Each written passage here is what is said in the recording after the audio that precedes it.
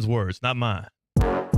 Live from the Anajar and Levine Accident Attorney Studios. The man your man could smell it. Theo Dorsey is theoretically speaking. But are you a different animal and the same beast? Streaming live on YouTube. You're gonna break up with me because of what I do on the radio? Here's Theo Dorsey. Good people. It is your boy Theo Dorsey. This is Theoretically Speaking. It's a Top 5 Tuesday. July the 14th. July the 14th. We have a little World Cup semifinal action today in about an hour. So we'll be having a little watch party in the happy hour here of Theoretically Speaking. That should be some fun. Two teams that not a lot of people are going to be backing in this whole thing that we call the World Cup. But apparently I'm supposed to hate all the 4 teams left. We'll get into some of that. That'll be fun. Cameron Wolfe, NFL Network reporter, going to be joining us in about 10 minutes here. I want to talk with him about the best, in the NFL specifically, which of these athletes have the best PR machine behind them. Because when I watched and saw how people not only reacted to, but the actual details of yesterday's ESPN.com story on the top 10 quarterbacks in the NFL, it is almost hilarious to me the way in which some of these guys get discussed despite their lack of postseason success. So I say it must be the PR machine. It's got to be. It's got to be the people pumping them up. It's got to be the marketing. It's got to be the way in which people in seats like mine talk about them that continue to let them pass with their failures on the biggest stage. But the thing that steals the show with us here today, and the thing that I do want to start on, is the last sporting event that I was able to watch, and that was the Major League Baseball Home Run Derby that went down last night. It was live on Netflix. It was a thriller of a show. You had 2 of the 8 people in the field were Philadelphia Phillies, Bryce Harper, Kyle Schwarber. Schwarber makes it all the way to the final round, and he is upended. He is beaten on his home field. In fact, much to the chagrin of the crowd, who was actually riled up. Like, I can't lie, I don't recall many home run derbies by the event and even by the champion, but I never remember feeling the way that I felt last night based on what we saw play out as Jordan Walker, 24 years old, first-year All-Star with the St. Louis Cardinals, a dude who is just getting started in his career. It was a David versus Goliath moment. 6 straight home runs, and he needed all 6 of them to beat out Kyle Schwarber. And I do wonder this too. I don't know how the rules actually work, but how many more of them he could have rallied off to continue and just belting balls out of the park there. That was incredible. That is where I want to start, and I start there because despite myself not being a huge baseball guy, admittingly, this year I tried to do the whole watching the Houston Astros thing, but, life kind of happened. The pregnancy with my wife kind of happened. Other sports interests started happening, and I fell off a little bit. I got to be honest. I fell off a little bit. Cade Shumslin is on the other side of the glass on the 1s and the 2s. And Cade, when I started this Houston Astros watch party journey, two games a week, every week, which I would pick out ahead of time, it was a great second screen. It was a fun thing to spark up at the time, and I actually was enjoying it somewhat. Then I just forgot about it. This baseball season has been very forgettable for me. Very forgettable. Cade, how much of the baseball season have you been enjoying? I've watched 0 total games. Yeah, does that help the cause? Well, it's not that it helps the cause. It just paints the picture to me, as well as I think to a lot of people that don't have a favorite team or that are not baseball fanatics, that it's a pretty mundane year. I think we all know how this thing is going to end. And that's with that big, bad Goliath, the Los Angeles Dodgers, likely finding a way in the end to three-peat. And also, honestly, hadn't been a lot of juice to me to the season. I can't say that I've seen 0 games. I've watched 1 game, but it was in person, not on TV. I've been to a Braves game this year. That's dope. Which game? It was like in Atlanta? it was like week 2 of the season. Wow. Braves and Sacramento A's. Yeah. That's random as hell, but it was. What were you doing in Georgia? I was in town to see some college buddies, and they are walking distance from the stadium. So we're like, you want to go to a game? And we're all like, sure. And so we just bought tickets real quick and went to a game. I It's pretty cool, though. Yeah, you know what? It was That cool. build out, that park, is it Truist now or SunTrust still? I can't remember. No, it's Truist. Truist. Build out, the park that they have, the battery ram, I think they called it, in and around the area. Yep. Absolutely, to me, and I haven't been to all the ballparks. I'm not one of those people that have done all 30 Major League ballparks in America. I know there are people out there. If you are, you let me know if I'm right or wrong on this. Best build out in the nation. It is one of the coolest baseball environments in the country. Hit us up on the Baptist Health Hotline, 888-760-3776, 888-760-3776. Which baseball setup, stadium setup is the best in the nation to you? I know there's some traditional ones out there that have the gravitas, right? There's a different feel walking into Yankee Stadium. I'm sure the Green Monster with the Boston Red Sox at Fenway Park is going to have a different level of pull to it. But just for fan engagement, I love what they did out there in Atlanta. Really nice setup. Either way, speaking of Atlanta, last night, Jordan Walker from Atlanta, a cat who is unabashedly a brother and wants to represent and be the role model for and be the guy that young kids look up to who are black like he is. And he leans in on it, which I think is so important because there's a lot of people that have decided not to brand themselves that way. But Jordan Walker's win last night, not only was it an incredible moment because of the stage that he did it at Citizens Bank Park, doing it against Kyle Schwarber, an absolute superstar in Major League Baseball, in front of his home fans that didn't want to see it happen, and the thrilling way in which he did it as well. Kate, can we take a listen to that 6th consecutive home run, his 12th in the final round, that got Jordan Walker the win, courtesy of Netflix? He's not afraid. Is that enough? Jordan Walker wins it! Come on, baby! If you missed last night, you're not alone. It's funny. I actually watched the semifinal live. For the final, I tried to take the walk back in my home to my bedroom and set up the Netflix on my TV in there and watch it from bed because it was time for me to go to sleep. I had my in-laws were taking the night shift over for my wife and I as we have our newborn, 10 or 11 days old at this point. Shout out my boy Cash. Tried to make the gander back to the bedroom and watch it from the TV in the room, Cade, and that is when I realized the Netflix wasn't logged in by then. And by the time I started getting things figured out, it was already over. That's so tough. I had to watch it back.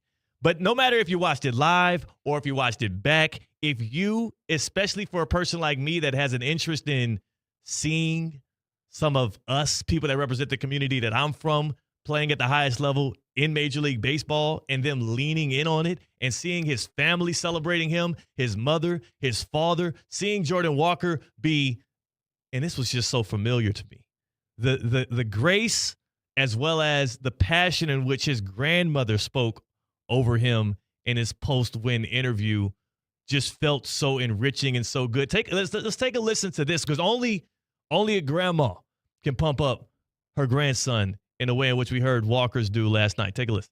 I want to ask a question to Grandma. How are you feeling out there? Oh my God, I can't express it, but he knows. I've watched him since he was illegal playing baseball. He was too young to play. And I've been following him since he started, when they couldn't find cleats small enough for him. And he was truly engrossed. And I do believe this is his life calling. I believe it. Speaking life into Jordan Walker since he could barely walk, since he could barely fit his cleats. And now he's a home run derby champion at 24 years old, a guy who started his career right in our backyard in Palm Beach County, in Jupiter, at Roger Dean Chevrolet Stadium. His first at-bat as a professional was a home run. First pitch he saw, home run right out of the gates. And now in his first All-Star week, he also is the home run derby champion. He was making $799,000 a year. That's his salary for this season for the St. Louis Cardinals. Cade, you don't know how much he made last night? What's up? $1 million. $1 million. More than doubled what his salary was. This is the story of Major League Baseball this season. This is my favorite, high point of what this season is going to be. I don't give a damn who gets crowned champion. I don't care necessarily what even ends up happening with my Houston Astros, who look like they're en route to not even making the postseason. That last night warmed my heart, And from one brother to another, I am going to be rooting for Jordan Walker. Matter of fact, baby Teddy, Lil Cash, my son, might know what his first baseball jersey will be. And I don't even rock with the Cardinals like that. Might know what his first baseball jersey will be. That would be dope right there. Cameron Wolf going to be joining us here on Theoretically Speaking in just a moment. Cameron Wolf from NFL Network, the national reporter. He's covered the Dolphins for quite some time, covers the league as a whole, and has been doing so for over a decade. One thing about Wolf is he's a Philadelphia Phillies fan. So I am curious, Cade. I'm curious what his thoughts were on what happened last night, because I'm sure out of one side of his heart, he's like, he wants Schwarber to pull that thing through. He identifies with all of the folks in the stands. He identifies with the people in the crowd sporting the Phillies jerseys and that big, ugly mascot they got. All of that is, I'm sure he's wrapped up in those emotions.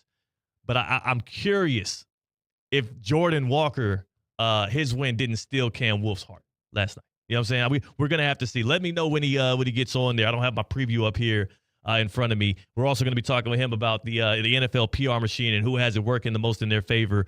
Before we do get to him, can I also hear from Jordan Walker, which is why I also think this is just so heavily important and it means something to me.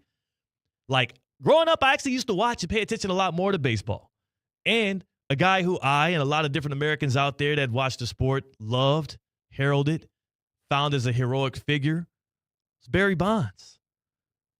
And the villainization of Barry Bonds in his post-career and them blocking him out of the Hall of Fame and all of the conversation that goes in and around it, not just me, but it definitely pushed a lot of people away from the sport.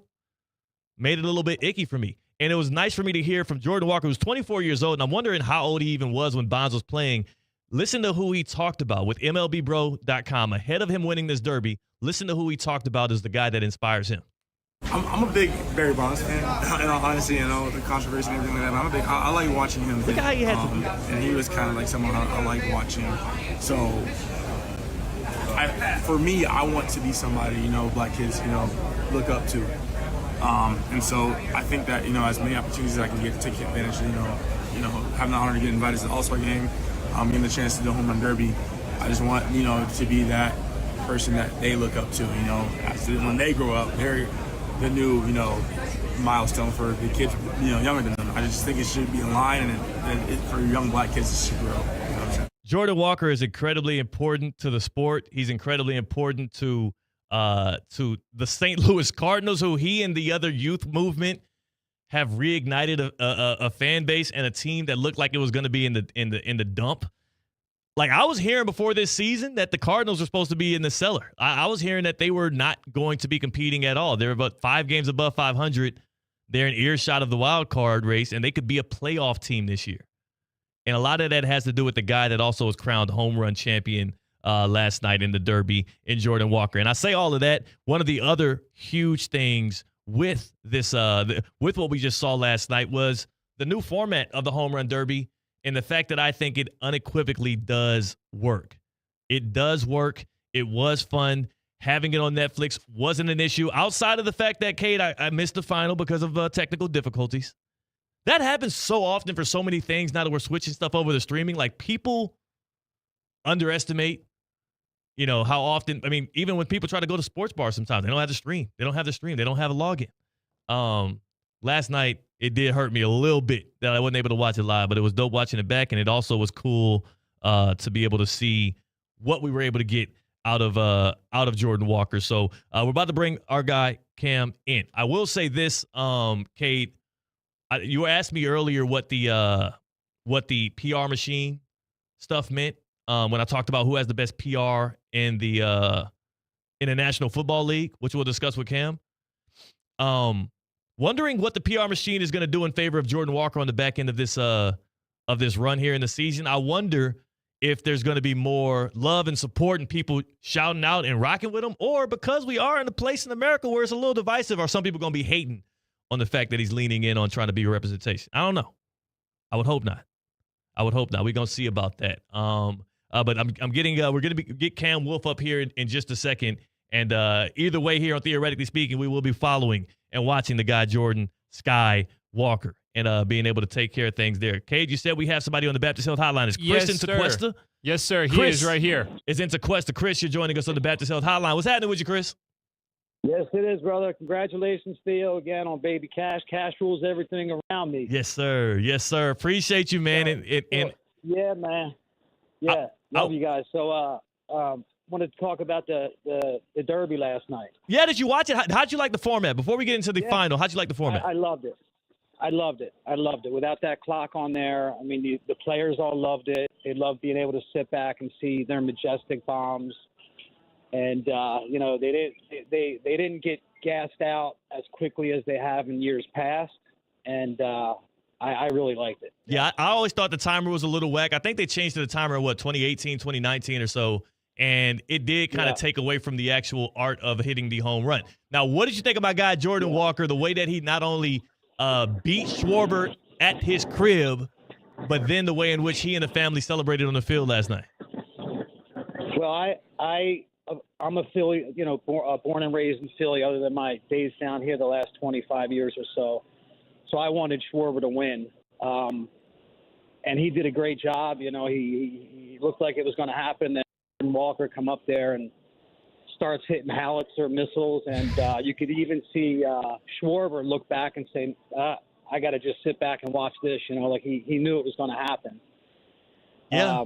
It was great. It was great. I wanted Schwarber to win, but Jordan Walker was the man, and he came out on top. He came out on top. Chris, I appreciate your call. Appreciate you joining us on the Baptist Health Hotline, and appreciate the well wishes on my baby boy Cash. Yeah.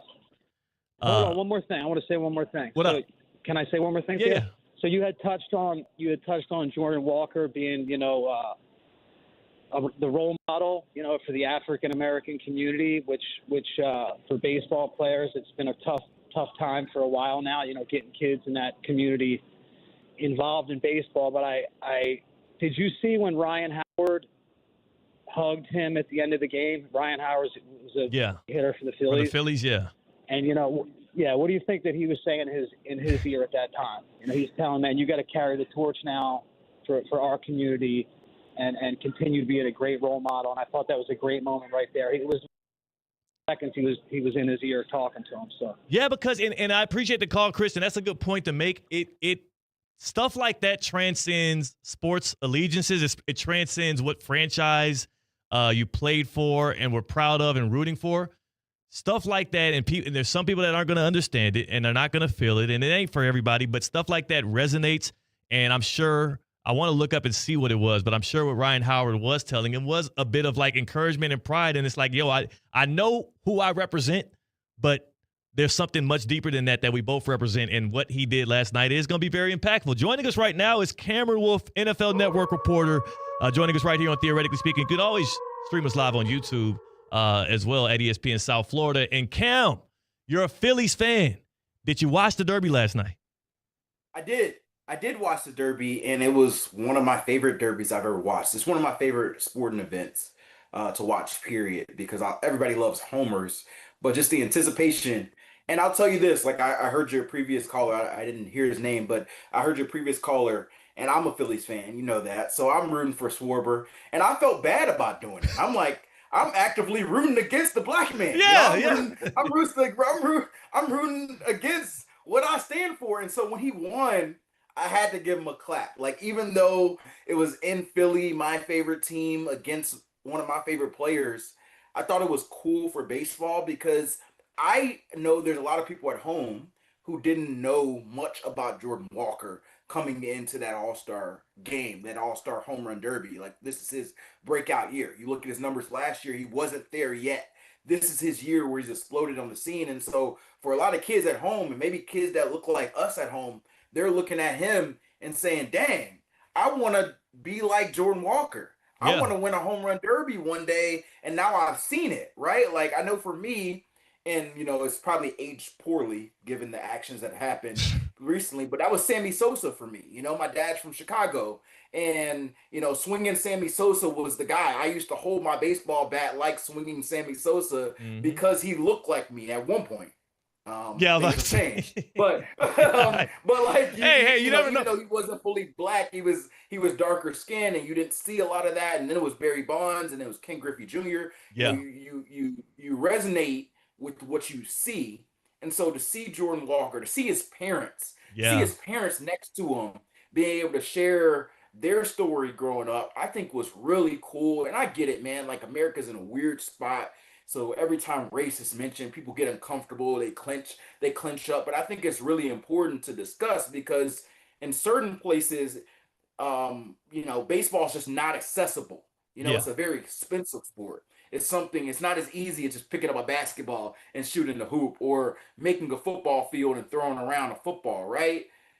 Baseball is hard to get to. So if I don't see it, there's no reason that I'm going to push my parents to ever go pursue it. And so you get into a spot where, obviously white players, but also like Caribbean and Dominican and international players are outnumbering black players. And so I thought this was really important, not only for the black community, but for Jordan Walker. I think this is going to help him on a path for stardom. Obviously, he's having a great year. He's an all-star. He's having, kind of elevating himself personally. But on this big stage kind of helps solidify him as maybe a future star in the making. And I also thought it's cool from a financial perspective. I had read that he was making maybe $750,000 a year on a salary, and he won $1 million from Home Run Derby. Think about making, 125% of your salary in one day for one event. That's got to be pretty cool from that perspective too. And you know what? Hey, there's going to be some people that are like, how in the hell, especially when in the last few home runs he hit, he had no choice but to make them, because he had no more swings left. If you miss one of them, if one of them falls short, if you hack at one, if anything goes wrong, you're out. When there's $1 million incentivizing each swing, you're playing with a little bit more passion right there. I can imagine. Hey, that's ice in the veins. Yeah. That's ice in the veins.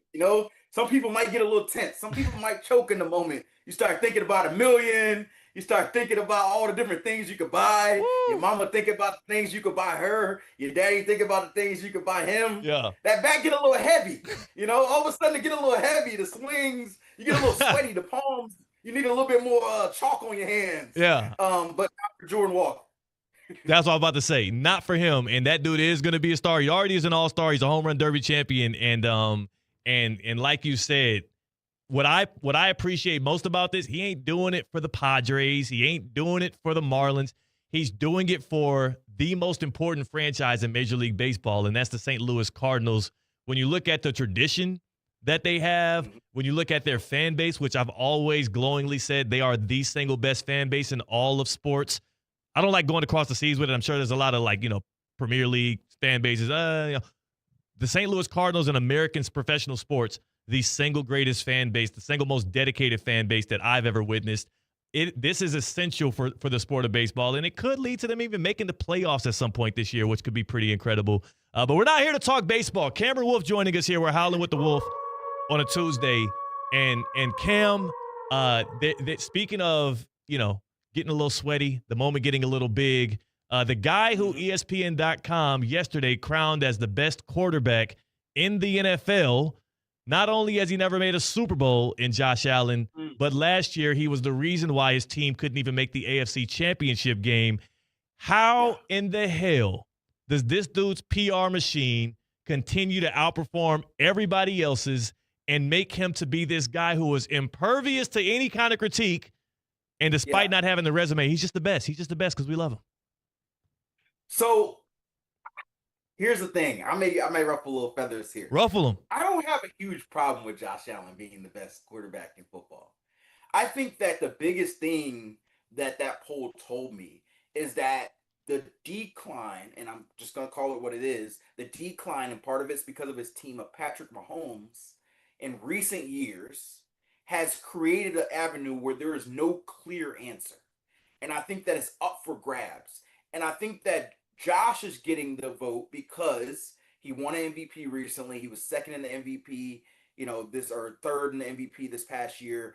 And he's the guy that is sort of the do-it-all player. He's the guy who, is putting it all on his shoulders. But that being said, winning matters. Winning should matter. And so I probably would have still had Patrick Mahomes number one. I think that Josh is among the group of the next tier. I think until he wins, he's probably in between 2 to 5, depending on how you want to rank Josh, Lamar, Joe Burrow, Matthew Stafford now because he's won an MVP, I would say is in that group. I think that would be the group, but I think that it says more to me about Patrick Mahomes and the injury and maybe some declines and maybe some questions of what it is in the future than it's crowning Josh Allen. Somebody has to be number one. Yeah. But Josh has to do it. You're right. There's a rush to crown that dude. There's a rush to crown Josh Allen before he's actually done anything impactful in the league. He feels like, and this comp's going to be made, so I'm prepping you guys, because it's going to be made a lot this year. It's Peyton Manning and Tom Brady before Peyton won. Before Peyton won anything. So think about tough this. for me. I can't do the Tom Brady, Peyton Manning anymore. I can't. So here's my thing. Peyton Manning did not win a Super Bowl until year 9. Yeah. For Josh to get the Peyton Manning resume, he has to win. Or else he's just going to be one of the guys in the era. He's going to be Phillip Rivers, right? A really good player who never won it, right? Yeah. I'm trying to think who else in that era was that type of player. Drew Brees was it for a while until he won with the Saints. Yes. And then there was Carson we remember Palmer. Drew Brees differently now because he's won. Yeah, exactly. Carson Palmer was a guy who was well respected but didn't get over the hump. Ben Roethlisberger, I guess Roethlisberger won instantly, but he was a guy that was in that mix. But as I think about those quarterbacks in that area, I would say Phil Rivers is the go-to. He's the go-to for the rings guy. But if he wins, then I think he's immediately Peyton because he's already put up the regular season stats. That was the thing with Peyton. They were like, he's the greatest regular season quarterback of all time. Yeah. And right now, Josh is the best regular season quarterback of our era. I don't know. See, but then that's the issue. All right, I can I pump up the brakes on that, Cam? Okay. Because I respect your opinion. I think it comes from a genuine place. How is that not Lamar Jackson? How is the greatest regular season quarterback of our time not Lamar Jackson? I think Lamar is closer to Peyton Manning than Josh Allen is, and I would argue that Josh Allen, comparing him to Peyton Manning, even at this point, and both of what their careers were, is disrespectful to Manning. Maybe, but only because we know Peyton Manning now as a 2-time Super Bowl winner. Yeah. How differently would Peyton Manning's career be if he never won? And so I think that we're looking at it in retrospect of an 18-year career. Josh Allen's halfway through. So, yes, there's a lot of projection going on, which you could criticize. Yeah. Projection is just projection, which, by the way, I think we're going to talk about this topic. One of my criticisms for a guy that has incredible PR is all projection that I'm going to mention here in a second.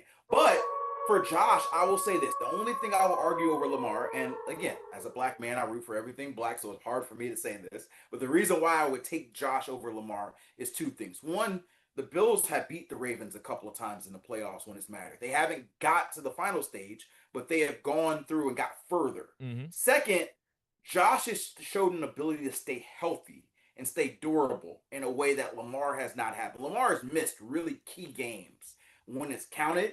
And Josh, sometimes to a detriment, will play through anything. I think he had a broken bone in his foot that probably contributed to playing, but he will not sit. Yeah. And I think that because of that, he gets a little bit of that Iron Man. He's the all Madden type player because of that. That being said, he has to do it. He got to do it. He has to do it. And I've talked about this offseason. Joe Burrow, Josh Allen, both in similar realms of quarterbacks who we've been preparing to crown, but haven't done it yet. And I think that more pressure is on those two than any other players in the NFL this season. Can we talk about Joseph Burrow? Can we please talk about Joseph Burrow? Here's the funny thing about all of this, too. I actually love both Josh Allen and Joe Burrow. I like what Burrow was able to do in 2019 with LSU. I thought that the winning, especially for that fan base, and the swagger in which they did so was fun to watch. I have a lot of family from Louisiana who held Joe Burrow because of what they were able to do. Nothing against either one of these dudes. I like watching them play football. The crowning of them for what they've done in the NFL it's starting to feel even more and more disingenuous. And Joe Burrow, who landed number 4 on this list, by the way, Jalen Hurts, Philadelphia Eagle, a guy with much better of a resume, not ranked, didn't even make the top 10. We'll get to that. Joe Burrow has not made the playoffs since 2022. Joe Burrow has 5 playoff wins, and if you go back and dissect those 5 playoff wins and his 2 career playoff appearances, the resume is not that great of the teams that he's gotten through. And more importantly, I hear Lamar get knocked for this. I think Jaden Daniels is going to get knocked for this throughout his career. Tua got knocked for it, but it was also the play. The inability to stay healthy year after year, and that being a problem and a detriment to that team, is something that we can't stave off. We can't keep on undermining. You know what quarterback I think has a great chance of passing up Joe Burrow in these rankings this year that nobody's going to be gutsy enough to say it? Justin Herbert. Okay. Again, I'm not saying he's there. He's been terrible in the playoffs. Justin Herbert has a shot to me to pass up Joe Burrow. Drake May has a chance to pass him up as well. Like there's not as much. There's a lot of credit given to Joe Burrow. That PR machine is strong. But for you though, in your gauge of things, the way in which Joe Burrow is covered and what he's done as of late, why do you feel like he has so much pressure on him this year to perform? Because the Bengals have finally done what maybe people have used as the limitation. It's always so like I understand it. The whole argument is wins are not a quarterback stat. Quarterbacks are not solely responsible for the amount of Super Bowl rings they have. You know, it's is Robert Ory the greatest player because he's got these rings? Or, is Eli Manning a better player than Dan Marino because he has 2 rings and Dan has none? I would say that Joe Burrow's had a really troublesome time beyond having 2 of the best receivers in football, building a roster that is championship ready.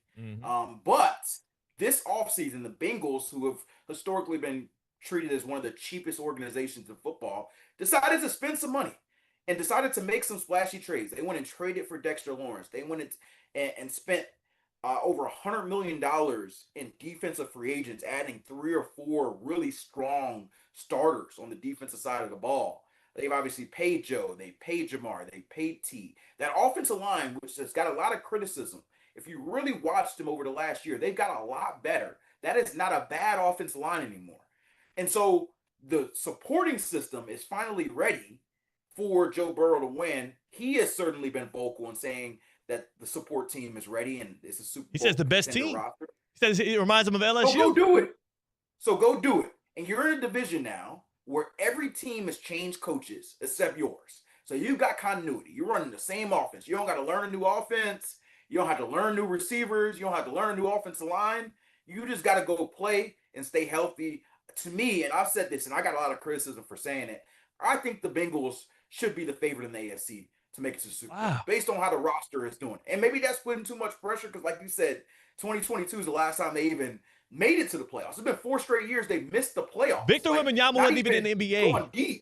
Victor Wembanyama was still in France with Hoop Dreams the last time the Bengals were playing playoff football. This is a team that in theory has been a contender. They haven't really been a contender at all in a while. But because of how much they've added in this roster, that's why I'm not afraid to say give him what he's asking for.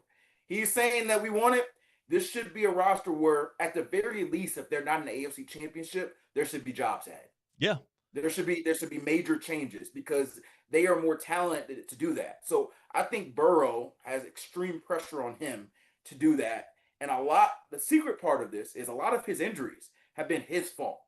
Yeah. It's not just the offensive line is bad. You got to be able to protect yourself. Durability is an ability. And so I do think Joe Burrow is a hell of a quarterback. I think that he gets the ball out of his hands in a way that few quarterbacks do. He is a gamer. I've seen him in pregame. This dude is like, he's an ice in his vein, like warrior. But just like we talked about with Josh Allen, you got to do it. Please. You got to do it when it matters. Cameron Wolf joining us here, Howling with the Wolf. Just one last thing. For those that say, because there are a lot of Bengals fans that call me a Bengals hater, I want to walk through the 5 wins that Joe Burrow has in the playoffs right quick.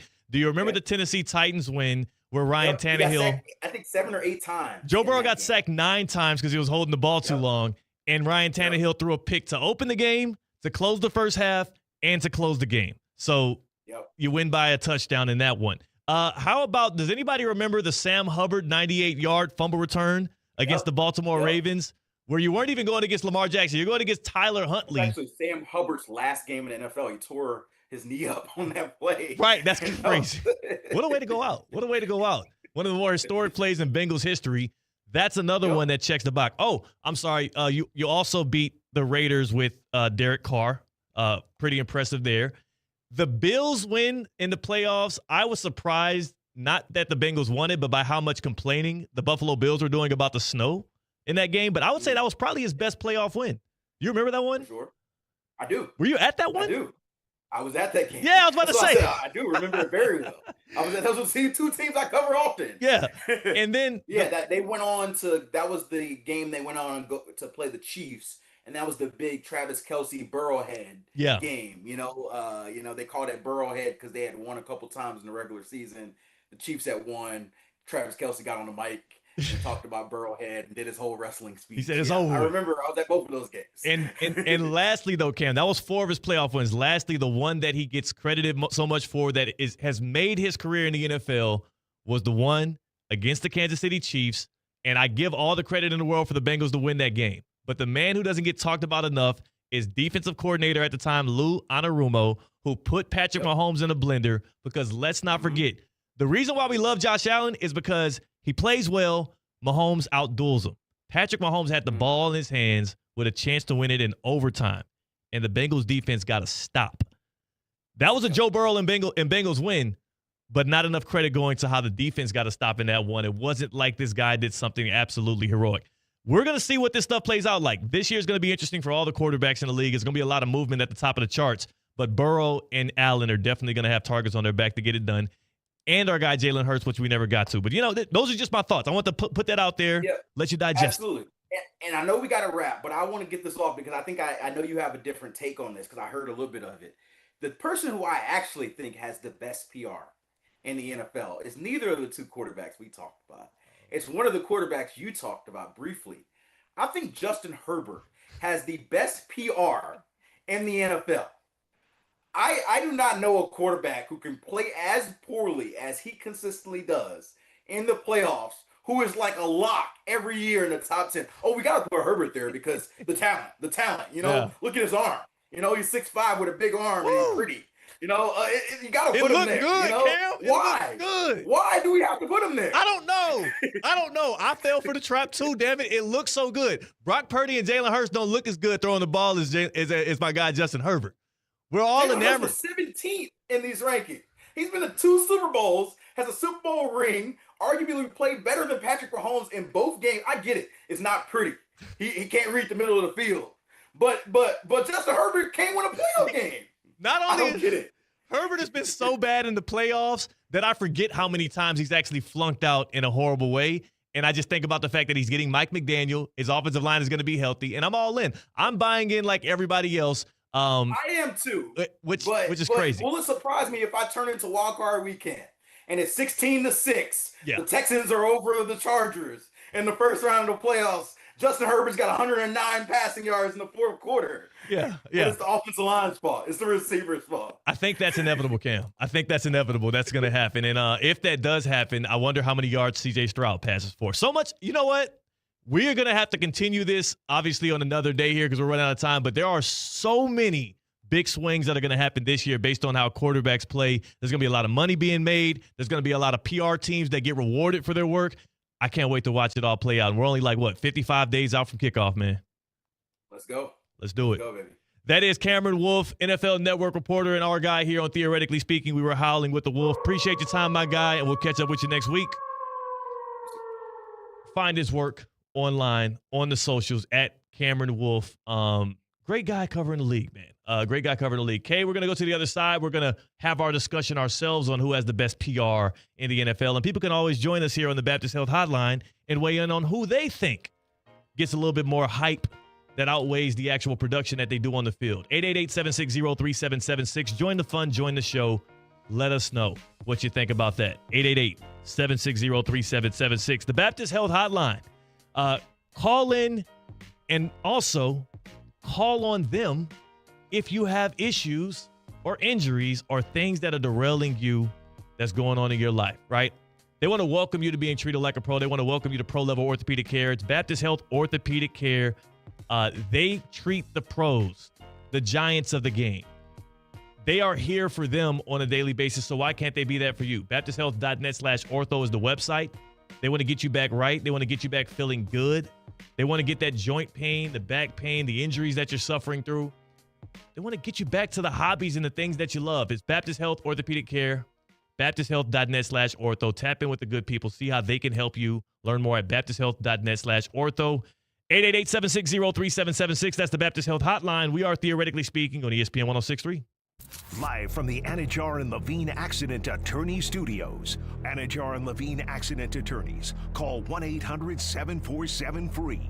This is ESPN 106.3. What's the Anajar and Levine difference? When you're injured in a car crash, we focus on your case so you can focus on the one thing that matters most. Getting better. I'm Glenn Levine with Anajar and Levine. We'll fight to get you the maximum compensation you deserve. Call our legal team right now for a free consultation. 1-800-747-FREE. We'll help you take back control of your life. Call 1-800-747-FREE. That's 1-800-747-3733. In office, West Palm Beach. Woo-wee! That Florida heat shows up every single day. First one in, last one out. Am I right? I want to make sure that your home shows up just like it, though. And EDS Air Conditioning and Plumbing has 0% interest financing for 60 months to qualified customers. EDS is yes. EDSisyes.com. That's where you can tap in so that they can help you. Because when your AC taps out and you need that quick substitution, I got news for you. EDS is right there waiting on you. They've also got same-day hot water heater replacement right in their wheelhouse. EDS is yes. EDSisyes.com. For all of your AC and plumbing needs, they are Palm Beach County's most trusted company, and they're a winning lineup waiting on you. Don't let a surprise AC breakdown catch you off guard. Do not let this South Florida heat, which, by the way, at this point is sweeping the nation, get you caught up in a bind. EDSisyes.com. Become a Gold Plan member. You get 2 check-ins every single year, like I do as well. That's preventative care and repair. See how they can help you, because they've been doing it in this area for 20 years. EDSisyes.com. EDS is yes. Dining out? Yikes. Couldn't be me. Except, wait, it is me? Because now, for a limited time at McDonald's, I can get a classic McChicken or sausage burrito for just $1.50. You heard that correctly, $1.50 USD. That's less than the gas to get there, or 1 hour of parking, or, well, honestly, most things right now. Leave it to McDonald's to come through for me and the crew when we need it the most. Ba-da-ba-ba-ba. Prices and participation may vary. Cannot be combined with any other offer or combo meal. All new drinks are now at McDonald's, with refreshers like the Strawberry Watermelon Refresher and the Mango Pineapple Refresher with popping boba, to crafted sodas like the Sprite Berry Blast with berry flavors and cold foam. Who knew ice-cold drinks could be so fire? 6 all-new drinks are here, now at McDonald's. Refreshers contain caffeine. Overheard at the Hard Rock Bet Party. Hey man, what's Hard Rock Bet giving new players? If you win your first $5 bet, you get $150 in bonus bets. $7.50? ¿Cuánto? Whoa, was that Ronaldinho? Sounds like his first bet scored. Hard Rock Bet Sportsbook. Roll with us. New customers bet $5, get $150 in bonus bets if you win. Payable in bonus bets, not a cash offer. Offered by the Seminole Tribe of Florida. Must be 21 plus and physically present in Florida to wager. Terms and conditions apply. Concerned about your gambling? Call or text 1-833-PLAY-WISE.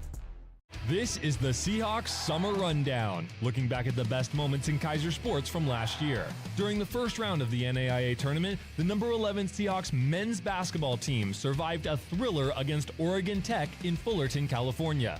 This overtime showdown included 9 ties and 8 lead changes. Kaiser would take the early lead, but Oregon Tech would answer strong in the second half. With less than 90 seconds to go in overtime, down by 1, junior Jalen Lee drove the lane for the go-ahead bucket. Then he immediately created a steal and score opportunity to extend Kaiser's lead with less than a minute to go. Final score 94-90, sending the Seahawks to the second round of the tournament.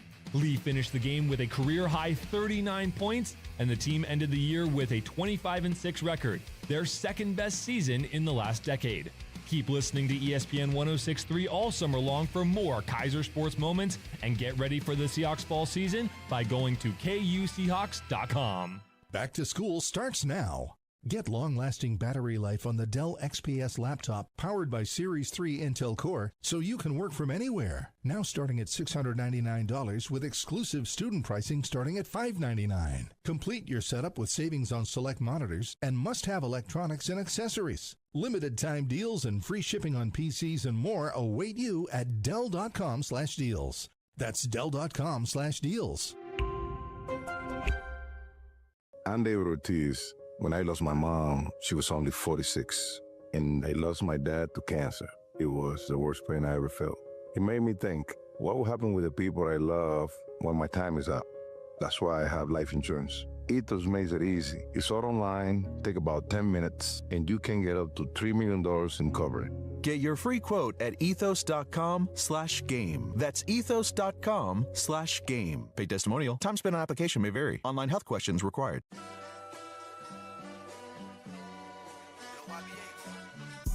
Live from the Anajar and Levine Accident Attorney Studios, Theo Dorsey is Theoretically Speaking.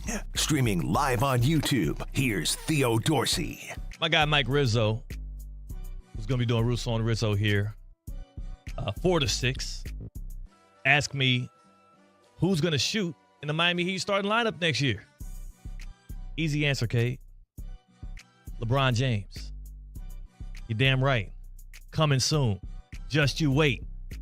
We're on LeBron watch. I'll give you all a LeBron update in the happy hour here. You know what I don't have to wait to give you an update on? The great water I get from Culligan. I'm going to give you that right now. Because being a homeowner means knowing who to call when time gets tough. For power, you call an electrician. For pipes, you call a plumber. For better water, you got to call Culligan, man. They've been improving water for 90 years, with local experts handling everything from water softening to filtration, using the world's most efficient systems, and they want to do so for you as well. Culligan is the one partner you can trust for everything that your water touches, whether you're in Vero Beach, Port St. Lucie, West Palm Beach, or down in Miami. Trust me, I have it here myself, the water softener, and I have the reverse osmosis system. They work in lockstep to give me great water because South Florida does not have that naturally. Schedule your free water test today at Culligan.com. It's Culligan.com. Kate, to me, I will say it. I'll say it with my chest, and I'll deal with the backlash. Joe Burrow has the biggest PR machine right now for NFL stars. I actually like Burrow. Think he's a good quarterback. I think it's weird that he gets promoted over guys like Hurts, over guys like Brock Purdy. I think that winning seems to matter less and less in these conversations, and people are bringing up wins that he had in 2021 as if that has anything. Like, birds ain't flying off last year's feathers. That's what my boy Dom Kennedy said. And Joe Burrow can eat off of last year's cheddar as well on those wins that happened 5 or 6 years ago. Kate Chumsland, you heard the conversation me and Cam Wolf are having. Who has the best PR in the NFL? Who gets the loftiest praise despite not necessarily giving the production on the field? Coming off of especially what we saw yesterday from the quarterback rankings, who do you think actually is the guy that probably gets a little bit too much love? I like the Justin Herbert shout. I think Jordan Love is up there. Man, clock's ticking on him, huh? He hasn't made a second round of a playoff yet. Kind of the same situation that Justin Herbert's in right now. Clock's ticking on Jordan Love. I would say Love and Herbert right now. Are we talking specifically quarterbacks? We're talking just quarterbacks. Any position in the NFL. I mean, it's what are you going to say, Myles Garrett? You know, like no. Any position in the NFL right now, any player in the NFL, it's easier to gauge with the QBs. Because that's like you can see the most production or not. Yeah. Clearly, the person with the worst PR is Lamar. Did you see what the NFL players ranked? No, I didn't. The NFL 100 came out, and Lamar Jackson ranked 69th, I believe. Woo! So clearly not a lot of love for what he is or what he's able to do. I would say Justin Herbert or Jordan Love. I completely disagree with you on the Joe Burrow take. How not? Tell me why Joe Burrow deserves to be ranked fourth best in the NFL and deserves to be considered a guy. I mean, there's somebody that voted him first. There's an executive or league scout or NFL coach, I'm guessing not from the Bengals, that said Joe Burrow is the best quarterback in the NFL. If the guy who's the best at the most important position in all of team sports has played 0 playoff games in 4 consecutive years, sign me up to watch a different sport.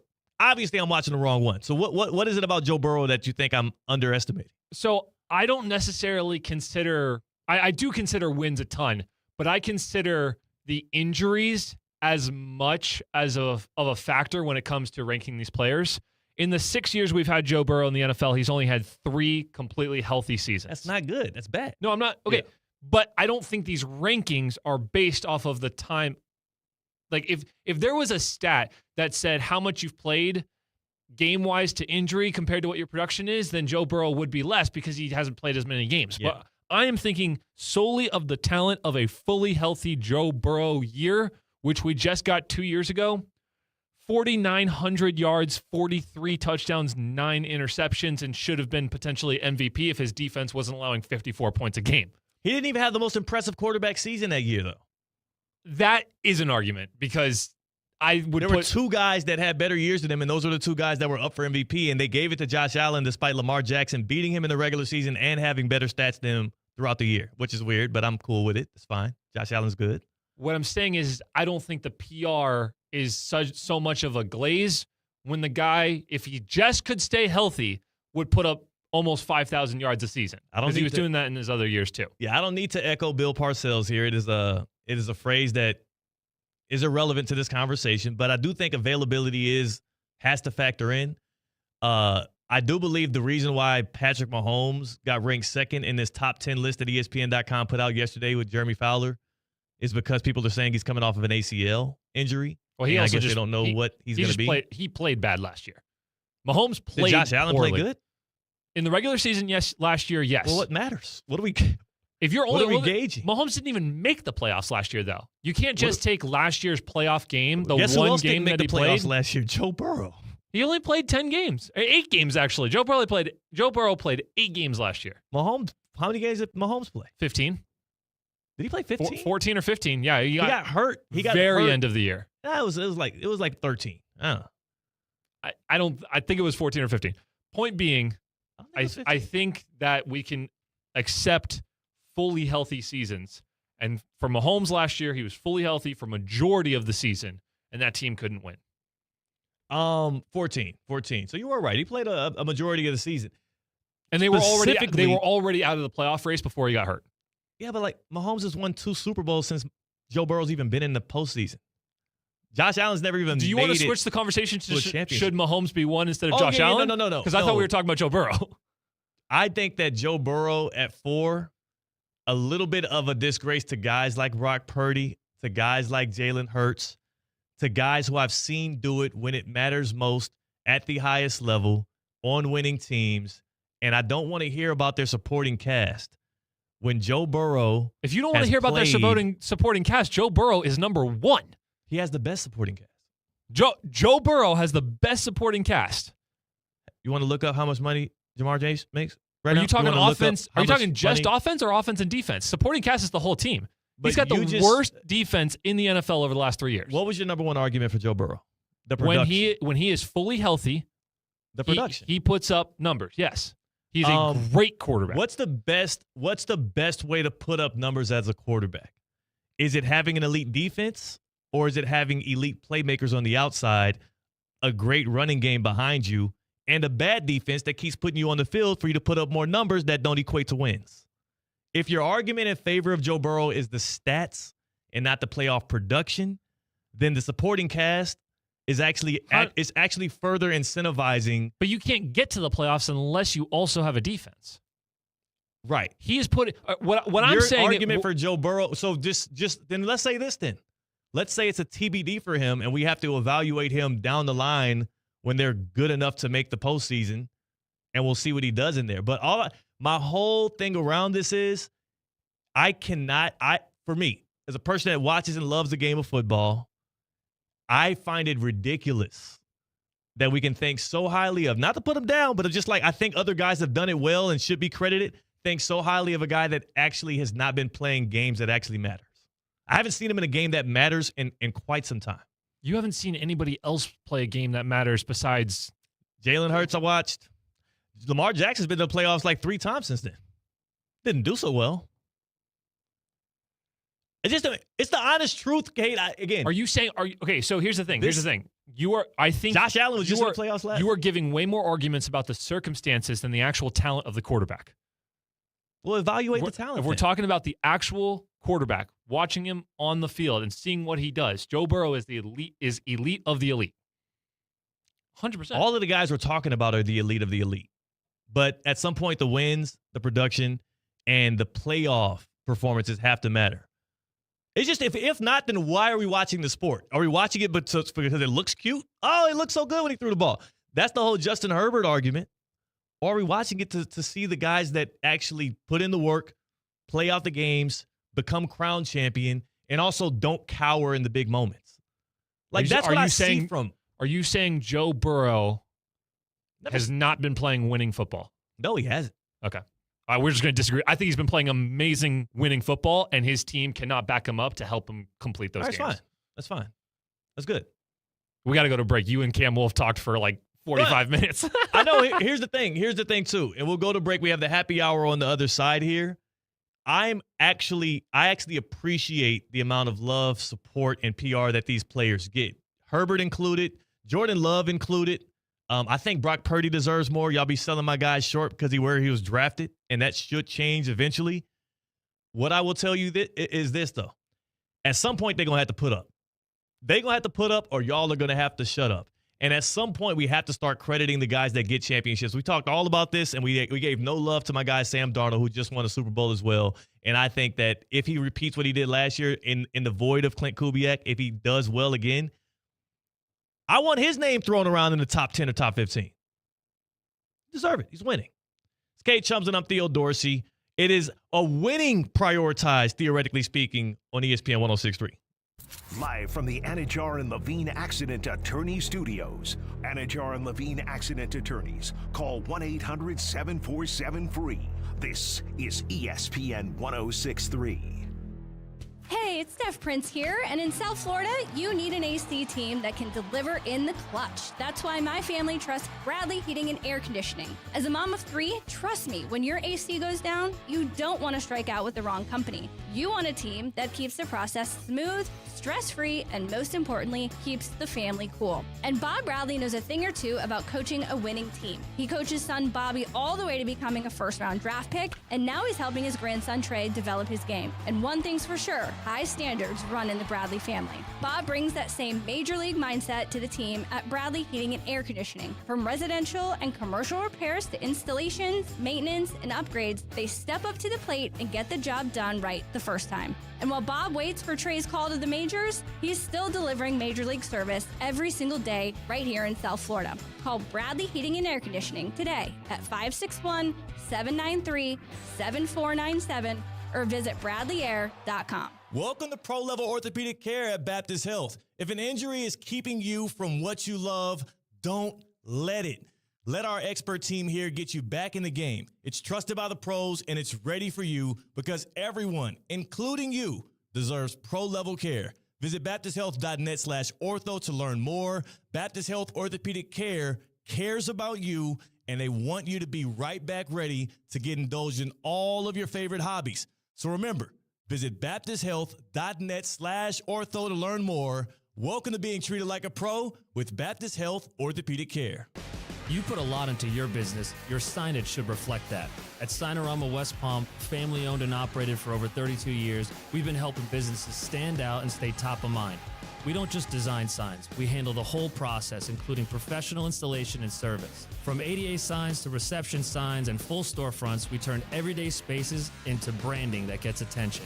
We can handle it all. Call us today at 561-687-7993 or visit signoramawpb.com. Coming to Port St. Lucie this summer, it's the return of St. Lucie Mets baseball. The most family-friendly game in town is played under the warm sun on the green grass of Clover Park. Enjoy fun minor league promotions, fireworks, ballpark food, and more, all while watching the future stars of baseball shine on the diamond. Visit stluciemets.com to see the schedule and purchase your tickets.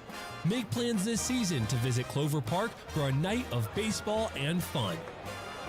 Hi, I'm Wendy Sartori-Link, your Palm Beach County Supervisor of Elections. The 2026 primary is on August 18th, and now is the time to make your game plan. Florida is a closed primary state, which means if you want to vote in a party's race, you need to be registered with that party at least 29 days before Election Day. Don't wait until the last minute. Check your registration and get election ready today. Visit votepalmbeach.gov to get started. That's votepalmbeach.gov. See you at the polls. Business owners, are your employees driving you nuts? Is money tight? Or have you just poured your heart and soul into your business and now it's time to retire and just relax? At Trans World Business Advisors, they have buyers from all over the world ready to buy your business now. Call for a confidential conversation about your business's current value. 561-203-5121. That's 561-203-5121 or visit tworld.com today. Summer is officially here. The sun's out, the grill's going, the weekends feel a little longer. And with Gießen 0%, you can enjoy the crisp, refreshing taste of premium wine without the alcohol. Bright citrus, tropical notes, clean, refreshing flavor made for warm nights and good company. From poolside afternoons to sunset dinners, Gießen fits the pace of your summer, keeping you sharp, social, and fully in the moment. Gießen 0%, real wine for real life. The moment is now. It's the summer sales event with the Ford crew. Anna, what says summer to you? Sunshine, road trips, camping. And? Ford being #1 in new vehicle quality among mainstream brands according to J.D. Power. And? And low APR offers with Ford credit financing on a select lineup of Ford trucks and SUVs. My kind of summer. For APR offer information, visit Ford.com or your local Ford dealer. For J.D. Power 2026 U.S. Initial Quality Study Award information, visit jdpower.com/awards. Awards based on 2026 model year. Marlins fans, the Fightin' Fish are on a hot streak, and now's the perfect time to tune in to Marlins TV. Don't miss the Marlins All-Star Sale and score 50% off your Marlins.tv subscription. Instead of $54.99, you can stream the rest of the season for only $27.99. Catch every big moment live, wherever you are. This limited time offer ends soon, so sign up today at Marlins.tv and score the best deal of the summer. Anajar and Levine. Call 1-800-747-FREE. That's 1-800-747-3733. ESPN 1063. WESP Jupiter, a Good Karma Brands radio station. Hey, you. Step right into pro-level orthopedic care at Baptist Health.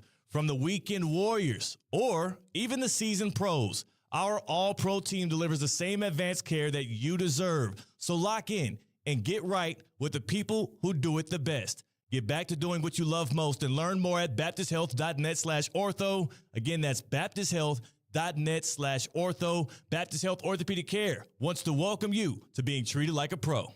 Need an extra boost? With Boost Checking from Flagler Credit Union, you can earn up to $700 each year with a 7.0% annual percentage yield on balances up to $10,000. That's real money for real moments, like a family getaway or treating yourself to something special.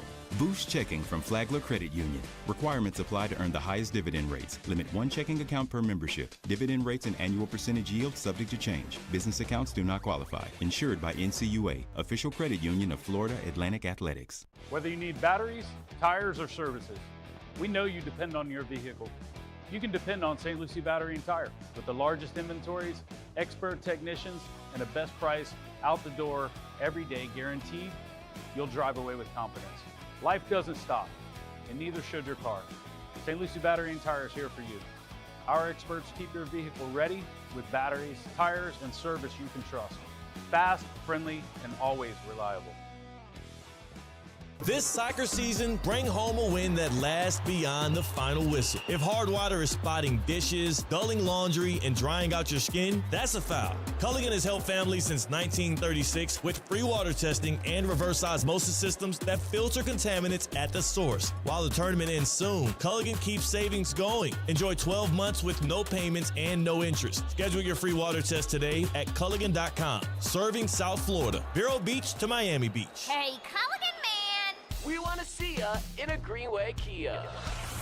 Have you ever wished buying a car could actually feel easy? At Greenway Kia West Palm Beach, it does, especially during the summer sticker sales event. Just call Lonnie Mister, tell him what you're looking for, and before you arrive, he'll have a vehicle ready out front, washed, gassed up, and waiting for you. He'll even text you photos so you know exactly what to expect. No games, no pressure, no hidden fees. Just real people helping real people. With hundreds of new Kias arriving, including the Telluride, K4, K5, Sportage, and all-electric EV9, there's never been a better time to find the perfect ride. Not sure which Kia is right for you? Take advantage of Greenway Kia's exclusive 24-hour test drive. Take it home, drive it, and make sure it's the one. Plus, this week only, the Greenway Kia Credit Clinic is back. Let their team work hard to help get you approved. Call 561-433-1511 and ask for Lonnie Mister. Greenway Kia West Palm Beach, where buying a car feels personal. We want to see ya in a Greenway Kia. Big summer flavor is waiting at DQ Grill and Chill. Right now, enjoy the perfect $7 meal deal. 3-piece chicken strips, fries, medium drink, and a sundae, all for just $7. And for $2 more, you can upgrade to the new DQ Blizzard of the Month. Nestle drumstick with peanuts. Bite into choco-covered drumstick pieces, plus peanuts blended into DQ's world-famous soft serve. It's the perfect crunchy and creamy treat all in one. And it's only at DQ Grill and Chill, 4828 Lake Worth Road and US 1 just south of North Lake. Since 2006, EDS Air Conditioning has kept Palm Beach County comfortable through every summer, every storm, and every season in between. EDS Air Conditioning is a trained comfort specialist. It's hard to stop a train. From dial thermostats to today's smart home systems, EDS delivers reliable comfort you can count on. With over 800 Google reviews and a 4.8 star rating, they've earned your trust. 20 years of keeping Palm Beach cool. Visit EDSisyes.com today.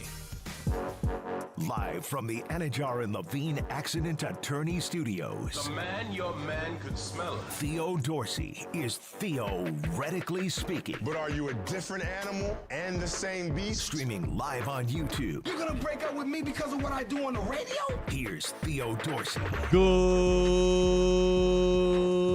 Good people.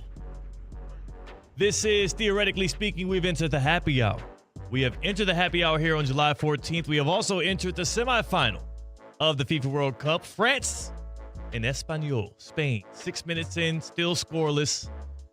We will find out who will be awaiting the winner of Argentina and England in a little over an hour and a half. That is exciting stuff for the football fan.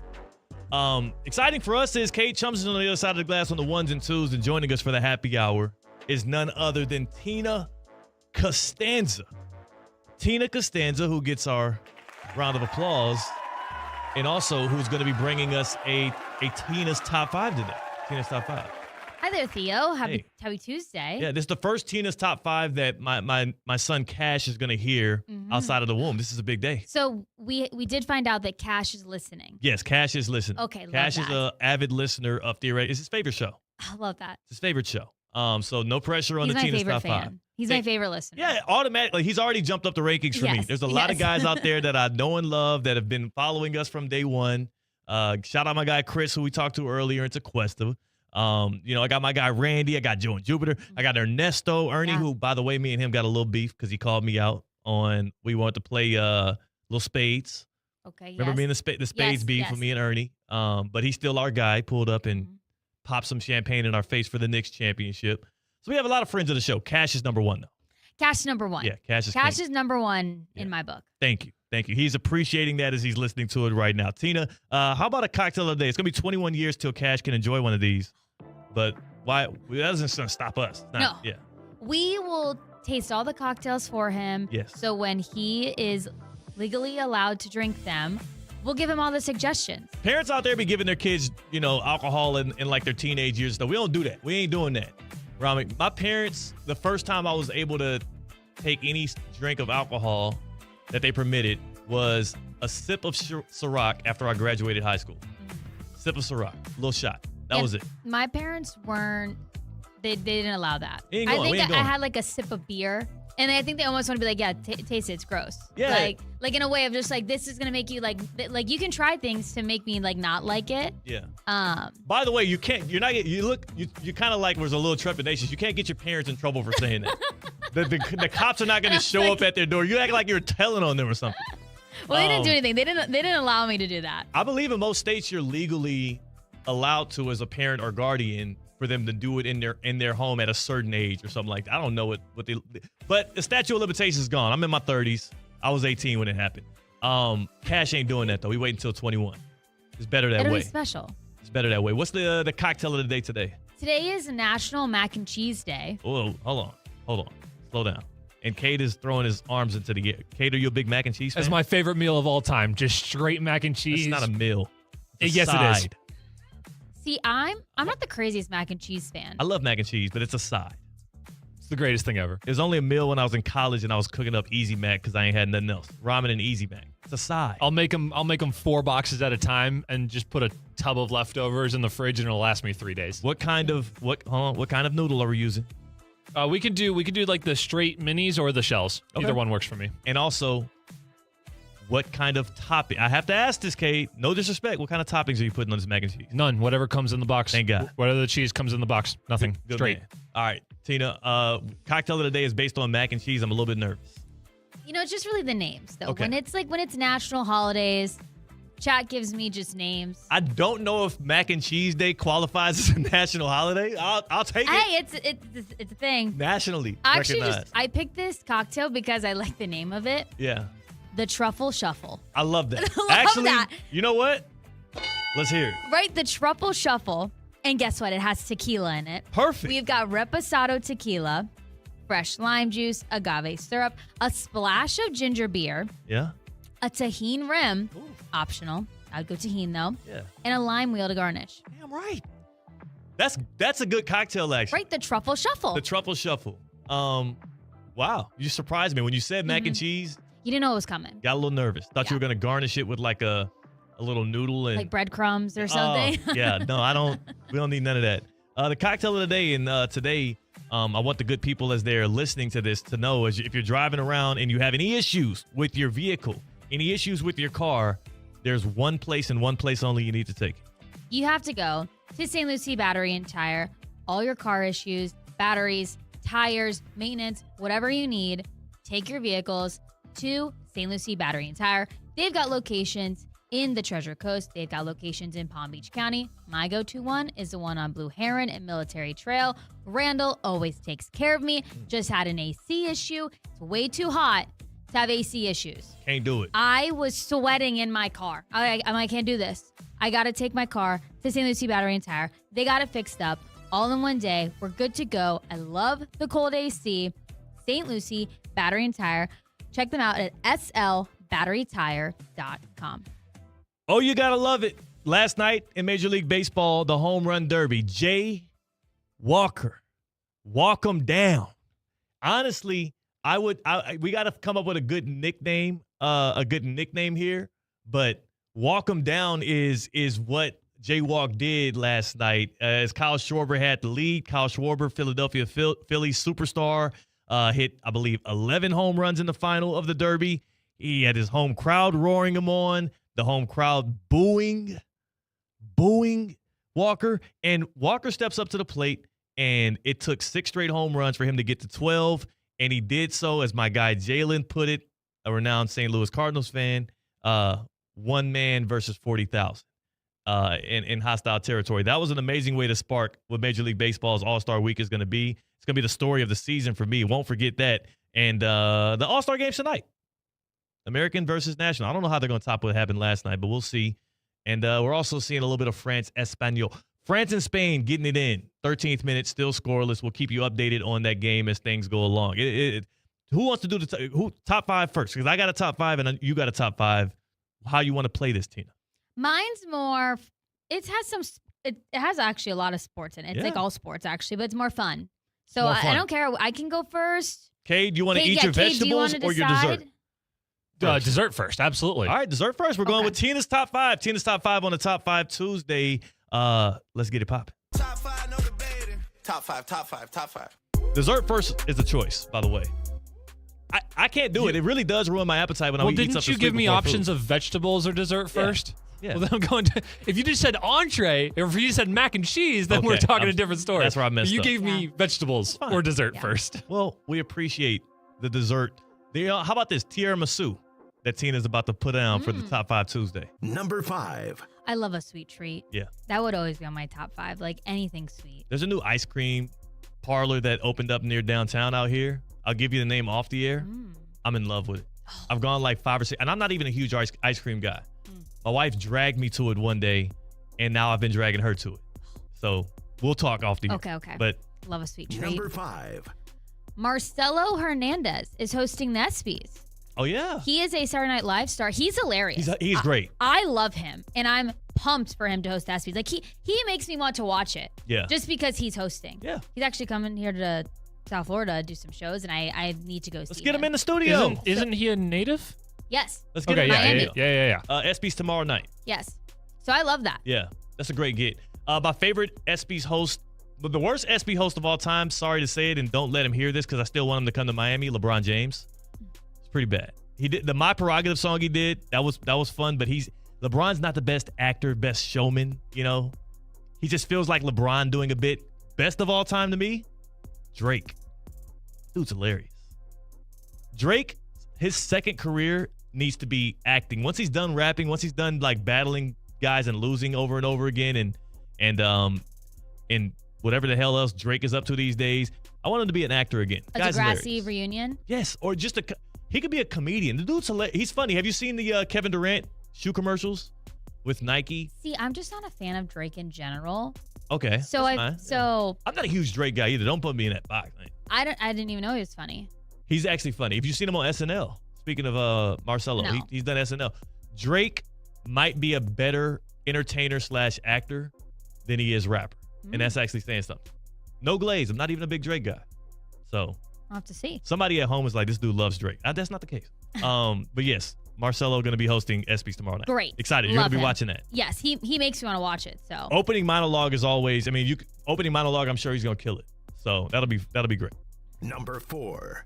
as we're wrapping up the World Cup, the unofficial MVP of the World Cup is Jameis Winston.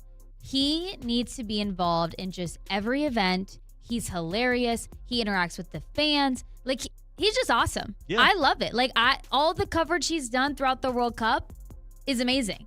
And I want him involved in everything. Talk about a man with a great PR machine behind him. Because Jameis Winston is one of the most lovable characters in modern NFL and football history, even from when he was back playing at Florida State. Also has a little bit of a, questionable things that's happened here and there, but he's been great. Yeah. He's been an amazing entertainer and a fun guy. The thing I really wanted to get to is very mediocre quarterback.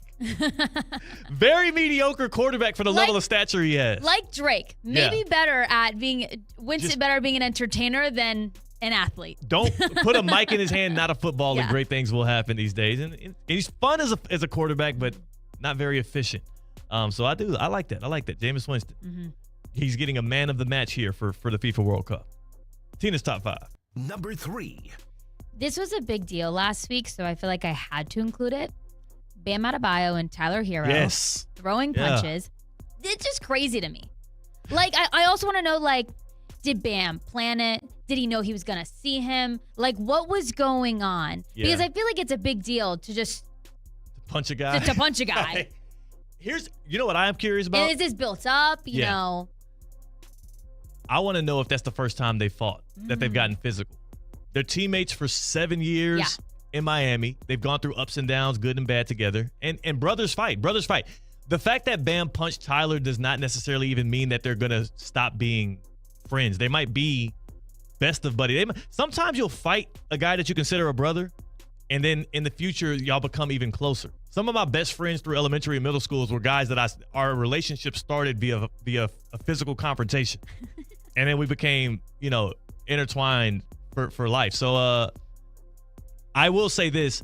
I think when Bam did you see how it all started? The reason why Bam was probably a little irritated? Well, I read the comments that Tyler Hero made. Yeah, it was on a burner account that is allegedly belongs to Tyler Hero, and he was criticizing Bam Adebayo to a random fan.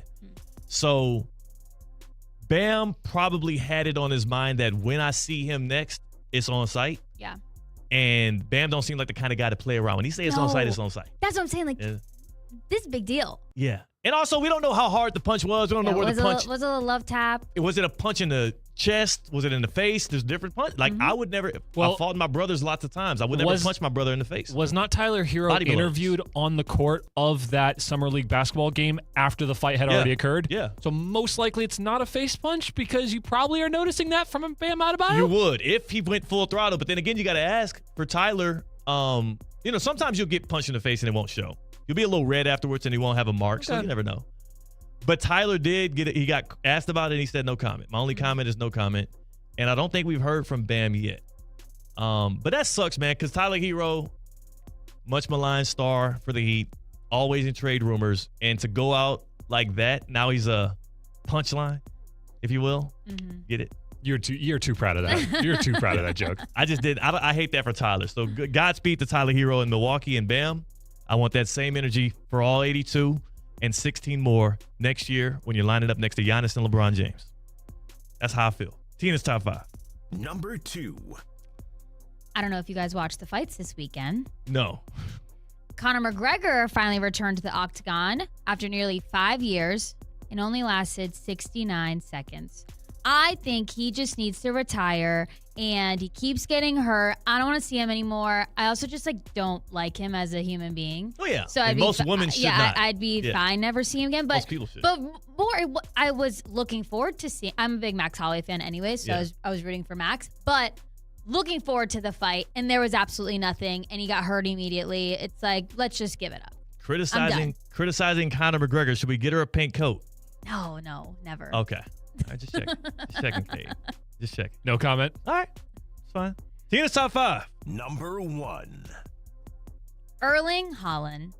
He has been a superstar of the World Cup. And this past Saturday, I was watching the match, Norway and England, and I heard his song for the first time. Have you heard this? I've heard about him having a song. I have not heard the song. Oh, well, just wait. I got it prepared for us. Really? So, is it about to happen? Yeah, Kate has the song. Let me stop the top 5 music. This is Drake, by the way, too. That's probably not helping my case for people that think that I'm like a Drake guy. It's catchy. Yeah.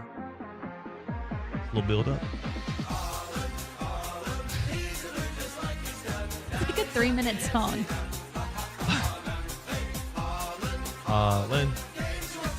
Oh, you only got the Holland head. This is so catchy. It made me just like him even more. Yeah. He was blowing up on social media, really became a star of the World Cup. And then I heard this song on Saturday and I'm like, what is this? This is kind of a banger. And then now he has this taxidermy raccoon that he's coming off the plane with. And we're like, who are you? 25 years old. Right? On the world stage. And nobody has captivated and taken more advantage of this World Cup than Erling Haaland. I love it. Dude, and he's an elite player, too.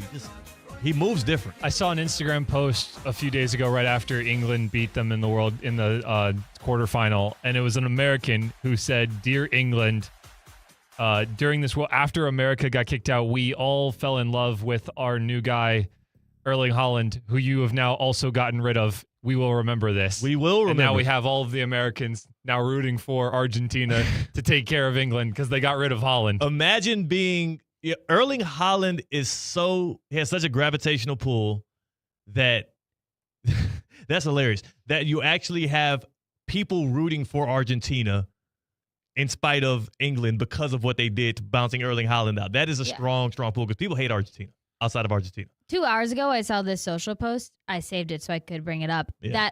It said over 500 newborn babies in Peru have been named after Erling Haaland, with 91 given his full name. Damn. Right? That is crazy, crazy. pull. By the way, Spain gets on the board with a goal here, I believe, in the 22nd minute. Penalty kick from 21. Not going to act like I know who that is. Do you see the name pop up, Kate? Yeah, I think I do, but I don't know if I can pronounce it correctly. We'll get the update. As we get the update. A World Cup update here. Spain goes up 1-0 over France. You're rooting for Spain, Tina? Yes. Okay. Was that number 1 on your top? That was number 1. Oh, wow. Tina's top 5. Oh, wait, I have an extra one. Oh, I don't know. Okay, hold on. All right. Number 6. You weren't here last week, but Baby Cash has to be on Tina's top 5. Oh, boy. He is here, and we're so excited. And yeah, I had to include him. He's a great dude. This morning, I started my day off with a little walk in the stroller. He Ashley, and myself, little walk in the neighborhood in the stroller. And it was also like we had to do it before the sun really comes all the way up because it gets too hot. It's hot. A little too hot for an infant to be outside. Yes. And it just really was a very stark reminder to me of how washed I am and how much of a family man I am taking morning walks with the stroller with the young lad. It felt good. It's a good feeling. So one thing I haven't had the chance to ask, is his name going to be Cash? Is that going to be his That's his name. I know, but you don't use your first name. Oh, yeah. His middle name is Theodore. Exactly. I It's call the him same Little thing. Teddy, and I call him Cash. Okay. His name will be, his name is going to be Cash, though. Cash is so catchy. I love it. Yeah. That's why I just wanted to ask, though. Cash is so catchy. So it's probably he's going to go by Cash, but, while he's a baby, he's Little Teddy to me. Nice. Little Teddy. He's adorable. For sure. Baby Teddy. So adorable. Baby Teddy. So adorable. Oh, can I do my top 5 before we go to break, Kate? Mine will be quick. I promise. You don't have a song? I don't have a song. I'm going to hold you to the quick. Mine'll be quick. quick. Matter of fact, mine is quick, and it also has one overlap from Tina. Here's Theo's top 5. Top 5, no debating. Top 5, top 5, top 5. On the top 5 Tuesday, I have one overlap of you. Want to know the topic of mine? Yeah. FIFA World Cup stars of 2026. Okay. So you already know where I'm going there. Yes. We'll get to him. He's not going to be the one first off the board. First off the board, Number 5. Vozinha of Cape Verde, the goalie, 40 years old, the guy whose star rose probably further than anybody else when you think about the gap between how many people knew him before this tournament started and how many people now know and love him afterwards. Have y'all heard the song? I think it's Twista and Ye, Overnight Celebrity? I have to hear it. Overnight Celebrity. I can make you a celebrity overnight. That's what Vozinha was in this World Cup, an overnight celebrity. So big shout to him. And it's been well documented, his social media stardom, his rise to fame on that. Make sure you parlay that in some influencer deals, please, Vozinha. Number 4. Jude Bellingham, who has a song and who has 2 more wins from being the guy, the star who helps bring it back home. Or what's their thing? Yeah. It's coming home. Coming home. If Jude Bellingham is the guy that gets it there, especially with the amount of goals he's racking up, he had 2 in a pivotal win for England. It does feel like the love affair that country has for him and the way that he soaks it up, his stardom reaching all-time highs here. And this is actually low for this next guy, but I had to be respectful for the people that are actually still kicking, if you will. Mm-hmm. Number 3. Erling Haaland. Erling Haaland, he should be number 1 on this list, but I'm a coward. The other 2 guys Should I mute his are mic? also Or what are we doing superstars. here? Yeah, no, I get it. This is top 5 superstars, stars of this FIFA World Cup. And Erling Haaland, I couldn't put him any higher than 3. But the theme of today's show, Cade, and Tina, we were talking about it early, I still have to value winning overall. And he won at a level in which we did not think he can carry that nation to, and he was electric in doing so, and he moves like nobody else. Kind of reminds me of like Connor McDavid on ice is Erling Haaland. Could say it's a lot like on Joe the Burrow. pitch. Not even like Joe Burrow. I mean, he did more with them than what we expect Joe Burrow to do. That's a whole nother story. So he gets number 3, and he also is just so lovable. Everybody likes the guy. Erling. Number 2. Kylian Mbappe. Kylian Mbappe, who, hey, you're down 1-0 right now to Spain, and, they're going to need him. He, who is trying to chase down Messi still, I believe, isn't he 1 goal behind Messi right now for the all-time lead in World Cup goals, which he will eventually win that race? I thought he was at least 3. Hold on, we can check that. And Mbappe, who is on the ground right now, seemingly playing the officials for a card. You see that a lot in soccer. Kylian Mbappe, though, when we started this tournament, I remember Colin and Mike and everybody else in the office, too, that had an opinion on the thing, hating on the brother, talking down on him. His own team doesn't like him, back with his club. And this France team has stars that might be even better than him that, might cause some sort of dissension. I heard a lot of things about Kylian Mbappe. Then I watched him play, and I watched him lead this World Cup so far in goals, and I've watched him look like maybe the single greatest international soccer player in the history of soccer. And he's just getting started. When he retires, it's going to be that. So got to shout out Kylian Mbappe. But the story of this FIFA World Cup, especially if he gets it done again. Number 1. It's Messi. What are we doing? Yeah. What are we doing here? See, but you see why now I couldn't put Erling Haaland 1. I got to respect what Mbappe's doing, and he's still kicking in. And this is all about Messi. Messi has an opportunity here to go out on top. He has an opportunity to go back-to-back at the World Cup stage. It would be even more epic if he does so against France. But more importantly, of these 4 teams left, I feel like Argentina has the least. Of these 4 teams, France, Spain, England, Argentina, I feel like they have the least. They are one of the more hated countries in this realm. And Messi, a South Florida guy right now, is the star of this tournament. And to see him go off on a white horse, whether you like him or not, as the GOAT of this sport, it's a very likely ending if he can get it done. So Messi, the number 1 on Theo's top 5 of the top 5 stars of the FIFA World Cup. And before we go to break here, Kate, any issues with that list? Any issues with the order of that list? No, I loved it. See what I'm saying, though? Like, I want to put Erling Haaland first, Yeah, but I felt disingenuous. I'm just making fun of you. Felt disingenuous. I'm just having fun. Tina, you had Erling Haaland 1. I had the song Yeah, it was good. and the raccoon. It was a catchy song. Yes. The raccoon was cool. Wasn't there like whiskey attached to that or Yes, it something was like that? holding a whiskey bottle. Kind of dope. That's kind of dope. I wonder if that whiskey bottle was like a solo, or you think it was like maybe a 2-for-1. Probably a solo.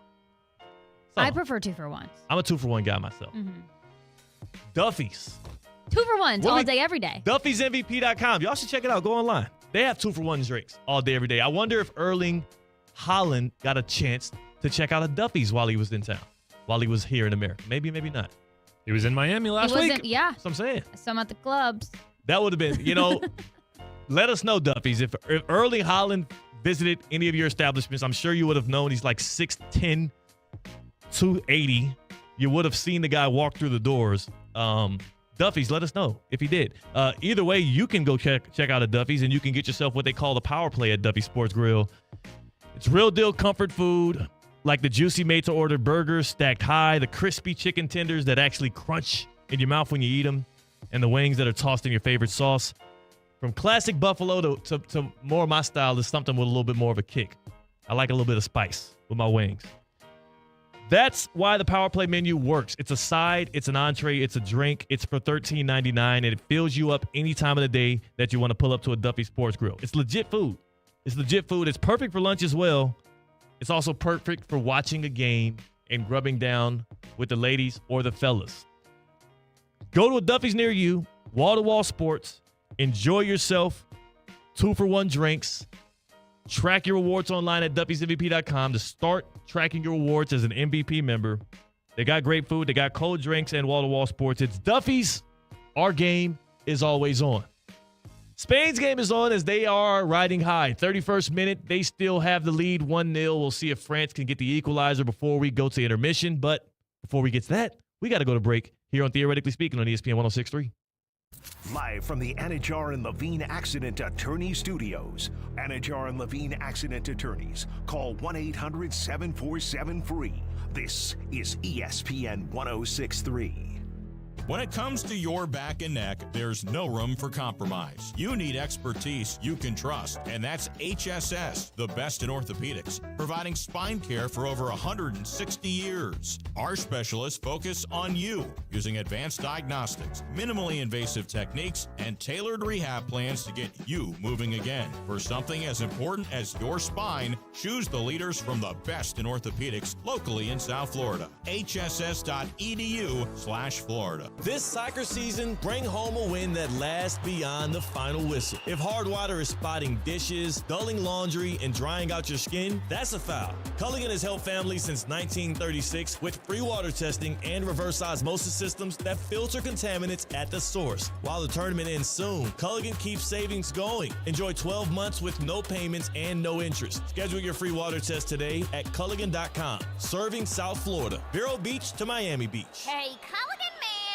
In business, you've got to stand out to win. Sinorama West Palm Beach has been family owned and operated for over 32 years, helping local businesses make a lasting impression. Our team knows how to put your business in front of the right customers with signage that actually works. We can turn blank windows or plain vehicles into bold, attention-grabbing branding that drives results. Ready to step up your game? Call us at 561-687-7993 or visit SinoramaWPB.com. Since 2006, EDS Air Conditioning has kept Palm Beach County comfortable through every summer, every storm, and every season in between.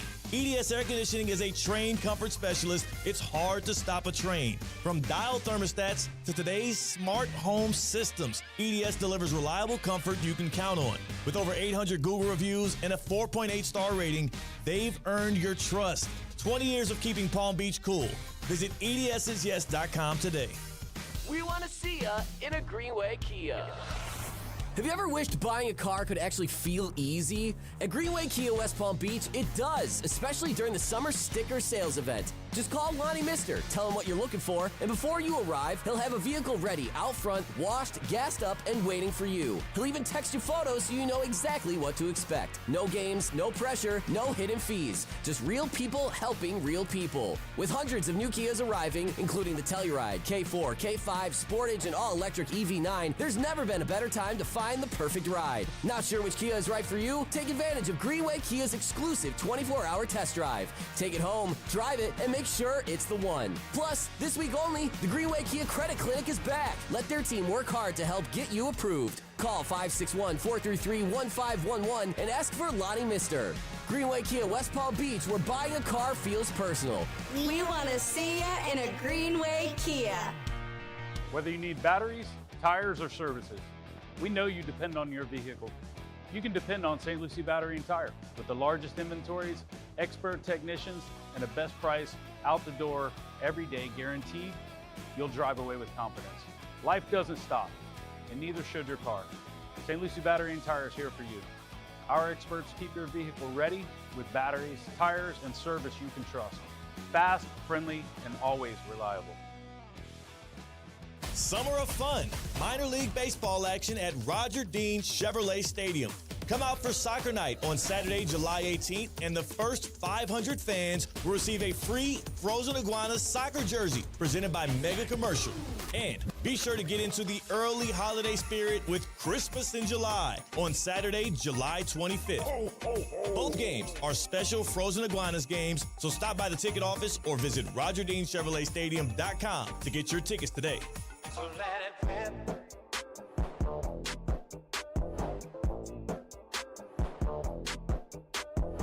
Live from the Anajar and Levine Accident Attorney Studios, Theo Dorsey is theoretically speaking.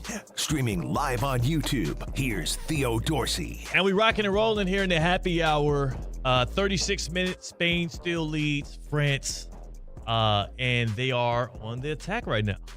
Could be extending that lead here soon. There's a lot of people who, when they go to they want to extend their stay. They want to extend their relaxation time. And Tina, that's because, oh my goodness, it's a great place to be. You know what I'm saying? I'm pumped. At the end of this month, I'm going to the O Resort and Spa in Palm Beach for a staycation. And if you're trying to still plan one last family getaway before summer winds down, let me just make it easy for you. Go to O Resort and Spa Palm Beach. They have an incredible family retreat package that is packed with perks.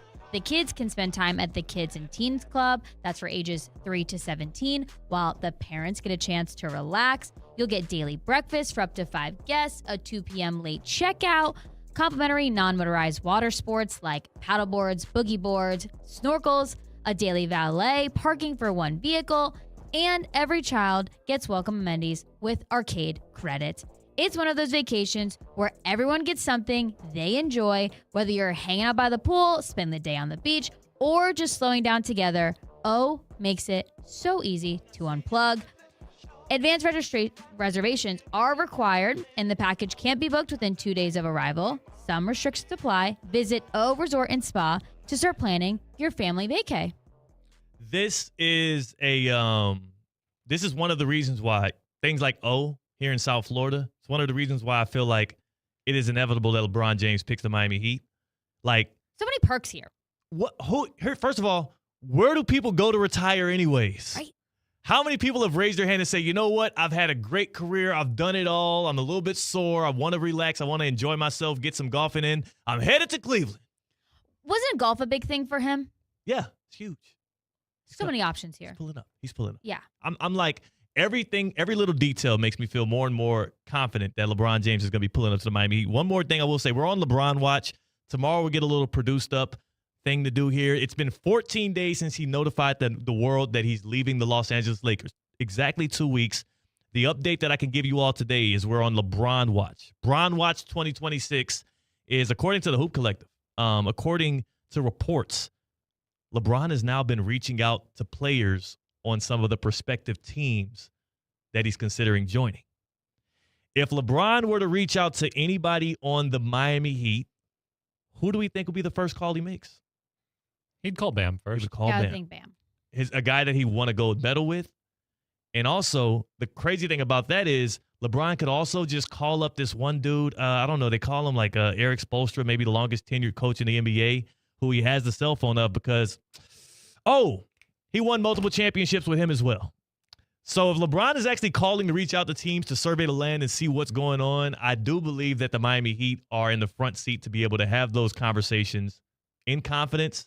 And also, it almost is like he don't even really need to reach out to them to know what's going on because he's familiar with the players. Mm-hmm. He's good with Giannis Antetokounmpo. JMP reminded me that the last 2 times LeBron James was the All-Star captain, you know how they shifted the All-Star teams to where you have 2 captains and they draft players? You want to know who LeBron's first pick was the last 2 times he was the All-Star captain? I'm going to take a guess at Giannis. Giannis Antetokounmpo. Whoa.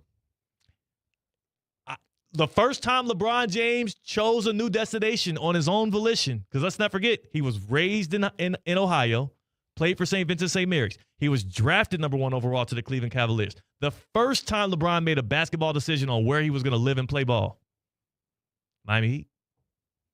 I'm just saying, why wouldn't it be the last one, you guys? You're looking at 2 people who completely agree with you. Yeah, right. I'm like, you make so much sense. Yeah, I'm not trying to convince y'all. I'm just putting it out there into the ether so people understand. We're on LeBron Watch 2026. We're waiting on the notification to come through, and that is your update for today. Is there a deadline? I don't think so. I mean, he's LeBron. I You know what I'm saying? Like, who's putting a deadline on that? And he hasn't put one out there publicly either, so I don't. The only semi-date that's coming up, what is it, July? Oh, no, it already happened. The official day of transactions. July 6th. Yeah, that was July 6th. And you know what? Game. You know what else I would say, too?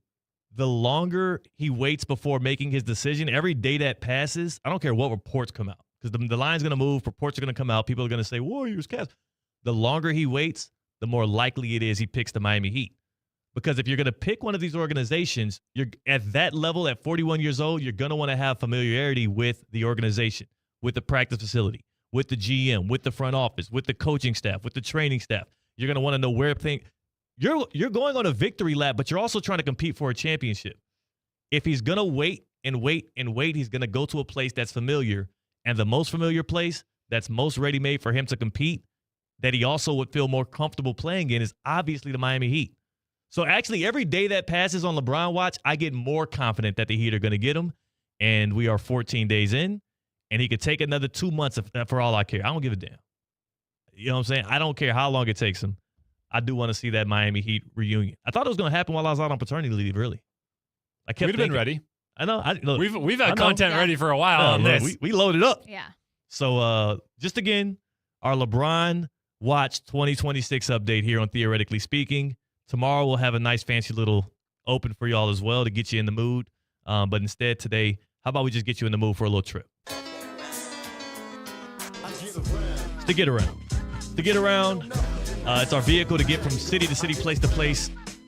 And Cade is the conductor. That's a little bit of alliteration, a little consonants there. Where are we going first? Next Conductor stop. Cade. We're headed to Philadelphia, Pennsylvania, where last night we had the Home Run Derby, and tonight we've got the actual All-Star game between the American League and the National League. Your starting pitcher is Dylan Cease for the AL, Christopher Sanchez for the NL. The rosters are loaded. Are either of you planning on watching this tonight? And if so, what excites you about MLB All-Star Game? No, I had my fix last night when Walker won the Major League Baseball Home Run Derby. That was my All-Star game. That was my peak baseball moment. It's not getting any better than that. I'll let y'all have it. Is it going to be on Netflix tonight or Fox? It's going to be on Fox. Okay. Nothing excites me about it. I won't be watching it. Sorry to those people. I've got dinner and drinks scheduled, so that's what I'll be doing. I'll be covering some high school basketball with my guy T. Harris, a camp, and then also I'll be spending some time with with Baby Cash and the fam. Makes sense. I'm just not intrigued by the All-Star game in Major League. Are you a big All-Star game guy? It depends on if there's a couple guys who have called out, so there's not necessarily all of the big guys. The Home Run Derby, in my opinion, is a little bit more entertaining. My favorite part about All-Star Week is my amazing sports calendar trivia question that I love pulling out to random parties. So now everyone else who's listening can use this party trick as well. The only 2 days in sports that don't have a game from one of the major sports, so NFL, NHL, NBA, MLB, WNBA, anything like that. The only 2 days in sports where those games aren't being played are the game before and the game after, or the day before and the day after the MLB All-Star game. So last night and tomorrow night.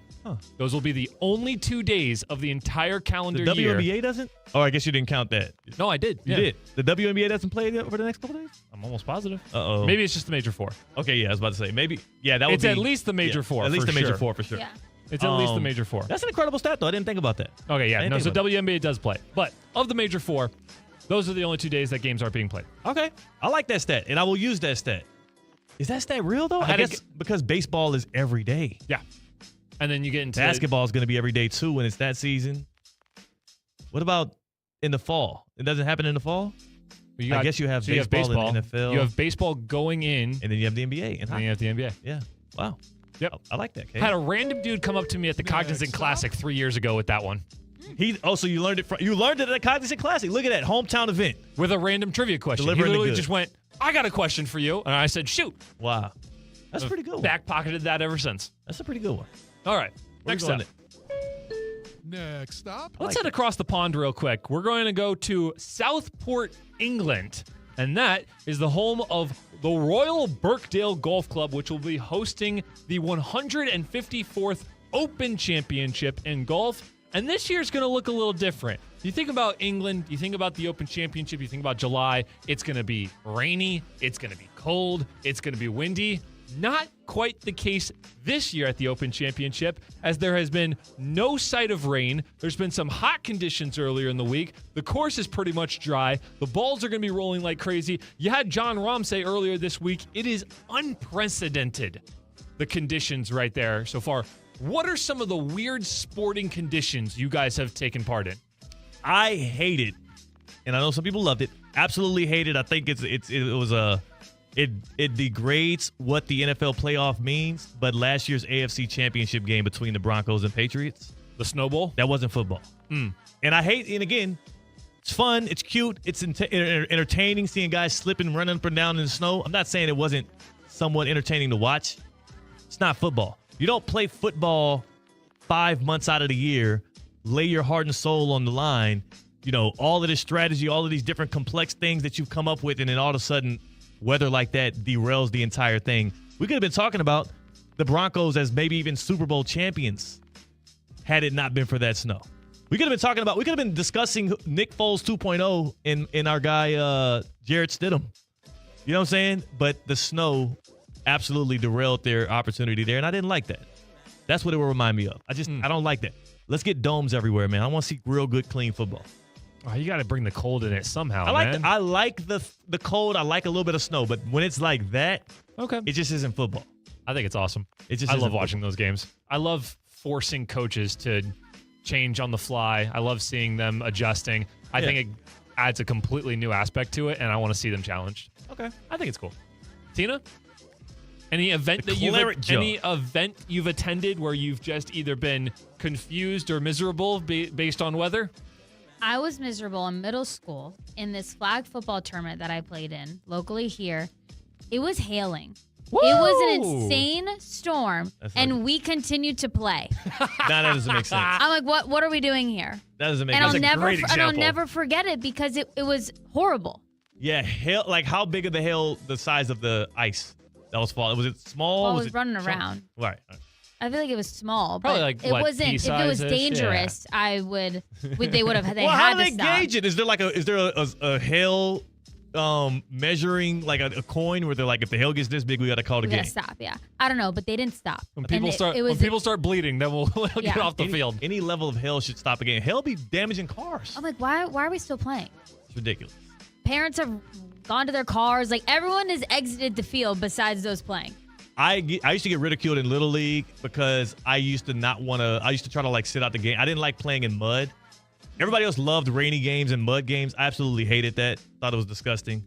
And they used to tease me for it, and deservingly so. It was soft. Last up on our get around, we're headed to Dallas, Texas, where right now we've got France and Spain in the FIFA World Cup semifinal. Between this game and the game tomorrow between Argentina and England, what is the matchup you would like to see most in the final game?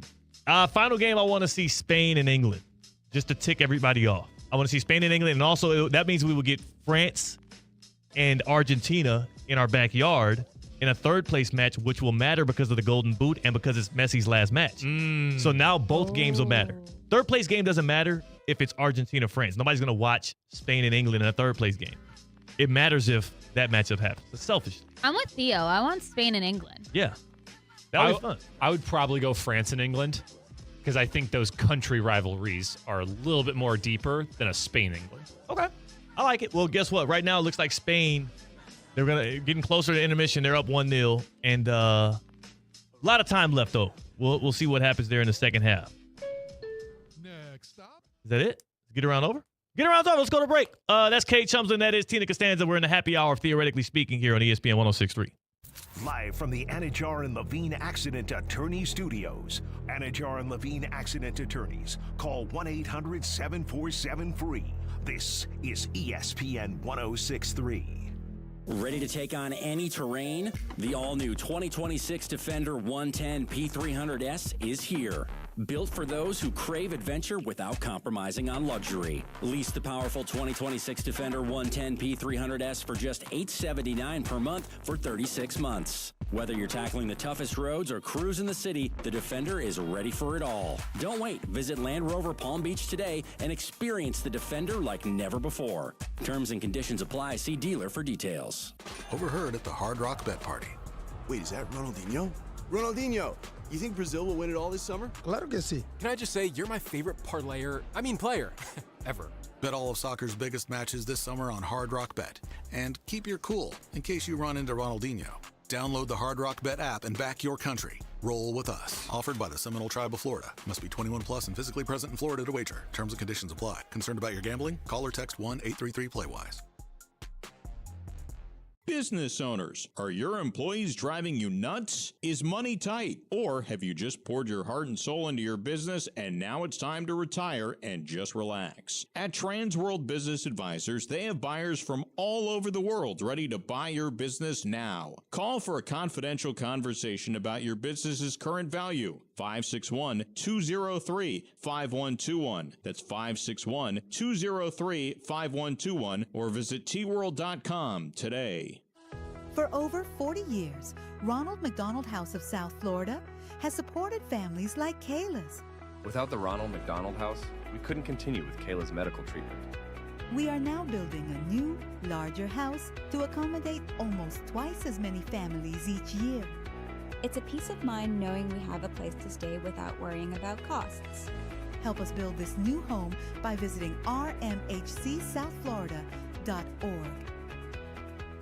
Steph Prince here, General Manager of ESPN West Palm, and I'm here to talk about printing. Banyan Printing and Signs is ESPN West Palm's official print partner, and they are nothing short of amazing. Their quality is top-notch, their turnaround time is quick, and their team is helpful, which makes a huge difference. For over 10 years, ESPN West Palm has trusted Banyan Printing with our brand, so if you're looking for a printing partner, they are the best. You can find them online at banyanonline.com or give them a call at 561-586-6220. Hey, Pelican Man! Does Jim in accounting watch one game a year and think he can be an NBA GM? You don't trade a guy like Dame unless you actually know ball, which I do. Is Mark in the mailroom talking your ear off about what's wrong with football today? Give me that budget and I'll have this roster fixed by Friday. Guaranteed. Does Ted in sales go on and on about how he would manage the bullpen? Complete games used to mean something. I don't know what this is anymore. Time to shoot the casuals down. This is Water Cooler Talk, presented by Culligan. Schedule your free water test today at Culligan.com. Sally in sales. Sally in sales was yapping. Whole lot of yap, talking about how her favorite team, the Miami Dolphins, are the most quarterback-needy team in the NFL. They are a shoo-in to draft a quarterback in the 2027 draft. She's excited about scouting and watching the college football season to see who her future quarterback is. Says Sally, you did wrong. I actually came up with a list, y'all. A little Culligan water cooler talk here. A list of the actual quarterback-needy teams in the NFL, and we're going to divulge on this on another show even deeper. I came up with 6 teams. The Steelers, the Falcons, the Browns, the Jets, the Cardinals, and the Dolphins. That's 6 teams who are confident that they're drafting a quarterback in the first round next year. But as I look at those 6, which includes the Dolphins, they actually, to me, strike me as the team least likely of these 6 to draft a quarterback in the first round. Malik Willis has the best chance out of any of these other dudes. Anybody the Cardinals are trotting out there. The Jets, I mean, we're talking about Cade Klubnik or Geno Smith. Give me a break. They got 3 first-round picks. They're drafting a guy. The Browns, you've shown us several times what your intentions are with this 2027 draft class, and you are not, unless Shedeur Sanders does something unthinkable in his second year here, you are not going to commit yourself to him based on what I've seen that organization already tell us.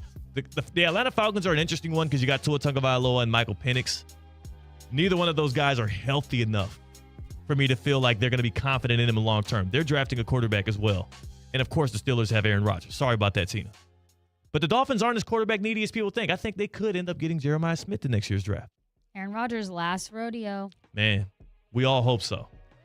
Go in love, go in peace, go in joy. Russo and Rizzo's next on ESPN 106.3.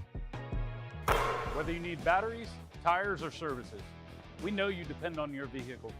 You can depend on St. Lucie Battery and Tire with the largest inventories, expert technicians, and the best price out the door every day guaranteed.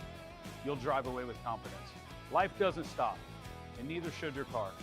St. Lucie Battery and Tire is here for you. Our experts keep your vehicle ready with batteries, tires, and service you can trust. Fast, friendly, and always reliable. Tired of being sidelined by a sports injury? Get back in the game with Baptist Health Orthopedic Care. Whether you're a professional athlete or even a weekend warrior, you can get back to doing what you love with our compassionate orthopedic team. Experience a new level of care and get back to your best. Welcome to being treated like a pro. Make an appointment today at baptisthealth.net/ortho or call 833-556-6764. It's the summer sales event with the Ford crew. Anna, what says summer to you? Sunshine, road trips, camping. And? Ford being #1 in new vehicle quality among mainstream brands according to J.D. Power. And? And low APR offers with Ford credit financing on a select lineup of Ford trucks and SUVs. My kind of summer. For APR offer information, visit Ford.com or your local Ford dealer. For J.D. Power 2026 U.S. Initial Quality Study Award information, visit jdpower.com/awards. Awards based on 2026 model year. Hi, I'm Wendy Sartori-Link, your Palm Beach County Supervisor of Elections. The 2026 primary is on August 18th, and now is the time to make your game plan. Florida is a closed primary state, which means if you want to vote in a party's race, you need to be registered with that party at least 29 days before Election Day. Don't wait until the last minute. Check your registration and get election ready today. Visit votepalmbeach.gov to get started. That's votepalmbeach.gov. See you at the polls. Need an extra boost? With Boost Checking from Flagler Credit Union, you can earn up to $700 each year with a 7.0% annual percentage yield on balances up to $10,000. That's real money for real moments, like a family getaway or treating yourself to something special. Boost Checking from Flagler Credit Union. Requirements apply to earn the highest dividend rates. Limit 1 checking account per membership. Dividend rates and annual percentage yield subject to change. Business accounts do not qualify. Insured by NCUA, official credit union of Florida Atlantic Athletics. Download to see if you qualify. Not all customers will qualify. Transfer fees may apply. No Albert subscription required. Albert is not a bank. Albert Instant Loans are issued by FinWise Bank, member FDIC. Not an actual client. Terms apply. Kylie, what's wrong? I just got hit with a car repair bill. I'm behind on rent, and I feel like I can never save any money. money. Have you tried the Albert app? Albert is your financial assistant, helping you find ways to save and create custom budgets to actually grow your money. Plus, you can get up to $10,000 for big expenses or advance up to $1,000 fast when you need cash right away. Albert can get me up to $10,000? Exactly. Albert spots you in a pinch and helps you grow your money in the long run. I'm downloading Albert right now. Download the Albert app and use promo code CLEAR to borrow up to $10,000 for whatever you need. The Albert app helps you budget better and save more money so you reach your financial goals faster. Download the Albert app right now and use promo code CLEAR to borrow up to $10,000. Use code CLEAR to borrow up to $10,000. Summer of fun. Minor league baseball action at Roger Dean Chevrolet Stadium. Come out for soccer night on Saturday, July 18th, and the first 500 fans will receive a free Frozen Iguana soccer jersey presented by Mega Commercial. And be sure to get into the early holiday spirit with Christmas in July on Saturday, July 25th. Both games are special Frozen Iguanas games, so stop by the ticket office or visit RogerDeanChevroletStadium.com to get your tickets today. Anajar and Levine. Call 1-800-747-FREE. That's 1-800-747-3733. ESPN 1063. WESP Jupiter, a Good Karma Brands radio station. Kaiser University's flagship campus, the 100-acre residential campus at 2600 North Military Trail in West Palm Beach, extends Kaiser University's educational offerings to over 100 degrees within the heart of South Florida. Kaiser University's championship athletic program now has 31 national championships, including the 4th straight men's lacrosse title and a red banner for the women's tennis squad. Visit KUSeahawks.com for the latest on the championship flagship campus of Kaiser University. Hi, it's Evan Cohen, and I've got World Cup fever. There's too much happening to just casually check scores. Mike Rizzo has the updates, news, interviews, and opinions to keep you locked in. Join us for Extra Time with Mike Rizzo, weekdays at 6 here on ESPN 1063. The Marlins are heating up this summer. Fresh off a record-breaking winning streak, the Fightin' Fish are the hottest team in baseball. Otto Lopez and Xavier Edwards continue to deliver at the plate. On the mound, Max Meyer and Sandy Alcantara are shutting opponents down, and they're just getting started. From epic home runs to clutch catches and huge strikeouts, there's no better time to catch Marlins baseball. Take advantage of the fan favorite deal, 4 for $44. 4 tickets plus hot dogs, popcorn, and drinks. Get your tickets at marlins.com/tickets. Prizes, flyaways, even cash money. You want it? We've got it. Find a list of all contests and official rules by visiting ESPNWestPalmContests.com. That's ESPNWestPalmContests.com. The biggest soccer tournament in the world deserves legendary ribs. That's why Duffy Sports Grill is serving up its rib tour. Enjoy slow-roasted, fall-off-the-bone baby back ribs with 3 bold new barbecue flavors inspired by tastes from around the globe. Jack Daniels' Blackberry Barbecue, Sweet and Spicy Chili Crisp Barbecue, or Spicy Mango Habanero Barbecue. Pair them with the match and your favorite game day drink now through July 19th. Duffy's, our game is always on. The 4 o'clock hour of Russo and Rizzo is presented by Gießen 0% Wines. It's 4 o'clock somewhere, meaning it's always the perfect time for Gießen wines. Elevate your game night with Gießen's 0% Sauvignon Blanc, Rosé, Pinot Grigio, even Sparkling Brut. 0% alcohol, all the flavor, Gießen wines from New Zealand, making the 4 o'clock hour or any hour the perfect time. Now, it's time for a little R&R. All into the bucket, lays it up and in.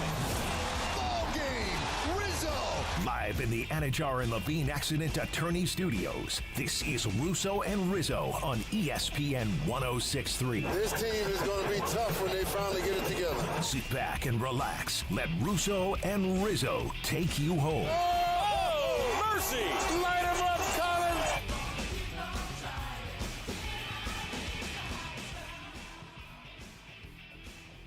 July the 14th, 2026. Welcome on in, folks. It is Colin Russo. We got Mike Rizzo. We got Elias Bustamante back behind the glass helping us out. I am presently in Charlotte, North Carolina.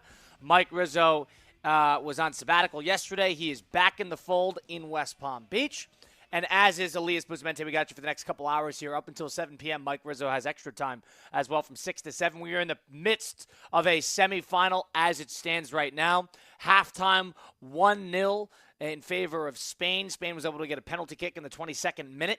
And France has suffered now their first deficit this entire tournament. Mike, welcome back. How are you? You feeling healthy? You're back in the fold? What's going on? Ready to go back in the fold and complaining to Kingdom Come about the 3 o'clock start time.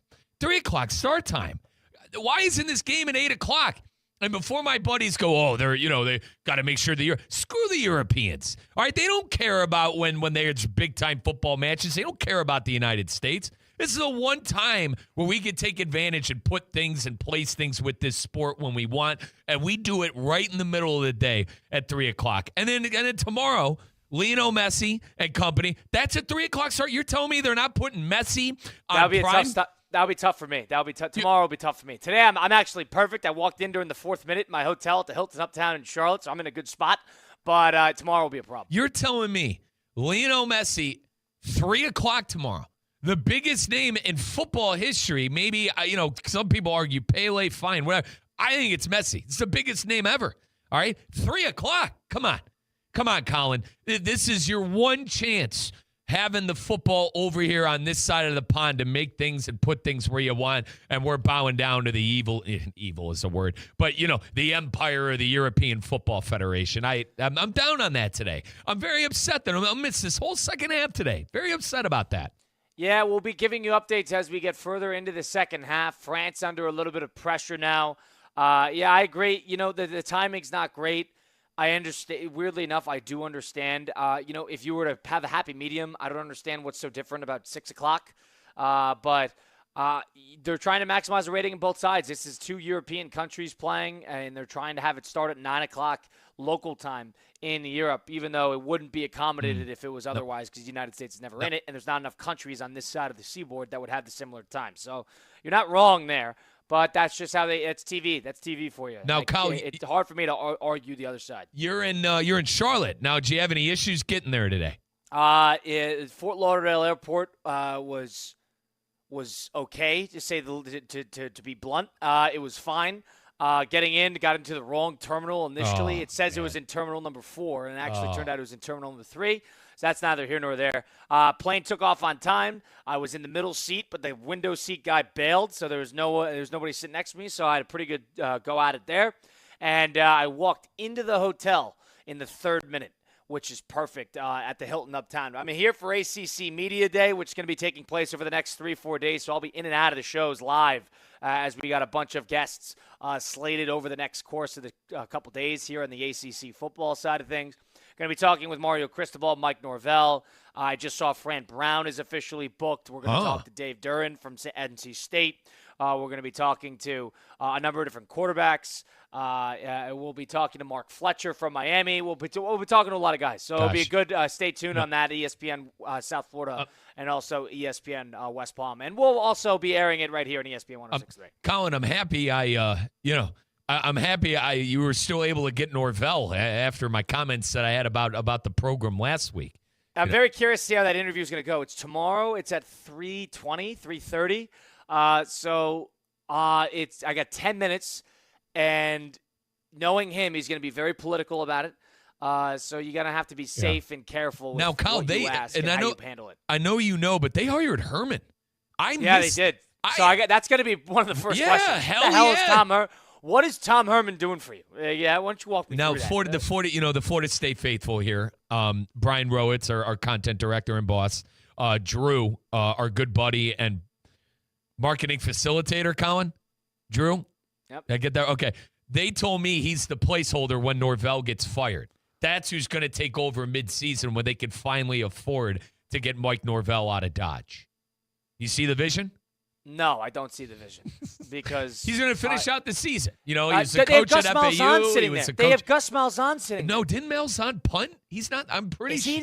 I thought he was still there. Am I wrong there? I think you're wrong. Hang on. Let me double check. But I'm pretty sure Malzahn is not there anymore. He announced retirement. Yeah, he's out. He retired back in February. Okay. He's out. Maybe you're right. I figured it was Malzahn, but I guess they need somebody to stand in there and be the placeholder if Norvell gets fired. I don't know why Norvell would agree to that, because then you're telling me the athletic department said go hire Tom Herman, and if Norvell doesn't agree with that, he's not going to do it. So that's definitely not the case. Now, Kyle, but maybe that's what the athletic department thinks. Now you're going to have to ask, Mario, if you don't win this year, you don't win that conference this year, you're never going to be able to win that conference. Yeah, It's so many words. I agree. Brother, it's so many words. Miami, and you might disagree, and it's way too early, top 5 teams, whatever.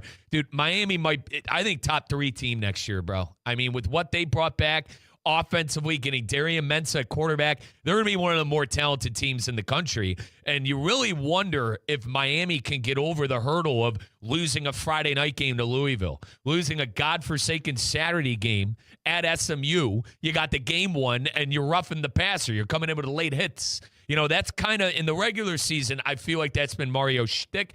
I guess we're gonna have to wait and see if that run from the playoff that they had can carry on over in the regular season and the ACC. But I don't know, partner.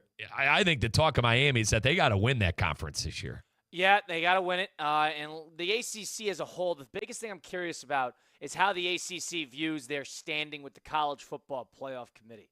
And, I mean, think about it for a second. I mean, Duke won that conference last year, and Duke was at home during the college football playoff. Yep. And I understand they had 5 losses, but you're sitting there as a power conference. It should be a shoo-in, and they didn't get it. So I'm curious on what the ACC, if they stand in solidarity with each other for that. Yep. If the other ACC schools think, boy, the ACC got screwed because, Virginia lost, SMU lost, and all of a sudden now you got Duke sitting there at the top.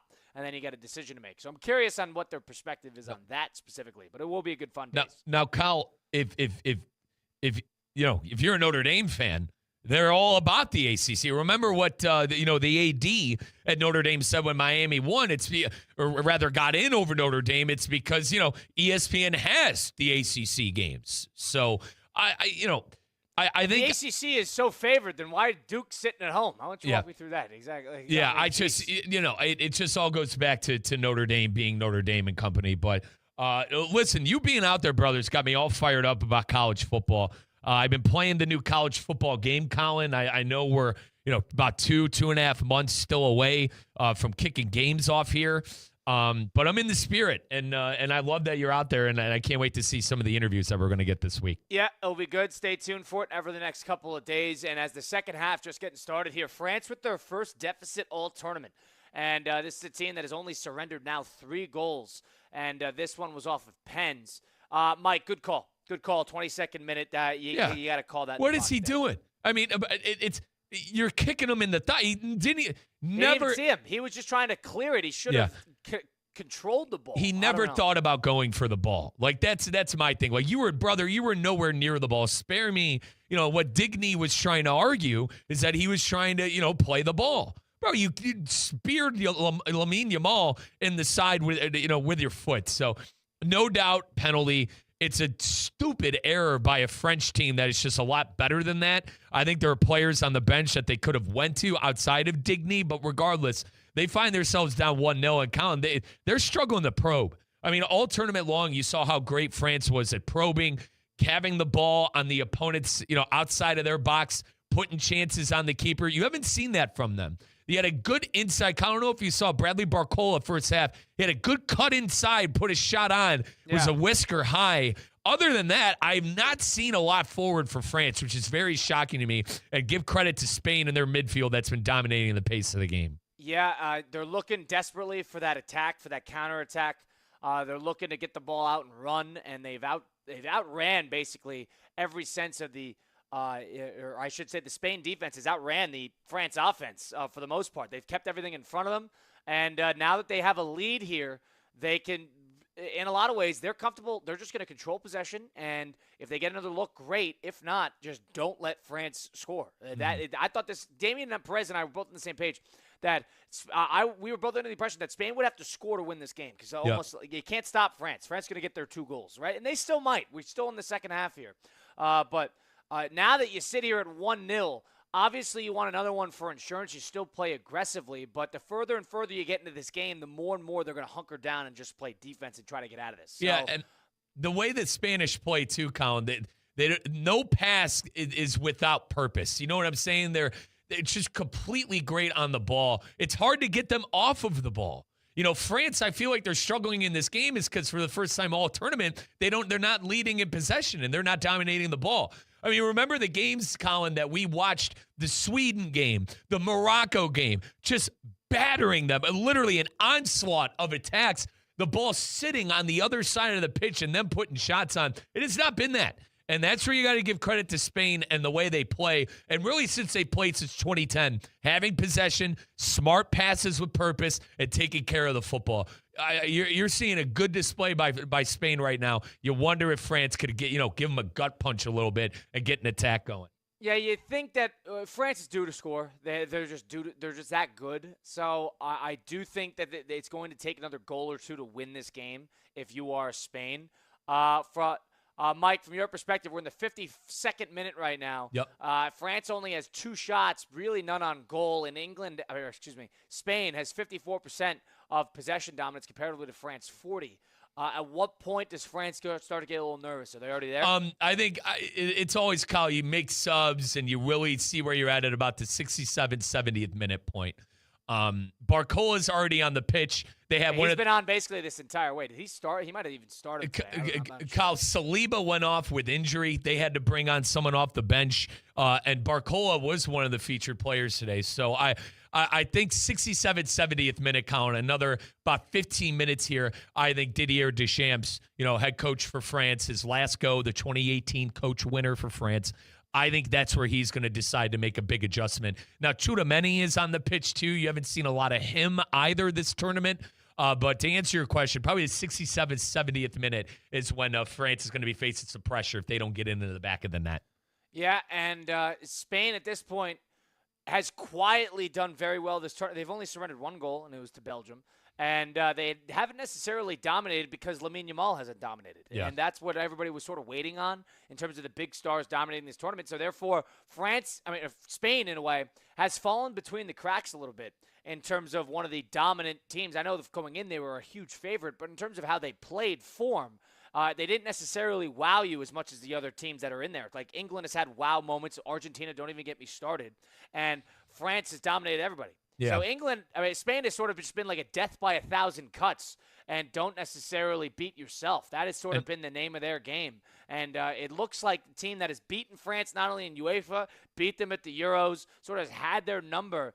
Looks like they got their number again. Yeah. And that would be the thorn in the France side. And Colin, if you look at the Spanish games, they scored over 2 goals twice in the tournament. They scored 3 against Austria in their win and then 4 against Saudi Arabia. The rest of the games, 1-0 against Uruguay, 1-0 against Portugal, 2-1 versus Belgium. I go back to kind of their playing style, Colin. They like having the ball. They don't turn it over. And if they get in a lead, it's going to be hard to surrender it. It's reminiscent to me of Italian football. Now, Italians, back in the day, in their heyday, there is more defense there, Colin. With the Spaniards, it's more dominance in the midfield and not letting you get the ball. But I think it's reminiscent of a couple of the 06-2010 Italian teams who would get a goal and absolutely dig in. And I think that's what you're seeing right now because France, they're trying to, they're just trying to get the ball off their foot and trying to get forward, and they're having problems doing that. You're getting some inspirations on the defensive end, like for this recent play, Pedro Porro dominating Barcola off of the ball. You've been seeing a lot of that. So we'll continue to keep you updated. 55th minute, Spain out of their comfort zone a bit France out of their comfort zone a bit with Spain dominating the ball and dominating the pace. I will say Desiree Doué, one of the better wingers / midfielders in the world, he's putting his shirt on, Colin. So I think he'll probably be coming in for Barcola or one of the tired leg attackers here. Yeah, and Simone, the goalie for Spain, has 5 clean sheets this tournament. They just showed in the broadcast that no male goalkeeper has ever had more than 6 in this tournament. So he's still this has been probably the best goalkeeper this entire tournament and has been the most consistent in terms of just keeping everything out of net. So is Spain here putting on a little bit of a bullying the bully a little bit. And the more and more you get into this, France is a buzzsaw. I was talking about yesterday, if they were to close it, if this is France, by the way, if France were to close this out and let's say still win and then show their flashes of dominance that we've seen throughout this entire tournament, we'd be sitting here next Monday talking about that's one of the best World Cup teams in the history of the sport in terms of just pure dominance. Yep. This is the first time you've really seen them. The word is bleed, but as Barcola gets subbed off here, right, as you said. Yep. This has been one of the first times we've seen them bleed all tournament. So maybe they're due for this. Maybe it's good that they're getting a little bit of, I guess, adversity. But for a team that has put together one of the best runs in terms of dominance this World Cup has ever seen, it's almost bizarre to see them not completely dominate offensively. Yeah, and what a French fan will argue right now is that they scored on a penalty. They haven't Spain hasn't necessarily. Call. It was, and I want to remind the French fan, it was always a penalty. And that's why France beat Paraguay. Right. And the fact that France is out of their comfort zone, Kyle, with the quality that they have, it speaks volumes to how well the Spaniards were prepared going into this game, dominating the ball. I'll tell you what, Dani Olmo, Ruiz, these guys are turning like I haven't seen anything in the midfield all tournament long. So you give credit to the Spaniards. You got a long way to go, though. We know a lot of quality that the French have up top, and even with Dude subbing on here in the 57th minute. 888-760-3776, the number to get into the program on Russo and Rizzo. That's 888-760-3776. We are about 57 minutes into the semifinal, the first of the two semifinals for the World Cup between France and Spain. Spain leading 1-0. Goal off a penalty in the 22nd minute. Would it be better off, in your eyes, as a neutral, or maybe you have a team in this, Kyle, to see France win or to see Spain win as, wow. Spain's in. Spain is in, indeed. Is the flag up there? It looked like it was off the goalie, so I don't think no offsides to be called. No, Pedro Porro, back of the net, clean strike. France a disaster. France a disaster on that back line. 57th minute. Wow. 2-0. Now we've seen France in a similar situation at the World World Cup final. They were down 2-0. That's right. 4 years ago. But now, I mean, Kyle, we're getting, like I said, 67th, 70th minute. We're getting to that point where you're going to have to throw the kitchen sink. We might already be there at 2 goals now. Now you're nervous. Yeah, now you're in deep water. Now, I mean, you see Didier Deschamps with his staff looking at I'd love to what's see going a on. replay. Yeah. I got one Simone here. Made geez. No, Kyle, it wasn't off. It was not off because I think it hit off the goalie. Too, so Olmo got tackled. Yeah, that was definitely not. Yeah. So good. Kyle, Olmo got tackled. It was Upamecano honestly fouled him, and then the ball ended up to a streaking Pedro Porro, who was already on his run. Just a perfect play. So Kyle, 888-760-3776. Let's quickly check in with Ernie in West Palm. Ern, you're on Russo and Rizzo. What do you got for us, brother? Are you watching the football? Are you paying attention with what's been going on with the World Cup? How are you, brother? No, actually, thanks for taking my call. I'm training. You're training for what? Ernie, how about you tell Mike what's going on? Yeah, well, let's put him on because he wasn't there. He was sick. And by the way, I'm glad you're well, my friend. Thank you, brother. Vegetables? Were you eating the vegetables? No, what I honestly, bro, I don't care about Aaron. I had a stomach bug, brother, and I think I got it from being in a public pool all weekend, but neither here nor there. I'm all good and ready to go today. Colin gave me an at-home remedy that has been working like you wouldn't believe. Oh, I told you. So, yeah, it's working like you wouldn't believe. And I'm almost back to I am back to 100%. I just, it was one of those things where I had to text our boss, Brian. It's like, it sucks, but I'm going to have to take to here. But Ern, what's going on, brother? Tell what Mike do you got going on? What's planned? What it is that I'm going to erase your at least down that street right there in front of the studio. Who's he racing? I didn't hear it. Me. Oh, he wants to race me. Ernie, a couple of questions here, brother. Now, we're kind of similar in age. Me being 31, brother. I'll tell you what, mate. I never had the breakaway speed, but you got to be careful. That's 3-0, by the way. Ern, or is he offsides? Regardless. Yeah, Dad looked offsides. Ern, you got to be careful going full speed, brother. Can you practice for me? I don't need you blowing in Achilles trying to beat a 24-year-old. You know what I'm saying? Ernie, your thoughts. Hey, this is what I'm going to do. Let's say I'm doing something wrong. I'm running an errand. So let's see if I get this done, and let's see if I swing by the studio and run a practice run in front of the window. Practice. I'm not even going full speed. I'm just going to practice. Kyle, I'm going to go He's practicing his gassers, brother. Ernie, I'm in Charlotte, North Carolina at the moment. I'm not going to be there to race you, but you're more than welcome. I can get an intern. Ernie, I got an intern here. I'll tell him to time you. And start running up and down the sidewalk. Right. You're more than welcome to do that. Ern, do you feel confident in your breakneck speed at 35 years old right now? I'm 55, and I know I can beat him. Wow. I gave you the benefits. Ern, you see what I did there, brother? You see what I did there? All right. Well, Ern, I saw that. If you show up here, brother, should I have someone on standby? Do you have one of your children on standby if you go down? No. No. I'm confident enough that I could do this without getting hurt. Now, how did this happen? How did this happen? And he just said he was faster than me, and I said, Ernie, you're being ridiculous. Go ahead. Remember the comment that I said about the soccer youth of USA? That I said that if this was last week, that if they could beat me, they can they should even try something like that and something like that. And then Colin said, "All right, okay," and he hung up. You guys turned me off. I said, Ernie, if our soccer youths can't beat you in a race, we're never going to win a World Cup. All right, let's get that. All right. Oh God, Ernie, I'll see it. So what? I'll see you outside of the window in 20 minutes, brother. I'll try. I'm gonna see.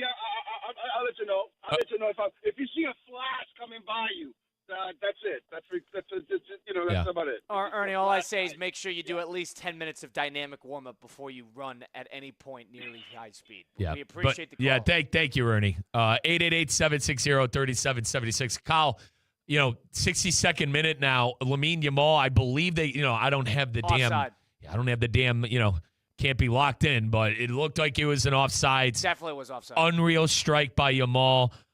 Did you see what Yamal tweeted / posted on social media before the game? I did not. What did he say? It was him. It was just a picture of him scoring against France in the Euros. So he's basically calling the shot here. Now, Colin, 888-760-3776. We got Carter in Atlanta.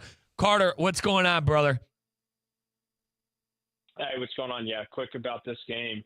I wouldn't count out France. I mean, as you said, we've seen them do it before, and in the blink of an eye, you can have Mbappe score two. And I know you kind of said it, but one of the goals was a pen, which in my book is not a true goal. It was a penalty, but it's not a true goal. Now, but honestly, going into this game, I was like shoe in, thinking France is going to win this whole thing. I was as well. But I honestly like the matchup better for England going forward. Huh? You like them if Spain's able to get out and England is able to beat Argentina? You like their odds more so against Spain than France, Carter? I before this started, I mean, Spain does look good, to be fair. But before this started, I was telling my English mates that if I think that England can beat any team but France. Now I look a little ridiculous, obviously, now with them down 2-0, which again I wouldn't count them out. They have different strengths. England's got a bad back line. Yes, and France has got the best attack in the tournament, so it's not a good matchup indeed. Exactly, and honestly, and I'm saying that a little bit too with Yamal or Lamine Yamal. Yep. I mean, he's not looked.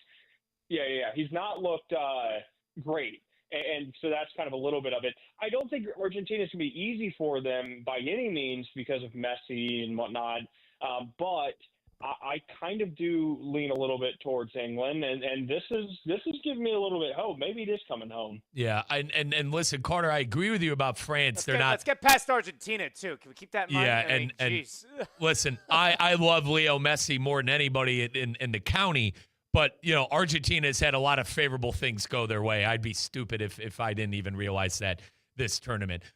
Carter, appreciate the call, brother. 888-760-3776. You could call in yourself.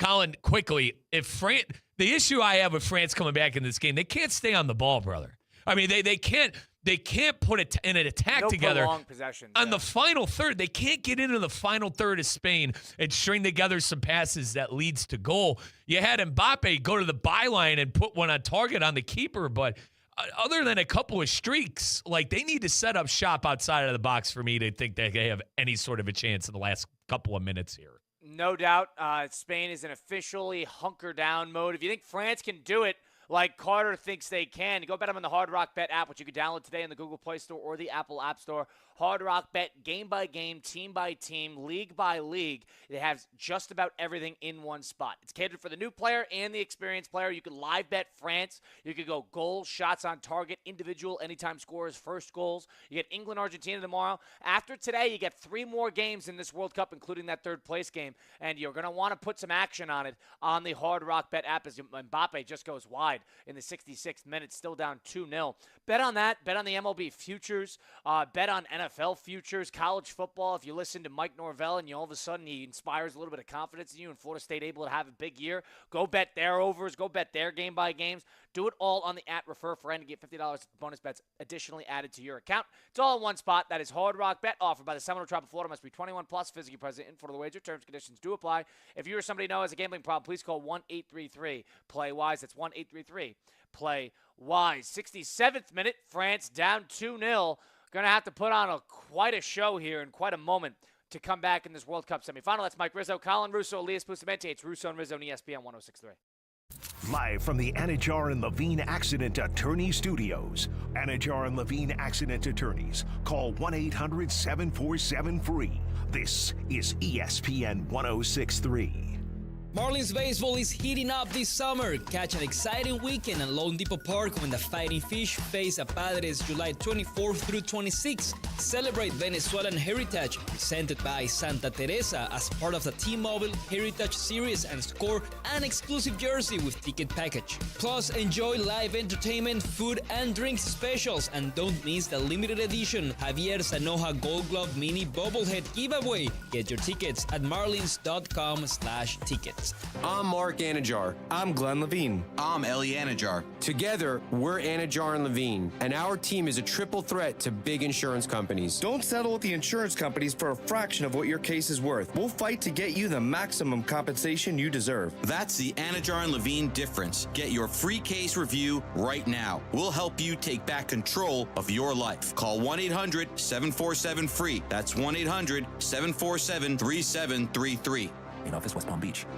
At Baptist Health Orthopedic Care, you don't have to be a pro athlete to be treated like one. We use the latest innovations to create a treatment plan personalized for you, no matter who you are. Our team of orthopedic and sports medicine specialists have the expertise to help you get back out there performing at your best. And with top-notch recovery and physical therapy, you'll be back in the game and living your life to the fullest in no time. Welcome to Pro-Level Orthopedic Care. Learn more at baptisthealth.net/ortho. We want to see ya in a Greenway Kia.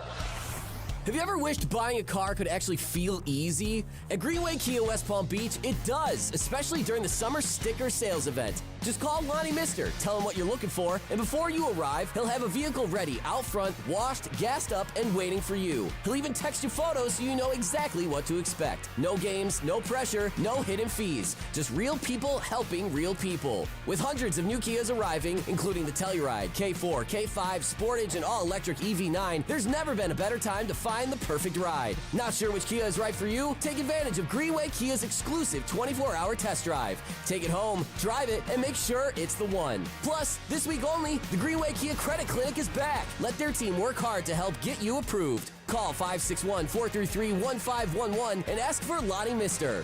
Greenway Kia West Palm Beach, where buying a car feels personal. We want to see ya in a Greenway Kia.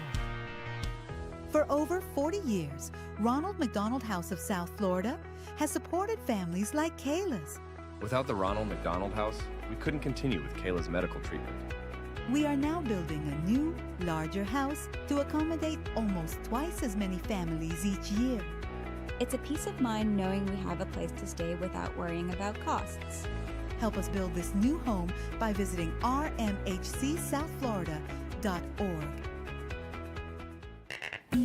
The 4 o'clock hour of Russo and Rizzo is presented by Gießen 0% Wines.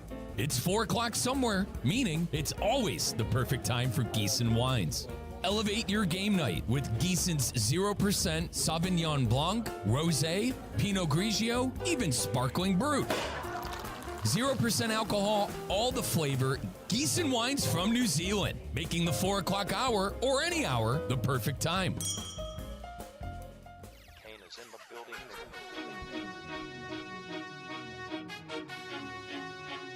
Let's get back to the Anajar and Levine Accident Attorney Studios. This is Russo and Rizzo on ESPN 106.3.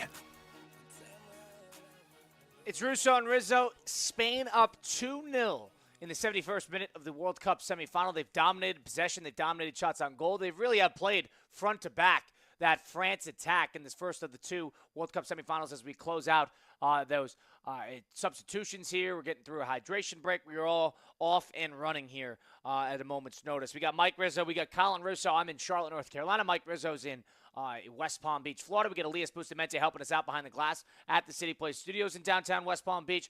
Listen, if you're somebody that is driving down 95, you hear that Spain scored again, you're a big Spanish fan, and all of a sudden you're not paying attention to the road, somebody rear ends you on 95, all of a sudden you need an accident attorney. You dread the day that you will actually need to go find and enlist the help of an accident attorney. But when you do, you want to make the right decision. That's where Anajar and Levine check in. Mark Anajar and Glenn Levine are the best in the business in South Florida, making sure at getting you what you are deserved, whether that is the maximum compensation that you deserve. And you know they're going to fight for you because they don't even get paid unless you do. It's Anajar and Levine. They are the absolute top of the line in South Florida. If you drive down 95, you get 6,000 options of different accident attorneys, but there's only one best. So go check them out today. That's Anajar and Levine Accident Attorneys. Call them today, get a free consultation, and take back control of your life. That's 1-800-747-FREE, 1-800-747-3733. Mike Rizzo, Colin Russo, Elias Bustamante. Mike, I didn't even ask you, what are you rooting for in terms of a final here? Even if I wanted France the rematch, brother. I wanted the rematch. I wanted France v Argentina round 2. But listen, I can't sit here and complain about a Spain in the final either. What I'm happy about more than anything, me being a United States men's national team fan, me being a big component of, getting the game of soccer to a bigger level in this country. I'm happy that if the U.S. aren't there, I'm happy that the 4 top FIFA teams are. I mean, it's the first time. God, I can't. Ever. I think it's yeah, ever. I think it is ever. Yeah, but first time ever that the power rankings of the 4 best teams according to FIFA are here. Obviously, with Spain and France, and then Argentina and England. You're gonna hate me, Colin. I like the English at this point. If Messi gets knocked off, I'd probably root for the English. I could go without Spain and France winning, brother. I'm gonna keep it a buck here. Obviously, I want Lionel Messi. We're home of our Inter Miami Herons. You can hear me on the calls. I'm on ESPN 106.3. But if somehow, some way Messi loses to England, I'll be hitching my wagon to England because I'm all good on the Spain and France train partner. Spain hasn't just made their first sub of the game, it looked like. Yeah. Pretty unbelievable. It's 74th minute here. For the record, I love Mbappe. I appreciate his greatness. I think he's going to be great at Madrid this upcoming season. But Kyle, France won in 2018. They're a juggernaut. I think they've won Elias 3 times. I think they've won the World Cup 3 times. 98, 2018, and then eventually they might have had a third one. But I'm pretty sure they had 2. Two or 3, but 2. Oh yeah, Elias is 2. I mean, Kyle, they're the old guard. You tell me how much you hate the old guard. I mean, England hasn't won since '66. I know you still have a problem with the Redcoats back from 1776, but they're an ally. They're a global ally to this country now. I appreciate. Listen, Simon Jordan says it, all right? And I love Simon Jordan, but English broadcaster, folks. He says it. If you're going to like the Premier League, you want to reap the benefits from the Premier League, I don't want you hating on the English national team in so many words. So I love the league. I love their players. If they're able to beat Spain, sign me up. Sign me up, Kyle, if they're able to beat Spain. But I'm hoping Messi gets there. Elias Bustamante, our producer behind the glass today. Elias, what are you rooting for in terms of a final game? Were you also rooting for a rematch between France and Argentina? I mean, I was hoping we can see the rematch, France-Argentina. But honestly, since the beginning of the tournament, I was 100% going for Spain. They seem they seem like the best team overall, solid team, offensively, defensively. I mean, only 1 goal against. I mean, if France doesn't score any goal right now. Wow. This could be a red card. That was a shocking challenge, boys. Yeah, we'll see. But I mean, that was on Yamal too. That was a shocking challenge. They didn't even pull a card out. What? Wow. Yamal on Mbappe. That's a shocking tackle. Hang on. Oh, my God, boys. That could have been a red card. If Flo Balogun is a red card, what are we doing? I mean, wow. Anyway. Yeah, that's a card. Oh, I mean, for the record, myself, Elias. I would say that's a card. I would not say that's a red. I just want this game to go to penalties. Myself, Elias, Damian, Julian, Tomas, all four of us, Colin, picked Spain to win the World Cup. Now, I didn't know, hindsight 2020, you didn't know the kind of tournament that France was going to have leading up to this. But, we all know Spain's quality. They're the 2024 Euro champion. They beat France in that tournament. They beat host country Germany in that tournament. They're one of the top teams for a reason, and I think it's showing today, Elias, specifically in the midfield. Yeah, 100% the midfield, and I think the defense, especially Rodri and Fabian Ruiz, those two guys are just controlling the whole game. And France, they have no idea what to do, and I think even if the final is England or Argentina against Spain, I don't see any team beating Spain right now. I don't see Argentina with Messi beating them because, yes, they're in the semifinal, but they struggle against smaller teams. Cape Verde, Switzerland, they've had issues with those teams. So I think if they play Spain, they're going to have a bad time. I think they're going to go to the final, but I'm probably like 60-40. They're going to probably England, we're going to see a surprise tomorrow because both teams, they play bad. They actually played awful. Now, boys, when it comes to Argentina, are you buying into the narrative that they haven't necessarily played anybody? Because any slander I see towards this Argentinian team is the favoritism from the officials in FIFA and the fact that, they have not played. Guys, they have not played a top 15 team in the world so far. Yeah. You can't. Granted, this is a team that has won a World Cup. So in terms Correct. of, if we're saying they're fake, how can you say that? As they've basically, the last time this squad took the pitch in the World Cup stage, they won it. So you can't necessarily run away with that. And Mike, I didn't even get your thoughts on this. The Embolo red card in the 72nd minute of that the Argentina-Switzerland game. They called a yellow on the field after a dive in favor of on the Argentinian player. VAR gets involved, says you penalized the wrong player. The referee has to turn it around. And Embolo, who's playing on a yellow, who is Switzerland's best goal scorer, gets sent off with a second yellow red card. And then all of a sudden, Switzerland plays down a man with about 40 minutes. Your listen, thoughts there? Colin, it's unfortunate that it had to be the second yellow, but I didn't mind it, bro. Stop going down like that, dude. Stop going down like that. That's the put that in the textbook of the simulation dive, whatever you want to call it. Never got hit. The thing is, like, guys, just to also add a little bit on this, the thing was the rule. They actually applied the rule. It's a new rule, and they actually applied. Now it's not usual to see it being applied. That's why people were like complaining, saying, "Oh, but if it was another team, they would have done the same." Yes, because that's the rule. So people are saying, "Oh, they're helping Argentina." No, they're not. Maybe some of the calls are like, "That's weird," but they're just applying the rules. They're just applying and following the rule book, which is fine. People are running away with they're rigging it for Messi. Well, they're running away with it. The Switzerland players even looked like that. They're they're only calling this because it's Argentina. And then you look at the play and you're thinking, first of all, if you're playing on a yellow and you know that a dive is a yellow, why are you? That is a self-inflicted wound. Now, Colin, they're running away with it for a number of reasons. Number one, the group stage. I mean, the teams in their group. I personally want to remind everybody that Argentina was world number 1. I think no doubt they were always going to get a favorable role, but people are saying the group stage. Kyle, the Egypt game, and a lot of the things that, the VAR looked back on something that happened 100 yards after the goal. People are on that.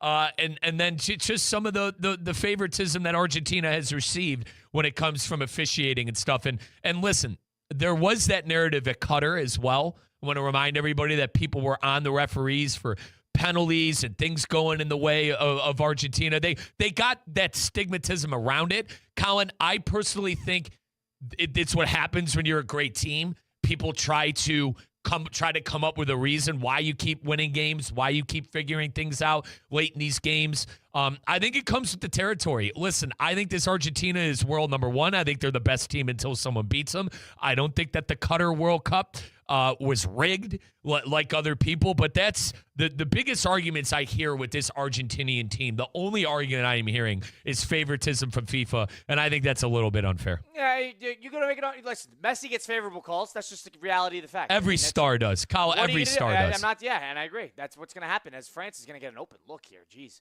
As Simone was diving all the way. Nice play there in the 80th minute as France averts a little bit of disaster.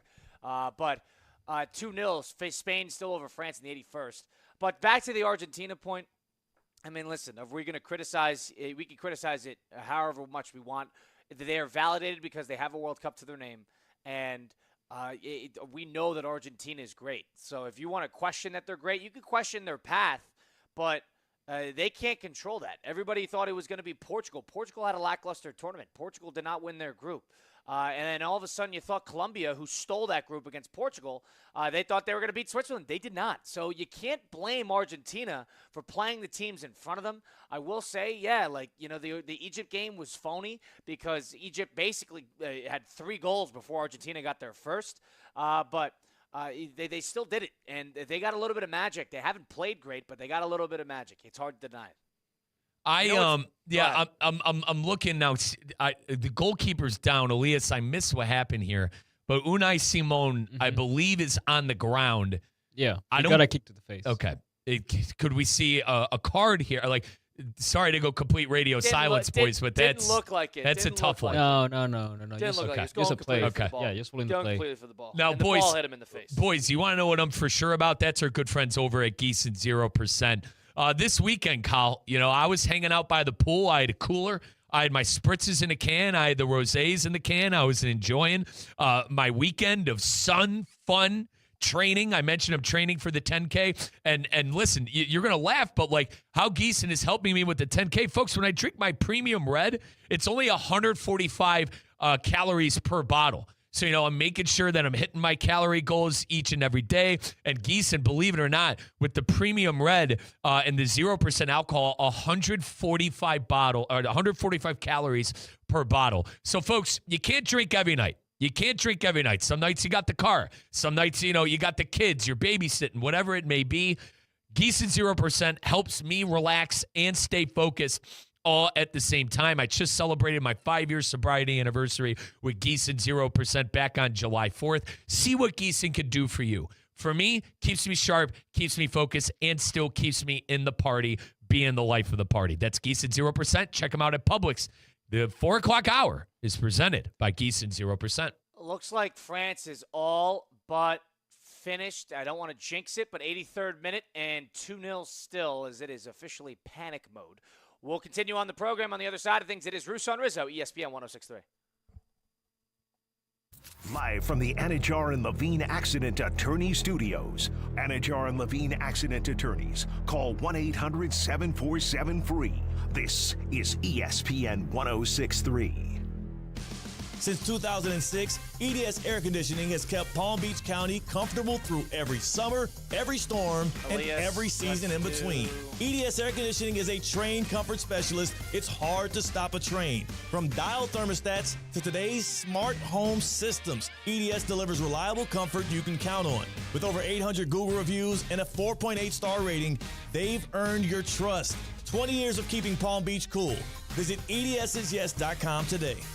This is ESPN 106.3's Mike Rizzo, and recently I had the pleasure of speaking with Dr. Curtis J. Keppert. Dr. Keppert is an orthopedic surgeon who specializes with injuries in the shoulder, elbow, and knee. And Dr. Keppert loves getting an athlete back to 100% and where they need to be. Just their desire to get back to, the thing that they love to do, and taking them through a low point when somebody gets an injury, and when it is, especially when it's a surgical problem, they know maybe an ACL, they're going to be dealing with this for a year before they can get back, and just taking them through that low point, fixing the problem, and then guiding them through that recovery, and then you see them back out there playing, and it's the best feeling ever. That's Dr. Curtis J. Keppert with the Palm Beach Health Network Physician Group. For physician referral, call 866-654-2362 or go online to pbhnphysiciangroup.com.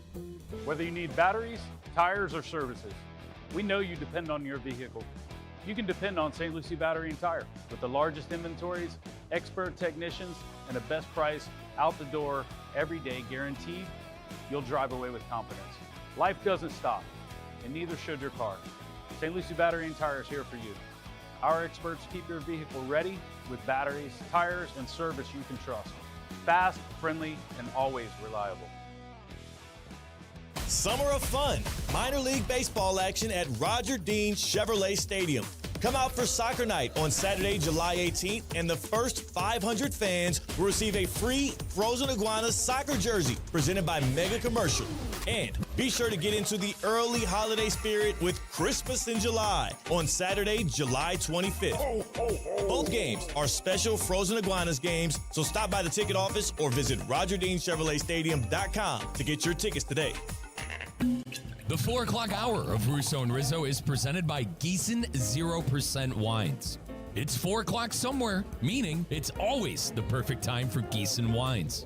Elevate your game night with Gießen's 0% Sauvignon Blanc, Rosé, Pinot Grigio, even Sparkling Brut. 0% alcohol, all the flavor, Gießen wines from New Zealand, making the 4 o'clock hour or any hour the perfect time.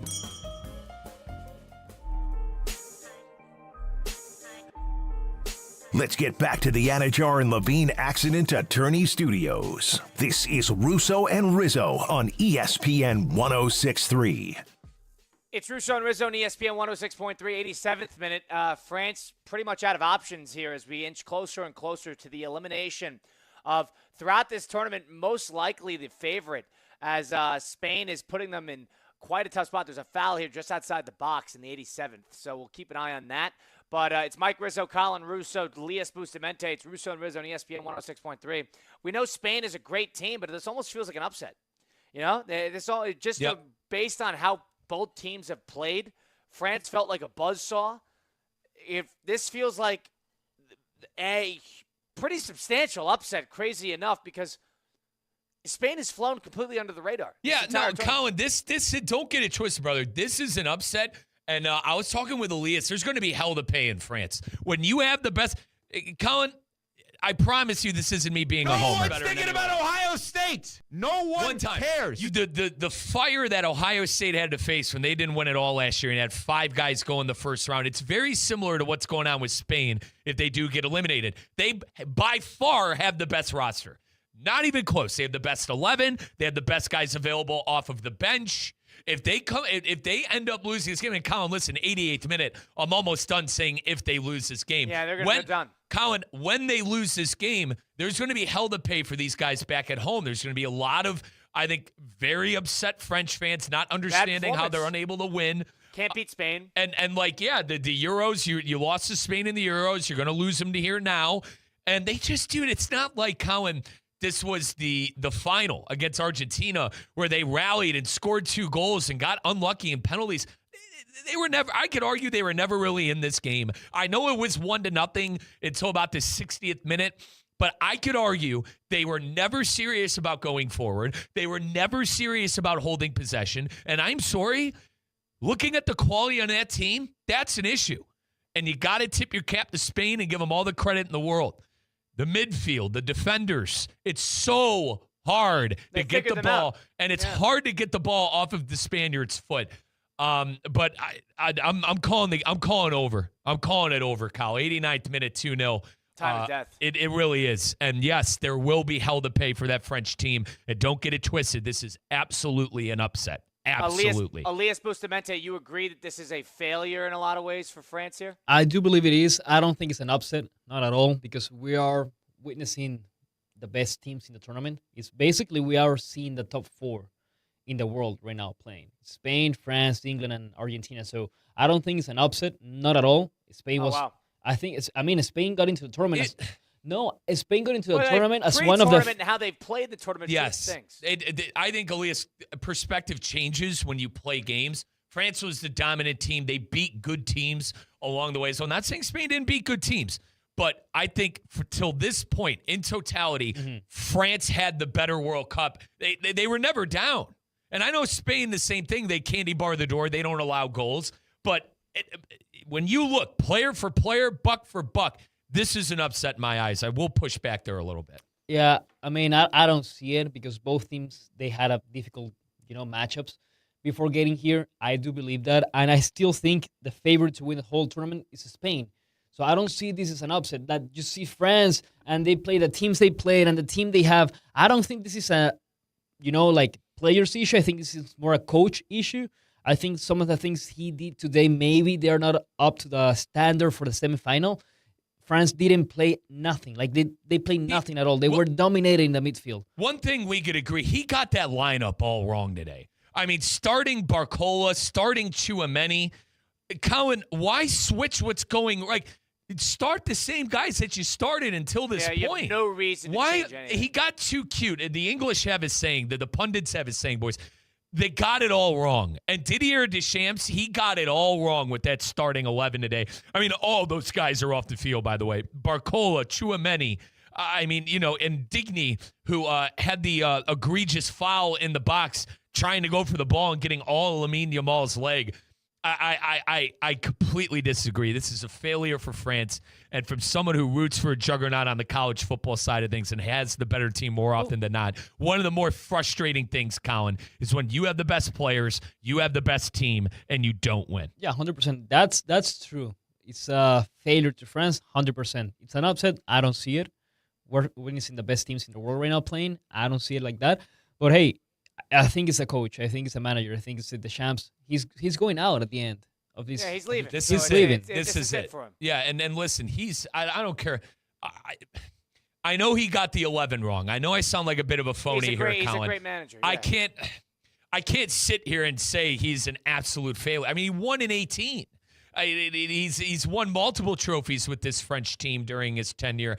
I mean, he's a legendary French coach. This one's going to sting. Reminiscent of Coach K losing to North Carolina in the Final Four. In his final game, yeah. I mean, truly, just got a lot of things. Coach K, in my opinion, got a lot of things wrong in that game. And similar to Deschamps here, kind of crazy to sit here and watch it. I did not expect this at this juncture in time with how well France has looked. Too. Yeah, not even a goal. Not even a goal. And that's it, Colin. I go back to my argument of this isn't like the World Cup final in 2022 where it went to, you were down 2-0. You came back, went to penalties. You had a chance with Kolo Muani before penalties. You had nothing going forward with Ousmane Dembele, Kylian Mbappe, Bradley Barcola, Michael Olise. Absolutely unacceptable on a lot of levels.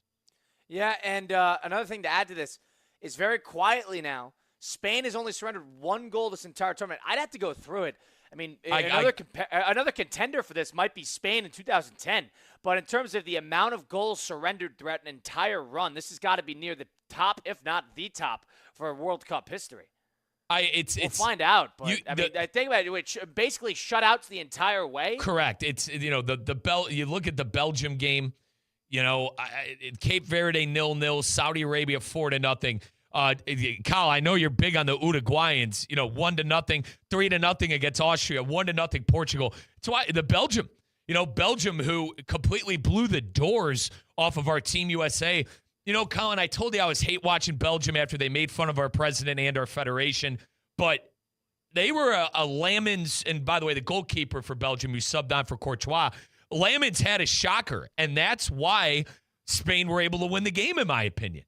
And it didn't have to go to penalties, and it didn't have to go to extra time. I mean, like Belgium, the point I'm trying to make is Belgium played Spain better than France played Spain. And from someone who hated Belgium for what they did and whatever, but it's time to put some respect on that because if they're going to be the one team to score, and granted, we're going to have a final, but they were the only team to score on them at this tournament, I think there has to be something there for Belgium. Keep an eye on it. 888-760-3776. Is this a failure for France? Now, they got to the World Cup semifinal. They basically outscored their opponents. They hadn't trailed this entire tournament and then get shut out, most likely, versus Spain in the semifinals here at Dallas. It looks like Spain's going to be representing one side of the bracket in that World Cup final, and the other will be between that England and Argentina war that is on the way here tomorrow. Yeah, 3 o'clock. A ton of history. Thank God the game's at 3 o'clock. Thank God the game's at 3 o'clock. Ton of history. You know where there's a lot more history, too? Let's celebrate the right way, and that's poor Mike Rizzo, a classic. Yeah, I'll tell you what. When I'm in my lair, when I'm in our spare production room, I'm going to have a spritz in a can because I still can't believe these games are at 3 o'clock. And you want to know what's going to calm me down are my good friends at Geese at 0%. The 4 o'clock hour brought to you by Geese at 0%. Go check them out at Publix. If you're driving, can't necessarily join the fray, can't join the party that day, that night, whatever it may be, the 0%, Geese and 0% will keep you in the game and focused. I mentioned for 5 years now, I have been sober. I just had my 5-year anniversary in July. I did it with Geeson on the boat with Uncle Mark, Cousin Mike, the whole 9 yards. Folks, that's how I drink Geeson. I drink it at the pool. I drink it on the boat whenever I'm out. How you could drink Geeson, that's going to be up to you. And you're going to check them out at Publix. That is Geeson 0%, keeping us sharp, keeping us focused, and keeping us in the game. You want to know who's about to be out of the game, Colin? France. And once again, the 4 o'clock hour brought to you by Geeson 0%. A Titan falls again. Goodbye, France. As Spain will move on to the final. We'll get into a little 5-5 on the other side of things. That's Mike. I'm Colin. Elias Bustamante. It's Russo and Rizzo on ESPN 106.3. Dining out? Yikes. Couldn't be me. Except, wait, it is me? Because now, for a limited time at McDonald's, I can get a classic McChicken or sausage burrito for just $1.50. You heard that correctly. $1.50 USD. That's less than the gas to get there. Or 1 hour of parking. Or, well, honestly, most things right now. Leave it to McDonald's to come through for me and the crew when we need it the most. Ba-da-ba-ba-ba. Prices and participation may vary. Cannot be combined with any other offer or combo meal. All new drinks are now at McDonald's, with refreshers like the Strawberry Watermelon Refresher and the Mango Pineapple Refresher with popping boba, to crafted sodas like the Sprite Berry Blast with berry flavors and cold foam. Who knew ice-cold drinks could be so fire? 6 all-new drinks are here, now at McDonald's. Refreshers contain caffeine.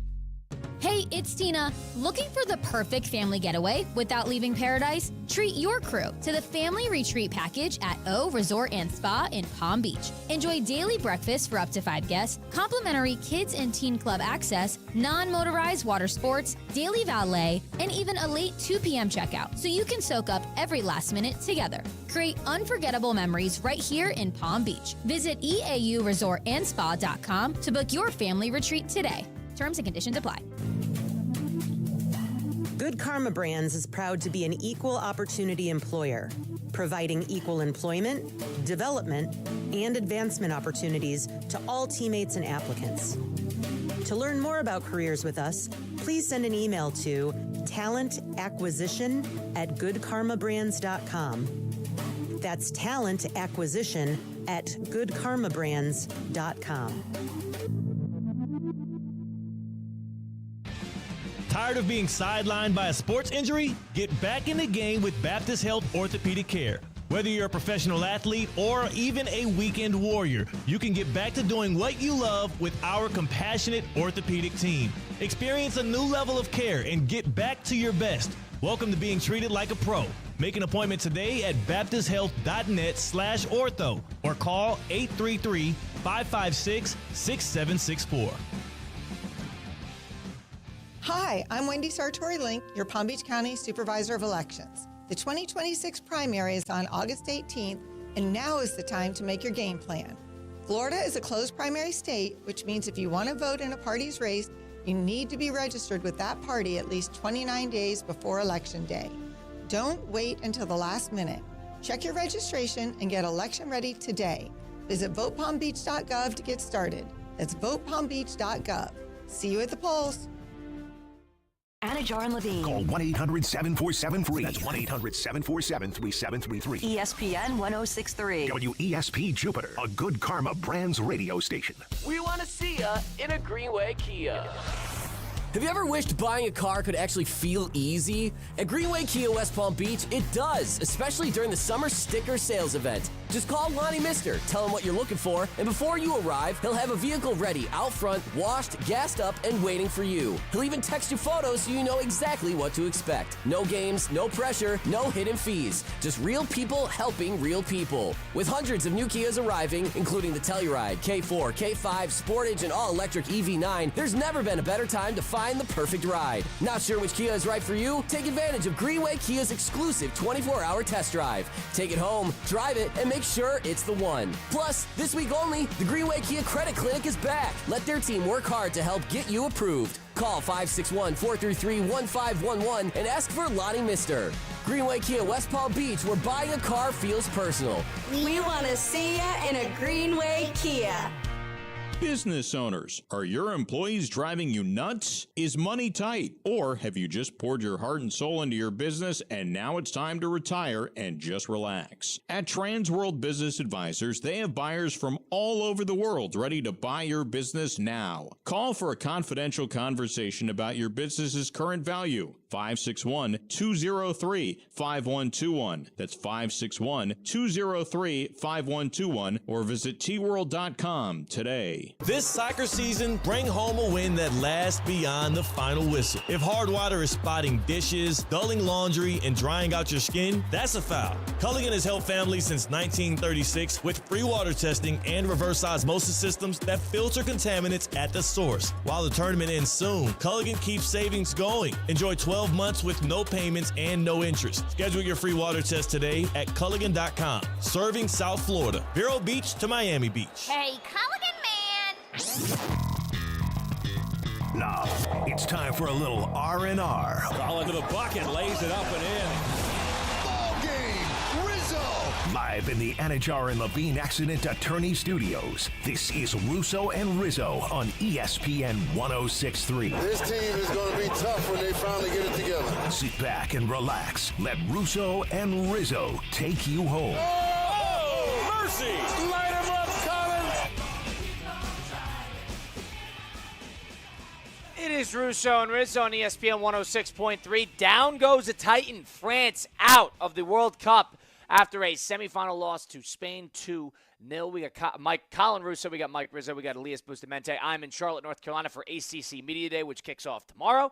And Mike Rizzo is in West Palm Beach alongside Elias Bustamante. We got you covered. That was the 4 p.m. hour presented by Gießen 0%. If you missed any of it, go listen back. Apple, Spotify, wherever you get your podcasts, just go to Russo and Rizzo. Go watch it back. ESPN South Florida as well. Down goes a Titan. Now, I'll tell you this.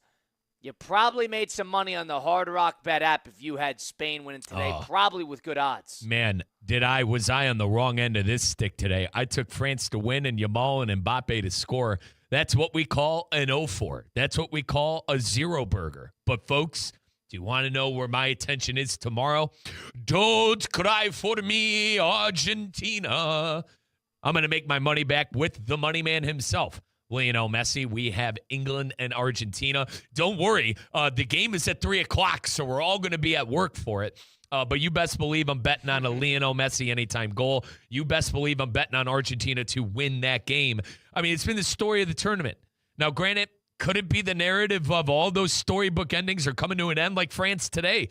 They looked like the most dominant team in the field. Didn't even score a goal. Could that happen to Lionel Messi in Argentina? If you think so, put your money where your mouth is. Take the 3 Lions. Is it coming home for the first time since 1966? Are you like Carter in Atlanta, who thinks England is going to win the whole thing now?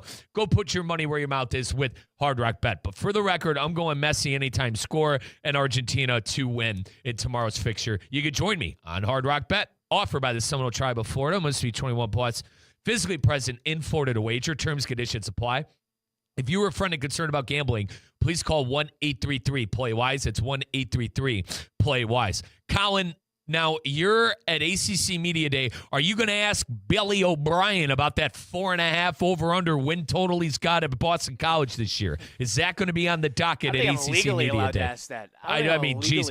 But all trolling aside, Kyle at ACC Media Day going to be talking to some of the bigger coaches within the ACC. We're looking forward to hearing all those. Yeah, that'll be a good time. And in the meantime, let's bounce around. Let's do a little 5 at 5 presented by Flagler Credit Union. 5 topics. High five. 5 o'clock. It's 5 o'clock somewhere. Let's get out of here. Endless takes. You can't handle the truth. All gas, no brakes. And it's shaking big time. It's time for the 5 at 5. Hold on to your butts. Presented by Flagler Credit Union, proud supporter of FAU athletics. Number 1. All right, who's hungry? Today is National Mac and Cheese Day. Do you like the white cheddar? Do you like some of the no names please brands that are out there? Colin, describe the perfect mac and cheese in your eyes. You want to know what I had a couple weeks ago? It was on 4th of July. It was after a couple. And outside of Leggett to the Jersey Shore. So what? you were tuned up and got some mac and cheese at the shore? There was these 3 jokers that were selling it out of like a popcorn stand, like one of the things you walk around. And they had hot dogs and mac and cheese. I got 2 of them. Oh, delicious. Dude. It was actually very good. You want to know what... And I was like, what's the business here? And they're like, you just Apple Pay us and we'll give you a hot dog with mac and cheese. I'm like, fine with me. Oh, dude. Dude, it's like you ever have a chili dog? Yeah, it's a little messy for me, but yes. But, it's reminiscent of the cheese, being on there. My ideal mac and cheese... Listen, they're a partner. Pig Beach Barbecue, man. I could eat my weight in that stuff. Oh, man, I do it every top 63. Every single top 63, like clockwork. It is very good, though. When Colin and I are done with our obligations with Theo Dorsey on stage, like clockwork, Colin and I go and eat about 5 plates of Pig Beach and about 2 plates of the mac and cheese alone. Number 2. All right. Colin, you're at ACC Media Day, and Florida State football is adding to their coaching staff. Former FAU and Texas head coach Tom Herman will be joining the staff in an, quote, unannounced role. What do you make of this hire? And Colin, I'm happy you're the one at ACC Media Day because they wouldn't let me within 2 feet of Mike Norvell there. But what do you make of this hire, Colin, of Herman with the Seminoles? Yeah, I don't know what he's doing. I don't know if it's an advisory role. I don't know if it's an interim role. I don't know. You're never going to get an answer out of Norvell in terms of really what their Florida State and his standing with the university is. You'll never get a straight answer on that. Very strange. What do you need, another leader in the room? You need somebody with a coaching experience for what? I mean, I guess it might make sense, but I got to assume this was a Norvell decision. Well, if this was a athletic department saying go hire Tom Herman, that I don't know what's going on. Do you want the hashtag fans with sources, what they think? What do they think? They think that he's going to take over mid-season when they finally pull together the money to fire Mike Norvell. Who hired him? Did Norvell hire him? Colin, is it crazy of me to say that Norvell's lucky to call any shots at this point? I don't think he's calling any shots. So, do you think FSU said, hey, Mike, here's Tom Herman's office, welcome him into the program? I don't think, I'm purely speculating. I do not have any reports or anything like that. This is me speculating. I'd be shocked if Mike is making any big-time decisions at this point. His transfer portal class, his recruiting class, which isn't even top 50. Mike, you're Florida State. It's the 2026 recruit class. Listen, I'm starting to go with Colin of let's actually see who's wearing the jersey come this time next year and who doesn't transfer out. But, you're not even top 50, brother. I'd be shocked if Norvell is actually making any serious endeavors at this point at Florida State. Doesn't it seem like this is just a guy doomed to be fired at this point? It sounds like they're waiting for just that check to clear on the next year of the contract, and it's a little bit more affordable. Yeah, I agree with you. It's crazy. Number 3. Scotty Scheffler is gearing up for the British Open this weekend after missing a PGA cut for the first time after 78 straight starts of making the cut. Scheffler says that finishing second place in a tournament is a worse feeling than missing the cut. Colin, which one do you think is a worse feeling, missing the cut or finishing in second place? Missing the cut, you kind of cut your losses. You don't get as emotionally invested. So I actually do understand what he's talking about from a financial perspective. He's not necessarily playing for the financial side. He's playing for the legacy side. And the runner-up finishes do absolutely nothing for him. So I think from a perspective of, being let down, it makes sense. With that said, Scheffler needs to pick it up here. This is going to be, and weirdly enough, I think it's going to be great weather throughout the throughout the whole weekend. So, which is rare for that tournament because that's the rain capital of the world. But we will see. But Scheffler needs to turn it around. There's no doubt. I think again, this is one of those things where Scotty is talking when he's angry. I mean, remember when he lit up that reporter for asking about him missing putts and what is like? I don't know, man. This seems like a sore loser answer, Colin. I mean, it's definitely no better to finish second. Colin, I know Scotty Scheffler doesn't need the money, but like, would you rather get $200,000 or $10,000? You know what I mean? Like, I don't know what you get when you miss the cut, but I know if you finish in second place, you might be able. You get a good shot. You get $1 million plus. You might be able to afford a house next to Uncle Mark in Boca. Like, I don't know.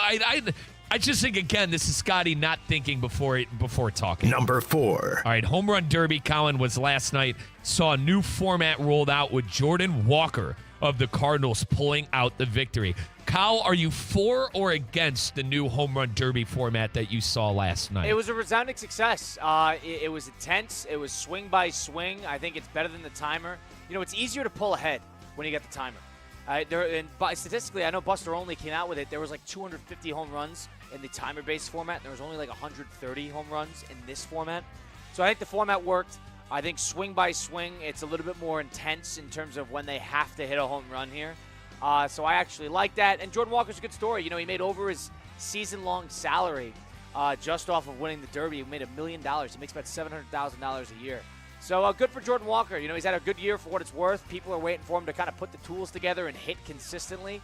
And this is a good little add-on. He gets a lot of money out of it, so good for him. Now, I covered when I was in Peoria, he played for the Peoria Chiefs, Kyle. So I actually know Jordan. He's a good guy. Always rooted for him. I was heartbroken when he got called up as one of the top prospects in the MLB. Had to go back down. The Cardinals started working on his swing. I remember they were tinkering, Kyle, with launch angles, swing speed, exit velocity. Well, whatever the hell they did to his swing, it seems to be working. I love this, and I love what he said after about how he's trying to get more young black kids to play the game. You know, more inner city kids to play the game of baseball, and he's hoping that he could be an inspiration. I was a big fan of what happened with the Home Run Derby. Now, Colin, do you want to know what I wasn't a big fan of and that I could have went without? What's that? Listen, brother, I love Will Ferrell. I grew up on Will Ferrell movies. That was terrible. Old school. That was terrible. Step Brothers, Talladega Nights. I mean, Colin, my childhood was full of Adam Sandler and Will Ferrell comedies. With that said, Netflix, spare me. Literally, spare me.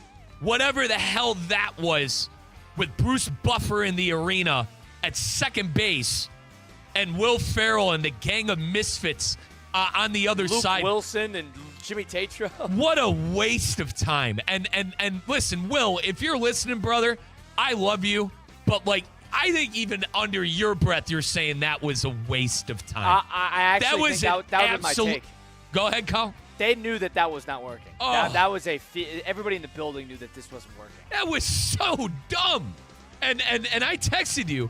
I said that Netflix is lucky I'm already sick to my stomach because I would be sick to my stomach if I wasn't already sick to my stomach. What a waste of time. Listen, I like Netflix. I really do. I think it's way too expensive. They have not figured out sports broadcasting. No, they have not. And listen, I actually liked Barry. Listen, you know I'm a Bonds guy. You know I think he's the GOAT. I liked Bonds. I liked the players in the desk. Keep it there. Why are we going to Will Ferrell and Colin? Who else? Luke Wilson and the brother. Tatro. Luke Wilson, the brother of Owen. Yes. The main character in Old School. Yeah, he was in Old School. Number 5. I mean, what a wait. I swear. Remember during the opening day, they had Bert Kreischer in a canoe with his shirt off, and you're sitting there like, what are we doing? Wasting time in Oracle Bay. I know for a fact Will Ferrell was joking around with his. All right, listen. I don't know for a fact, but jokingly, I know for a fact that Will Ferrell's group chats were freaking blowing up how stupid that was. All right, what's number? What are we on? Number 5. All right, All-Star Game is getting underway tonight, Colin. Rank the All-Star Games of the professional sports leagues. Now, Colin, I'm sorry. I'm going to go first here. The NBA is the worst thing ever. The NFL isn't even a thing anymore. I think they play flag. So I think the NFL is the worst, weirdly enough. But yes. Colin, it's really between the MLB and the NHL, right? Yes. Now, you tell me, NHL, you a fan of that All-Star weekend? I would go Four Nations, and I know they're never going back to a traditional All-Star weekend. I'm sorry. I knew this. So you're right. Four Nations. Which is new. So, I mean, they've only done it once because they had the Olympics the next year. I would say Four Nations, number one. I mean, baseball because of novelty, number two. If basketball can capitalize off that USA versus the world stuff, which actually was pretty good and pretty competitive in that round-robin format, if they could do that and continue to make it better, it was better than what it was this past year, then again, that's number three because the NFL doesn't even try anymore. They don't even try anymore. Which is fine. And I don't need it. And I don't need it. Yeah. I do not need the NFL All-Star Week. I don't need that. So I'm okay with it. The NBA, for the last 5 years, owes everyone their money back from their All-Star weekends. From the three-point competition all the way down to that stupid skills competition. Don't even get me started with the game. Like, I listen, I know I'm a sour you-know-what with the NBA right now in that league. I'm kind of a get-off-my-lawn guy from growing up with early 2000s basketball and that. I understand all that, and I know people do like All-Star Weekend, but that truly it is a waste of time in my eyes. And, Colin, I was one of those psychopaths that loved the MLB All-Star Game when it meant for home field in the World Series. I was one of those psychopaths. I don't know, man. I kind of love the 80-win Cardinal team having home field against, what was it, a 100-win Texas Ranger team? Yeah, in 2011. I mean, bro, I don't know. Made it fun. It made the guy, and listen, you were locked into the game. Like tonight, Kyle, I'll watch a couple of innings, I'm probably going to have NC, I'm going to train. I'm going to train when I get, let me run you through my night. When I get home at about 7:20, immediately throwing the running shoes on, drinking electrolytes, I'm going and running outside, getting back on track. I'm going to get home. I'm going to shower. I'm going to fire up the All-Star Game. I'm going to fire up the NCAA. I'm going to get into Discord. We'll probably watch 3 innings, and then we'll play the online dynasty. You know what I'm saying? If the game actually meant something, we'd be locked in all 9 innings. If they were playing for home field, we'd be locked in for all 9 innings. Kyle, I understand why the coaches hated it. Why do we win 100 games? Why do we win? Like, that's why they got rid of it. I don't know, man. I was one of those psychopaths who loved that. Yeah, we'll see. I think All-Star weekends as a whole have lost a bit of, maybe it's just me growing up, but I think they've lost a little bit of its novelty over the last 10 or so years. I think more and more people want to just see competition. And what I mean by that is they want to see countries. They want to see representing sides. They want to see USA. They want to see the World Baseball Classic. I know next year the MLB is currently in a big argument with the Players Association about how they're going to handle the LA 2028 Olympics. And the MLB, as it stands today, is trying to take off 11 days to allow a 6-game tournament plus an East-West All-Star game as well. But the players have a big argument, and what the players are held up on is, I think, a couple things. Number one, they're held up on hotels and accommodations. Shrimp cocktail, Kyle. Shrimp which cocktail. Is stupid. And I think another thing the players are upset with is the MLB wants to mandate participation from the big stars. They want Shohei to absolutely participate. They want Judge to absolutely participate. And I think the players don't like the fact that the power is held within the owners and the commissioner in terms of potentially punishing players for not participating in the Olympics. I'd be surprised if the players didn't want to participate, but that is apparently, I read it earlier, that is what the players are held up on. Do you want to know what everything you just said, what I could dumb it down to, brother? We're not having baseball next year. Well, but this is 2028. But at the same time, throw it on the laundry list of problems that the league and the Players Association have at this point. You know what I actually think baseball should do? Kyle, we better enjoy baseball while we still. I hate the doomsday. I think months. I think Colin might take months to get a deal worked out. I agree with you. I think at minimum, I think you're going to lose 50 games. But what I will say, you know what I think should be it's a hot take. I don't think it's going to happen anytime soon. Let's hear it. I actually think baseball should do what they're going to do for the Olympics every other year for the World Baseball Classic. I don't think the World Baseball Classic should be in March. I think it should be 11 days in the middle of July. And players are participating. Players are warm. They might be hurt, but players are warm. The players don't want to take 11 days off. So there's going to be a mandate to play. You play quickly. You play 10, 11 days, a week and a half. You play 5 or 6 games, quick group stage. You play quarterfinal, semifinal, final. You can play 7 games quickly, and then all of a sudden 7 games in 11, 12 days is not the craziest thing to ask out of teams and players. I actually think that's what they should do and make it mid-year. I'm all good on the international baseball, Kyle. Got to be honest.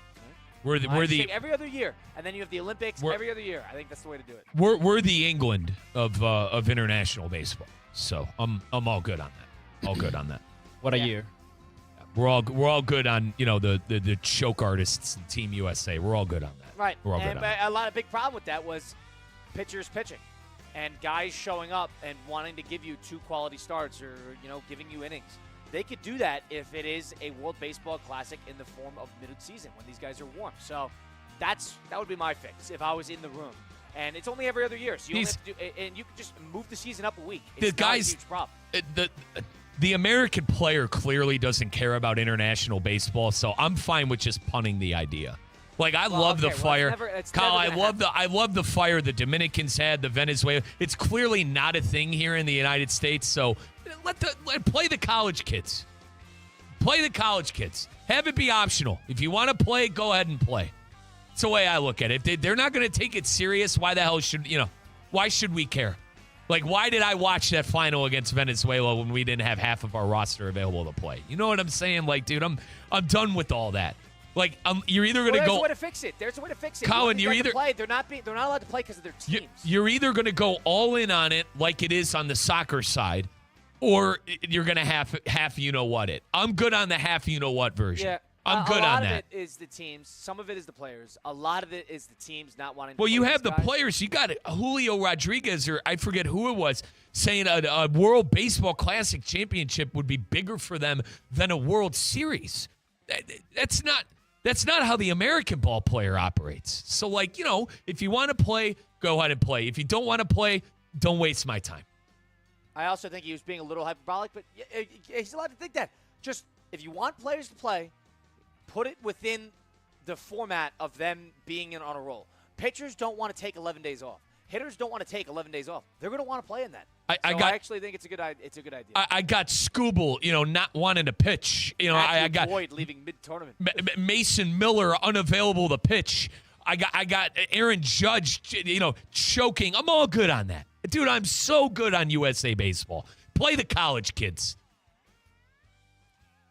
That was the 5 and 5% by Flagler Credit Union. We will move on here. Get into a little home run derby, a little bit more baseball, a little bit more World Cup as we now look ahead to England, Argentina, which is going to be taking place tomorrow. That's Mike Rizzo, Colin Russo, Elias Bustamante. It's Russo and Rizzo on ESPN 106.3. Live from the Anajar and Levine Accident Attorney Studios. Anajar and Levine Accident Attorneys. Call 1-800-747-FREE. This is ESPN 106.3. I'm Ellie Anajar of Anajar & Levine. Injured in a car crash? Never rush to settle with insurance companies, and never settle for just any attorney. Demand Anajar & Levine. Our experienced legal team will fight to win you the maximum compensation you deserve. Call me, Ellie Anajar, for a free consultation and take back control of your life. Call 1-800-747-FREE. That's 1-800-747-3733. In office, West Palm Beach. Summer is officially here. The sun's out, the grill's going, the weekends feel a little longer. And with Gießen 0%, you can enjoy the crisp, refreshing taste of premium wine without the alcohol. Bright citrus, tropical notes, clean, refreshing flavor made for warm nights and good company. From poolside afternoons to sunset dinners, Gießen fits the pace of your summer, keeping you sharp, social, and fully in the moment. Gießen 0%, real wine for real life. The moment is now. Hi, I'm Wendy Sartori-Link, your Palm Beach County Supervisor of Elections. The 2026 primary is on August 18th, and now is the time to make your game plan. Florida is a closed primary state, which means if you want to vote in a party's race, you need to be registered with that party at least 29 days before Election Day. Don't wait until the last minute. Check your registration and get election ready today. Visit votepalmbeach.gov to get started. That's votepalmbeach.gov. See you at the polls. Big summer flavor is waiting at DQ Grill and Chill. Right now, enjoy the perfect $7 meal deal. 3-piece chicken strips, fries, medium drink, and a sundae, all for just $7. And for $2 more, you can upgrade to the new DQ Blizzard of the Month. Nestle drumstick with peanuts. Bite into choco-covered drumstick pieces, plus peanuts blended into DQ's world-famous soft serve. It's the perfect crunchy and creamy treat all in one. And it's only at DQ Grill and Chill, 4828 Lake Worth Road and US 1 just south of North Lake. We all hear the radio ads about the IRS. They tell you to be afraid, to be scared, and they try to frighten you into calling. I'm not here to do that. Tax Relief Advocates is different. TRA is here to tell you that if you owe money to the IRS, whether it's $5,000, $50,000, or $500,000, we have a solution. It doesn't matter if you're sitting in your car, at work, or with your kids. No matter where you are, call now. 800-575-6759. Don't lose hope. TRA can eliminate or reduce what you owe to the IRS. Generous programs are now available that can give you a fresh start. Our passion is taxes and helping individuals fix their IRS problems. We have over 1,000 5-star reviews on Google and an A+ with the Better Business Bureau. You don't need to be afraid of the IRS any longer. End your tax nightmare today by visiting us online at TRA.com or call 800-575-6759. That's 800-575-6759. Tax Relief Advocates. Real solutions for real people. Progressive knows you've got plenty of things to worry about. What time does the kids' practice end? How long has that check engine light been on? Are takeout containers microwave safe? So the last thing you should have to worry about is what to do if something unexpected happens on the road. That's why if you're ever in a major accident, Progressive's accident response can detect it and send help. It's just one less thing to worry about. How long does chicken last in the fridge? Progressive Casualty Insurance Company and Affiliates. Limited availability in California. Driver is responsible for emergency and towing charges not covered by the policy. Finding great candidates to hire can be like, well, trying to find a needle in a haystack, but not with ZipRecruiter. Its powerful technology actively finds and invites qualified candidates to apply to your job. So while other companies might deliver a lot of hay, ZipRecruiter finds you the needle in the haystack. See why 4 out of 5 employers who post a job on ZipRecruiter get a quality candidate within the first day. Try ZipRecruiter for free at ZipRecruiter.com/free. That's ZipRecruiter.com/free. ZipRecruiter.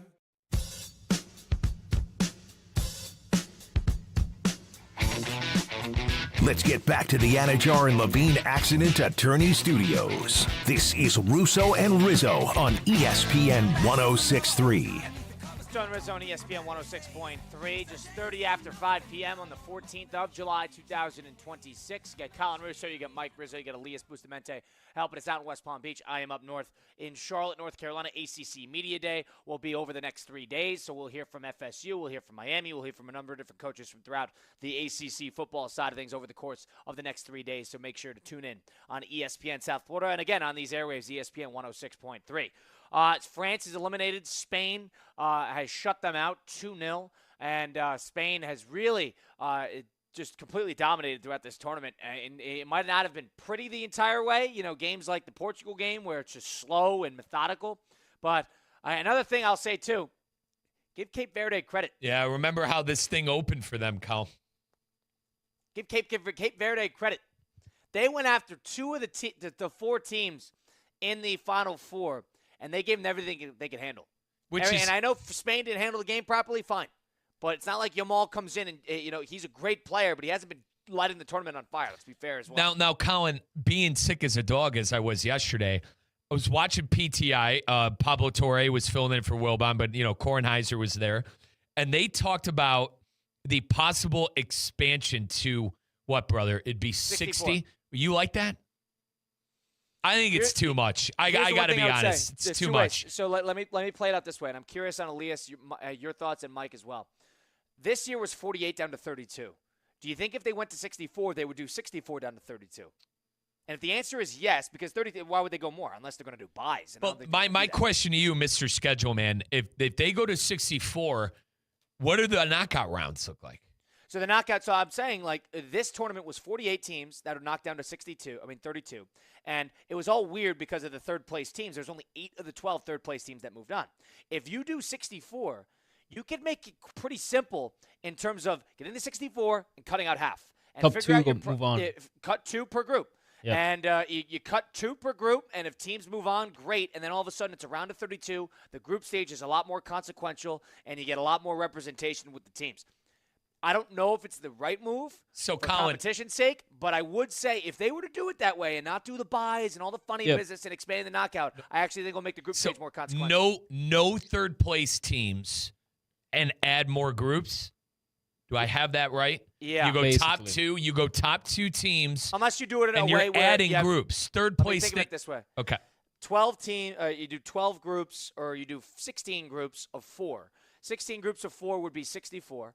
And then if you were to do 2 per 16, then you have your round of 32. Mhm. Is that crazy? It's way too much, guys. Fine. It's a little much for me. I mean, it makes sense. It's gonna take out the best third team. I mean, best placed team. So we will go back to the old format in a way. That makes the group stage with people complaining about that it wasn't consequential enough. It Yep. makes it more consequential. I want to make sure I give him credit on this because, Colin, I thought it was a fascinating topic because of a number of reasons. Kornheiser brought up the NCAA tournament. Like, none of us, I was arguing at 64 being, they expanded that beyond belief to delusion. Yes. Me being the crazy soccer fan, the world football fan, like, I know Cape Verde was only added. Like, if you didn't expand the tournament, Colin, you don't get Cape Verde. I get it. And I know they played well. But at some point, you're diluting it. And I think we'd be there with 60-plus teams. That would be dilution. Now, I should be happy, and as an Azzurri Blue Italian fan, maybe they'll actually make a World Cup, but I still think, boys, way too much. I don't need that many teams.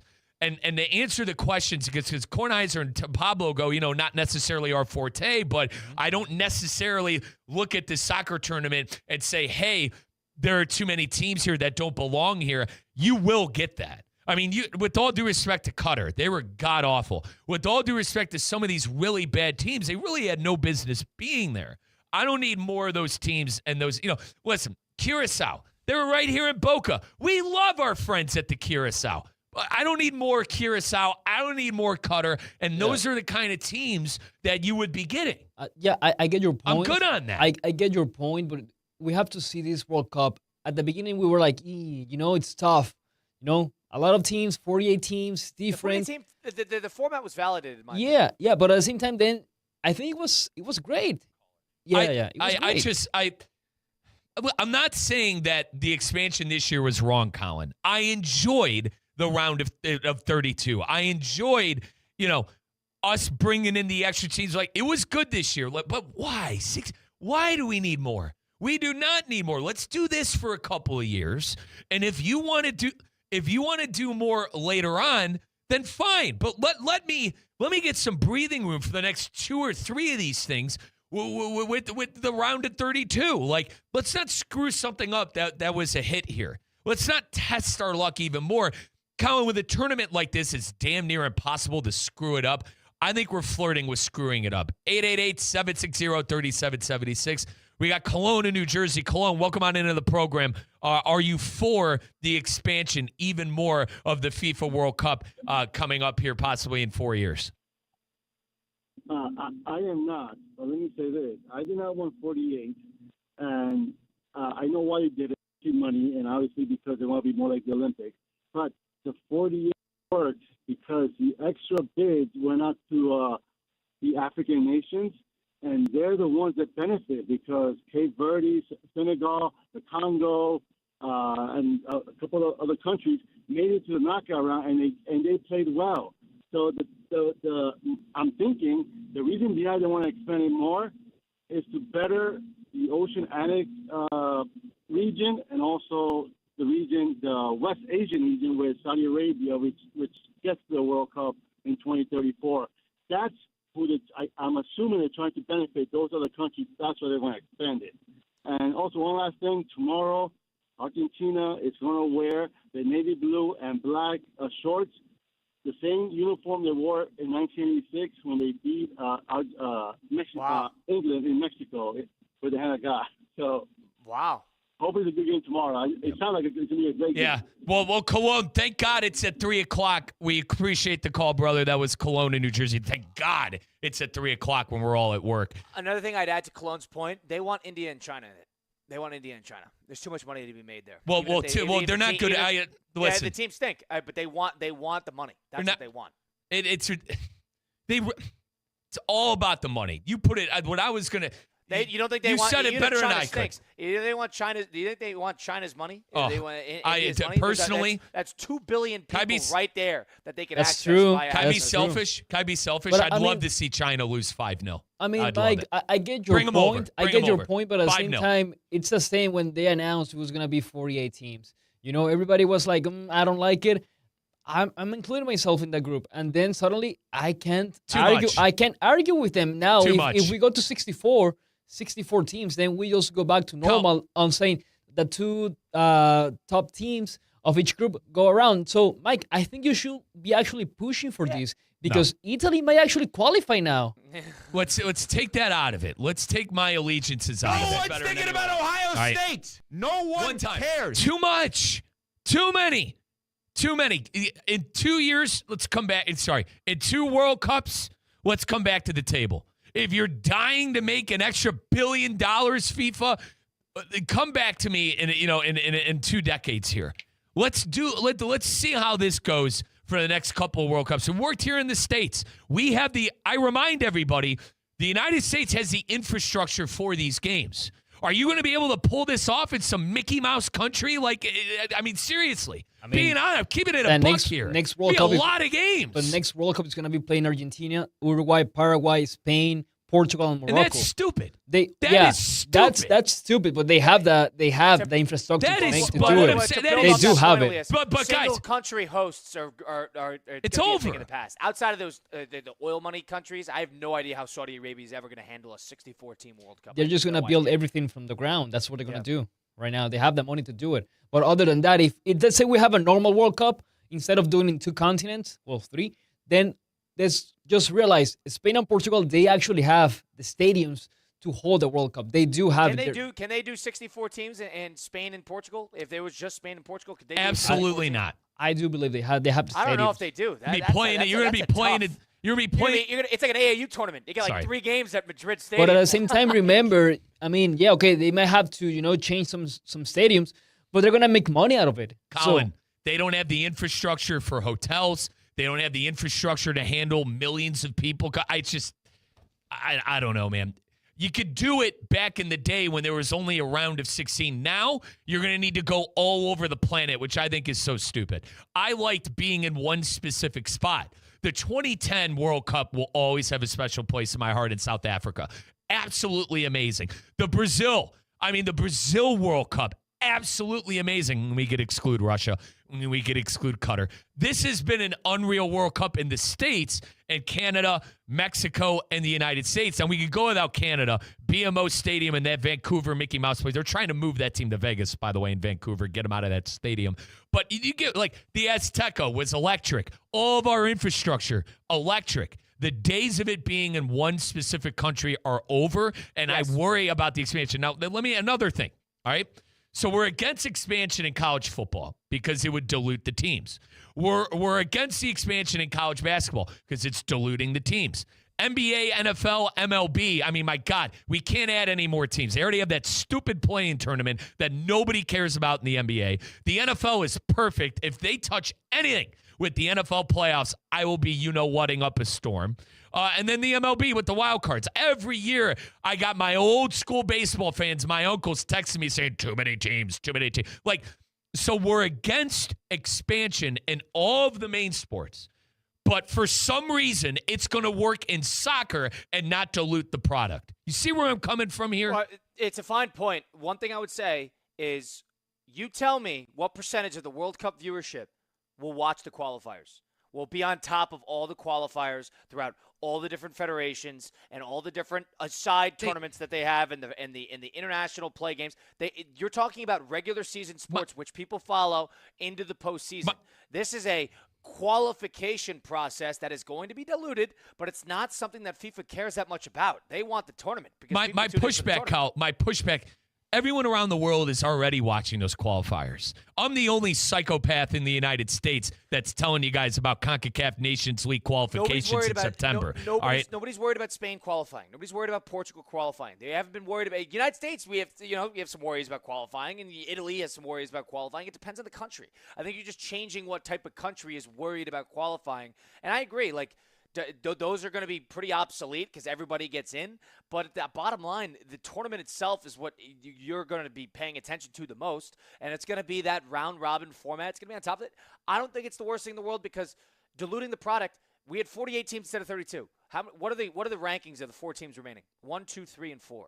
So it's not like the 48 team really diluted the quality of team that got through. There was no Cinderella. It's the unwatchable games. There's going to be a lot of really bad games out there and some teams that really don't deserve to be there, hence the dilution of the product. At the same time, I just remember these teams participating in the World Cup is going to help them also develop the soccer in their country. I mean, fine. It's also going to send a lot of these guys who have ties to different countries who are on the bench on England or on the bench on Spain or on the bench on France. It's going to help that. It helped Senegal. It helped Ghana. It helped Congo. It helped all these different teams that had players that are able to jump to their home countries. Is that going to happen from 48 to 64? I have no idea. Yeah, and it makes making the World Cup, that feeling of a small country, I think it takes that away a little bit. I know you guys might be on the other side of that. They're in it. They're going to have an opportunity. I hear both sides, but making that World Cup used to mean something, man.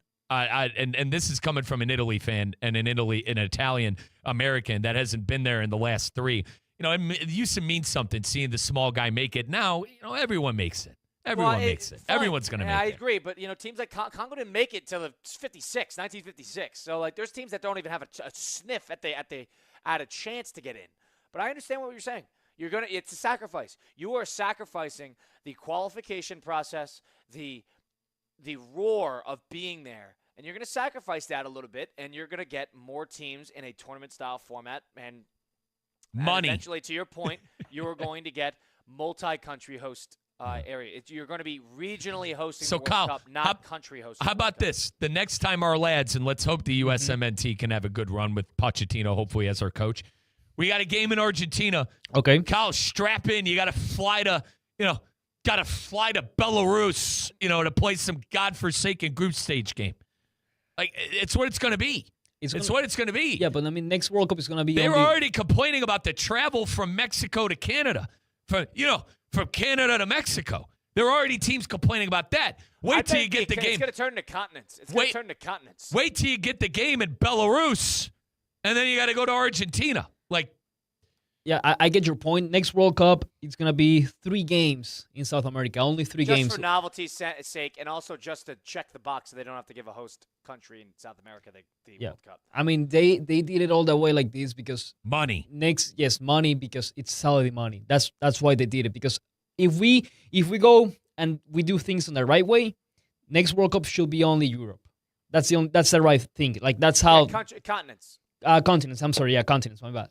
Then the next one should be probably, let's say, Africa or Asia.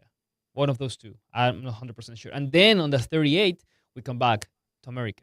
Either USA, Mexico, or South America, whatever you just want to do it, just America. We could do it here. We could just do it here every 4 years. No, Mike. We have the infrastructure. Okay, we have the hotels. Good. We have the good. stadiums. But then, people loved America.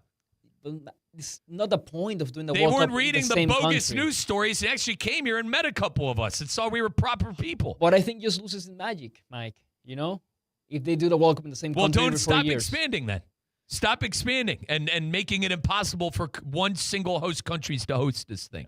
I tell you what, it was the culture of the South Africa one, of the Brazil one. I'll never see. Even the German one in 2006. All right. And then I'll even take it a step further. How electric were the Euros 2 years ago in Germany? I mean, unbelievable scenes and feels out of those countries. You're done. It's officially a PR stunt. The World Cup is officially, and it always was, but the World Cup is officially turned into a PR shtick with having a game in Argentina and then you got to go across the world to Belarus. I agree. That's stupid, but I think you're being dramatic about this. I think people are going to like this. I think it's going to be a good thing, ultimately. Because I think 64 down to 32, you're going to be sitting here next World Cup thinking, wow, the group stage is consequential. All these games matter a whole lot more. You win one game, and all of a sudden you're good. and then you get a game, win a game, you draw. You don't even need to field the team in that third game. You're actually going to need to do that this time around. I actually like that. Can I say something? I know I was down on the shticks Netflix pulled with Will Ferrell and Kyle. Who is it? Luke Wilson and who else? Yes, and Jimmy Tatro. I love Jameis Winston on the. You could. I thought to because listen, Jameis was on some godforsaken Netflix thing and it was horrible. I'll tell you what, him on the Fox coverage, you could keep Jameis. I think Jameis needs to retire from the NFL and just put him on Fox as a correspondent wherever the hell he's at. He's been electric this World Cup. Yeah, he's good. He's been good this World Cup. He's a proper soccer fan. I didn't know he was a proper soccer fan. He's got a media career ahead of him, no doubt about that. And I'll tell you, if once we get the 64-team World Cup, you get all those more games. There's no better place to watch any game than Adrian's Pizza Bar at City Place. It's right down the street from the studio, and it's got the best square pizza in South Florida. It's straight from Stone Street, Manhattan. Go check it out for the big game, or go for lunch, go for dinner, go to grab a cocktails, handcrafted cocktails. They have an ever-expansive selection of it. They also have 2 happy hours a day, one during the day and then one towards the evening. You can get involved. It's 11:30 a.m. to midnight, opening every single day. Go check that out. It is Adrian's Pizza Bar at City Place, and go get the best square pizza in South Florida. Go watch the big game there. They got all the TVs. It's a proper sports bar. Go watch the World Cup if you're 3:00 on a Wednesday, and you could get out of the office for a little bit. Go check out England, Argentina down at Adrian's at City Place. Check them out today. That's Adrian's at City Place, and get their square pizza. Mike Rizzo, Colin Russo, not Damian Perez, Elias Bustamante. We will do a little Blitz the Book on the other side of things. It's Russo and Rizzo, ESPN 106.3. Live from the Anajar and Levine Accident Attorney Studios. Anajar and Levine Accident Attorneys. Call 1-800-747-FREE. This is ESPN 106.3. Hey, I'll be home in about 10 minutes. Actually, make it 8. Hey, Mom. Yep, I'm walking home now. Mom, I'm trying to cross, but I don't think this driver sees me. No, they're driving too fast. Mom! Speeding catches up with you. Early, on time, a little late, just get there safely. A message from the Florida Department of Transportation's Target Zero initiative. Kaiser University's flagship campus, the 100-acre residential campus at 2600 North Military Trail in West Palm Beach, extends Kaiser University's educational offerings to over 100 degrees within the heart of South Florida. Kaiser University's championship athletic program now has 31 national championships, including the 4th straight men's lacrosse title and a red banner for the women's tennis squad. Visit KUSeahawks.com for the latest on the championship flagship campus of Kaiser University.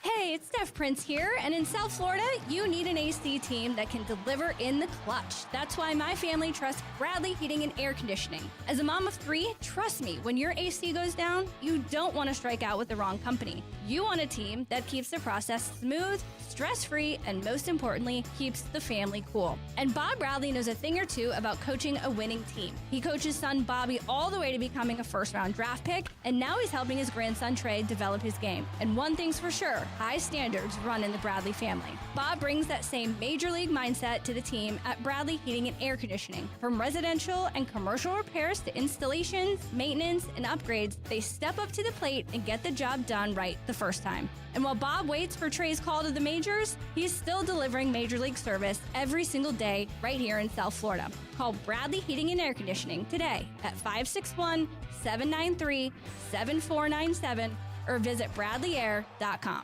Dining out? Yikes. Couldn't be me. Except, wait, it is me? Because now, for a limited time at McDonald's, I can get a classic McChicken or sausage burrito for just $1.50. You heard that correctly, $1.50 USD. That's less than the gas to get there, or 1 hour of parking, or, well, honestly, most things right now. Leave it to McDonald's to come through for me and the crew when we need it the most. Ba-da-ba-ba-ba. Prices and participation may vary. Cannot be combined with any other offer or combo meal.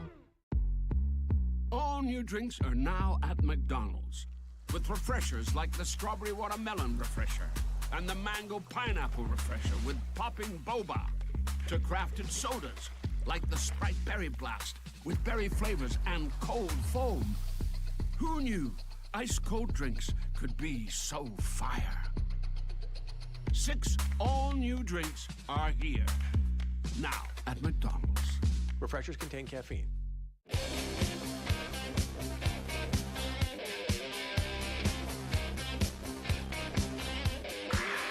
Let's get back to the Anajar and Levine Accident Attorney Studios. This is Russo and Rizzo on ESPN 106.3. Russo and Rizzo on ESPN 106.3. We got the All-Star Game, 2026 MLB All-Star Game coming up next on Fox. We already had Spain and France. We got 3 games remaining in this World Cup, including that third-place game, which will be taking place Saturday at Hard Rock Stadium down in Miami, with the final taking place on Sunday at 3 p.m. In the spirit of what we're going to see tomorrow between England and Argentina, let's blitz the book with Hard Rock Bet. Send some heat. Pin your ears back. It's time to blitz the book. Presented by Hard Rock Bet. All right, Mike, to win, England is plus 175. That is to win in the 90 in extra time, or in the 90 plus stoppage time, I should say. And Argentina is plus 200. If you want to root for tie in an extra time, that would be plus 185. What is your heart telling you on that? It's Argentina and a Lionel Messi goal. Am I losing it here? I mean, bro, they're the team of the tournament. They're indestructible. They can't lose. Who? I don't know. Argentina, they can't lose. They're playing so bad, Mike. Whatever. So bad. Guess what? They figured it out. How does Lionel Messi look? Like a Rolls Royce, baby. I'm on the Messi magic still, bro. You cannot deny Lionel Messi in this tournament. He is Thanos. He is the inevitable. Sign me up for a Leo goal and Argentina to win. Sign me up. You're really going to bet against that, Colin? That guy is... I'm not. I wouldn't bet on England. I would if my life not bet depended on... on it. This is all right. For you to do that for different reasons. But seriously, they haven't lost a World Cup in a game in what? 2 years? 4.5 years? Almost there. You'd be foolish to bet against them at this point. Everyone thought they were dead in the water against Egypt. Did they get a favorable call? Fine. But they were able to, turn things around in that game and get a little Messi magic. You think that magic's going to run out? No, man. Messi's the greatest of all time. I think the favorite. Listen, are they getting favorable whistles? Yes. But I don't think that's the reason they're winning these games. Like, everyone is going through crazy conspiracy theories that everything is rigged for Argentina. Like, guys, they're playing good. Like, that's the number one thing. They're playing good. So it'd be foolish to bet against them. You do not bet against Lionel Messi at this point. And Messi was quiet against Switzerland. I have no problem with going Argentina and Lionel Messi score and then to win. My Hard Rock Bet account is up tenfold because of Lionel Messi and Team Argentina. Well, what about, you want them to do it in game results? That's 90 plus stoppage time. You don't think this is going to go to extra time? I don't think it's going to extra time. How many penalties have we seen for Argentina to this point? The answer is none. They've not had to go to a penalty shootout. But they've gone to extra time. They went to extra time. They didn't have to do it in Egypt, but they did go to extra time against Switzerland. So keep that in mind. I mean, you could hedge if you want. I think there's going to be, on either side, I think there's going to be a winner in 90 minutes. I mean, sorry, guys. I do think I'm going to go for England on this one. No, just listen to me. If Argentina didn't have that red against Switzerland, didn't have that red against Argentina, I think that was a Switzerland game. You're so funny, brother. No. You're a team CONMEBOL, and now you're not defending one of your own when they need you the most. I'm just speaking facts. It is the team that is carrying. And listen, Elias, take this for it. It's rich coming from a miserable CONCACAF fan over here who hasn't won, anything, zilch. But the team that is carrying your federation, you're betting against them. Okay. I mean, Colin, that was Blitz the Book presented by Hard Rock Bet. That was Blitz the Book presented by Hard Rock Bet. Elias is in favor of England. I am in favor of Argentina alongside Mike, because I can't stand England. And by the time we get back at it tomorrow, we'll be basically a half through that England-Argentina game. A lot of history there, 1986, 1998, 2002, geopolitical stuff. Stay tuned for all of it, and stay tuned for Extra Time, which is coming up on the other side. This has been Russo and Rizzo on ESPN 106.3. This soccer season, bring home a win that lasts beyond the final whistle. If hard water is spotting dishes, dulling laundry, and drying out your skin, that's a foul. Culligan has helped families since 1936 with free water testing and reverse osmosis systems that filter contaminants at the source. While the tournament ends soon, Culligan keeps